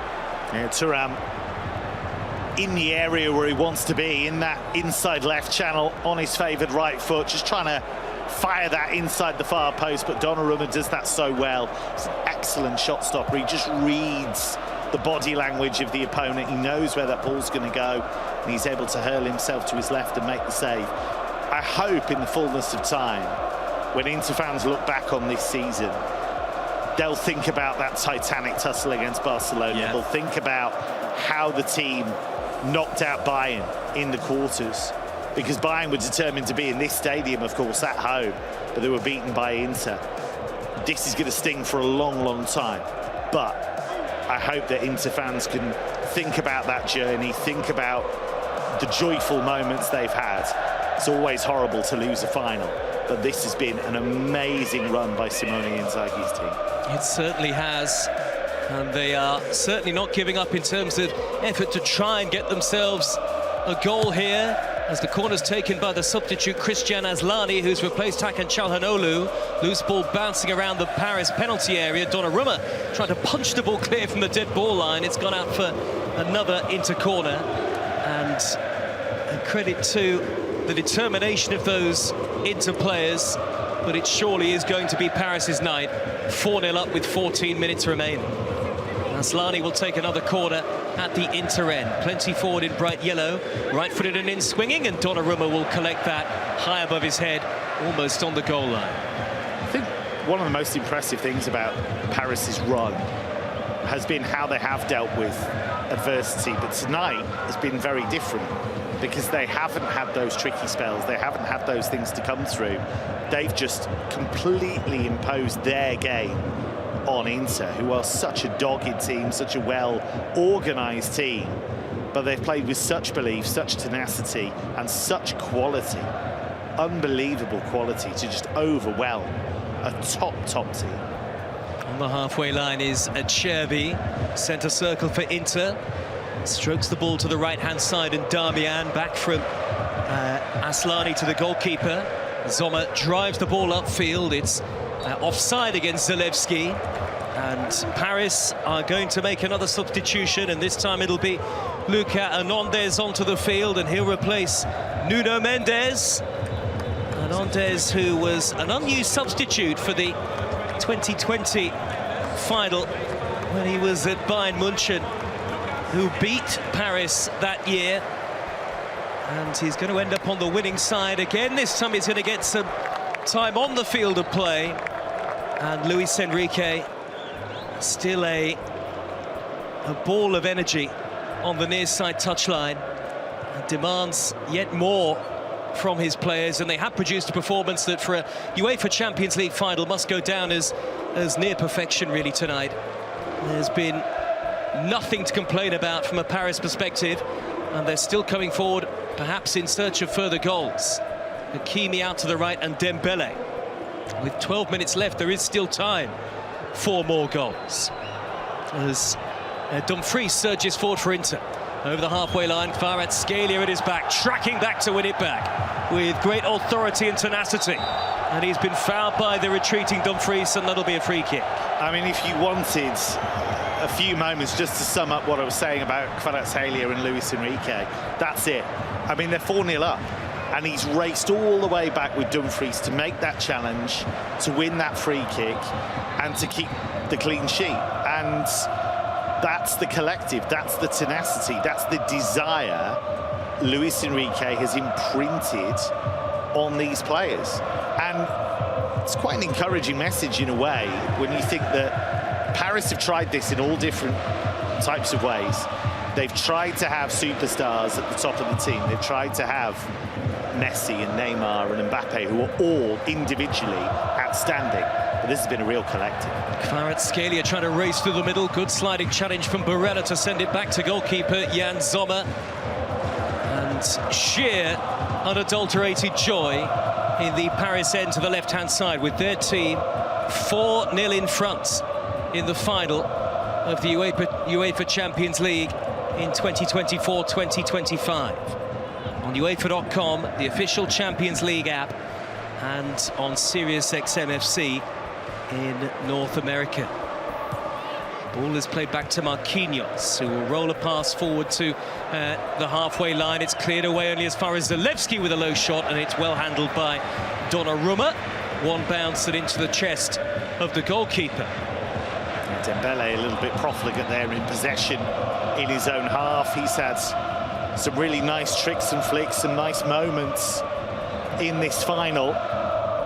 But on that occasion, again, it just shows you that collective, because he gave the ball away and was glared at by about 4 different players. They're 4-0 up, but those standards still very, very high for this team. It looks like being the biggest margin of victory since 93-94 in the UEFA Champions League final. Barcola dances into the box, away from the defender. What a run! Oh, and he's rolled it wide at the very last moment. Dazzling footwork. Would have been one of the classiest finishes in any UEFA Champions League final. Left a Cherby on the floor and then did just like the finishing touch. He's tried the Mbappe finish. He's tried to just drag it into the near post when the goalkeeper thinks he's going the other way. But actually, if he just side foots it into the far corner, then it's 5-0. But you were quite right, Joe. The skill that preceded that was jaw-dropping. But that's the area I think he'll work on long-term going forward. Just that, he does score goals, but it's just that ruthlessness in front of goal that's a little bit lacking sometimes. But he is a magnetic player to watch. How could this be the start of a new and dominant force across the European game? Perhaps it might be the first of many UEFA Champions League titles for this era of Paris Saint-Germain. Kvaratskhelia working hard again to try and dispossess Dumfries again, typical of the Luis Enrique approach and philosophy. Now Luka Hernandez just inside into territory, plays the ball back to the centre circle, into Kev, trying to give it absolutely everything, and you have to feel for the players out there tonight, because it's tough in these circumstances. This is really hard, because you've got a Paris team that was hard enough to play against at 0-0. But to play against them at 4-0 when the tails are up, they're really enjoying themselves. They're not going to give in. They're not going to give up. They're not going to take it easy. It's not what they do. Luis Enrique is still there on the edge of his technical area, waving them forward, getting them to keep on going. And the legs are burning, the minds are tired, the bodies are tired. And you know that the final's got away from you. It's really hard, but you have to give them credit. Inzaghi's still trying to orchestrate them. They're still trying to press, still trying to win that ball back, but this is tough. They're going to make a triple substitution shortly, but first Barcola races into the box and rolls the ball wide with his right foot. It's another good opportunity for Bradley Barcola, who should have been on the score sheet himself by now. Dembele was waiting for the cutback and it never came. He's not particularly happy about that, but again, Barcola, you can understand why he went for it, but the angle was tight and he's just dragged it. But what a night it's been, for not just for Paris, actually, for French football. Yeah, it has to be said. You know, this has been a real statement run for Paris. I know the resource they have, and I know people will point to that. It's not a cheaply assembled squad, but for French football, this is an important moment, and it's a hugely important moment for Paris. Well, they will become the first French club to win 2 major UEFA club competition titles in about 6 minutes, plus whatever's added on. Off go Kvaratskhelia. Fabian Ruiz has left the field as well. Gonzalo Ramos has taken to the field, as has 19-year-old Seni Mayulu, making just his 4th appearance of the Champions League season so far. And João Neves has left the pitch as well. Warren Zaire-Emery, who made his Champions League debut at the age of 16, is also onto the field. And again, it's just an added reminder of the depth and the promise in this Paris squad, because it's a young team, certainly in comparison to the experienced Inter side they've gone up against tonight. Paris 4, Inter 0. Dumfries down the Inter right, back to Darmian. Darmian faced up by Barcola in opposition, and Inter have to work the ball back to the halfway line, and that's the exciting thing for Luis Enrique, Kev. There's a lot of growth to be had in this Paris side yet. Absolutely, and I think one of the big things that Paris are doing, and I know it's something they're really concentrating on, is getting that pathway from the academy up until the first team, because one of the narratives around Paris for a few years was always the players that were there at a young age and actually left and did well for other clubs. And there comes a point where you say, well, what if you manage to keep them for a bit longer? And what if you manage to actually find a way of getting them first team minutes? So yes, they will continue to compete with other clubs in the market, bring in players from outside like Kvaratskhelia mid-season. They'll continue to bring in the best French players like Dway, who came from Rennes. They'll do all of that. But I think what you're going to start to see more and more, and I know it's important to them, is to see guys like Mayulu start to come through, and Mbai's another one you mentioned in the squad, who come through the Paris Academy. In Paris, one of the great hotbeds of football. I mean, you've got so much potential. Here they come again with Zaire Emery. Square ball to Barcola on the left-hand edge of the penalty area. Back to Zaire Emery, and now Mayulu from the edge of the D. Barcola with the angle tight. Back to Mayulu! It's 5! This is absolutely extraordinary! What a moment for Seni Mayulu! The young man from the northwest suburbs of Paris has crowned off Paris Saint-Germain's greatest ever night. A 5-0 lead in the UEFA Champions League final. More than a 5-star performance. As perfect as could possibly be for Paris Saint-Germain. A statement of intent. The kings of Europe are going to lift the trophy in style. As complete a performance as you can imagine, under the most enormous pressure. Think of the players, think of the generations of Paris players that haven't been able to get over the line, that haven't been able to do this. And yet this group of players, this young group with a smattering of experience, with an incredible coach, have been able to break new ground and not just do it, not do it in a nervy way, not do it in a way where they just about crept over the line. They have absolutely shredded into here with their performance, and Inter are an excellent team, so well coached, so experienced, so grizzled in the way that they approach everything, and Paris have been able to just overwhelm them. It is a phenomenal performance, and that feels like a really important moment for exactly the reasons we were just talking about, Joe. Not a guy they've brought in, a guy they've brought through, and that is going to be really, really important for them going forward. It is a first-class performance from a top-tier football team. Paris Saint-Germain 5, Inter 0. And there are still just over 2 minutes plus added time remaining. What a moment for Mayulu, who scored on his last UEFA Champions League appearance in the knockout round playoffs, that big aggregate win over Brest. And here come Paris yet again with Zaire Emery down the left-hand side. This will be, and I was looking at this a little earlier on when Paris had scored their 4th, the biggest ever margin of victory in any UEFA Champions League final. Nobody has done anything quite like this. It's a stunning performance, it really is, because you think of who Inter have just beaten. They've just knocked out a Barcelona team that lots of people thought were going to win this. Barcelona team that finished above Real Madrid in La Liga, that beat Real Madrid in the final of the Copa del Rey. They knocked them out. They knocked out a Bayern team that were pushing to play the final on home turf. It meant so much to Bayern to get here. And yet, you know, they were able to knock them out. And a Bayern team that has finished well clear in Germany. So that's the scale of what they've done. They've taken on a top team that had beaten some really big clubs, and they have not just beaten them, but they've been able to overwhelm them. It's an unbelievable vindication of what Luis Campos has done in building this squad, of what Luis Enrique has done in inspiring them, getting his tactics into their minds. It's been terrific. It is 5-0, and there could be more yet to come. The ball is on the edge of the D for Paris here as we go into the final 30 seconds of normal time. Vitinha cheers from the Paris fans whenever somebody in a blue shirt touches the ball. Champagne football in the Champions League final for Paris Saint-Germain. They have given it away to Marcus Thuram, whose touch is heavy. There was a foul earlier on in the build-up. It's been given against Hakimi, who is going to get a yellow card.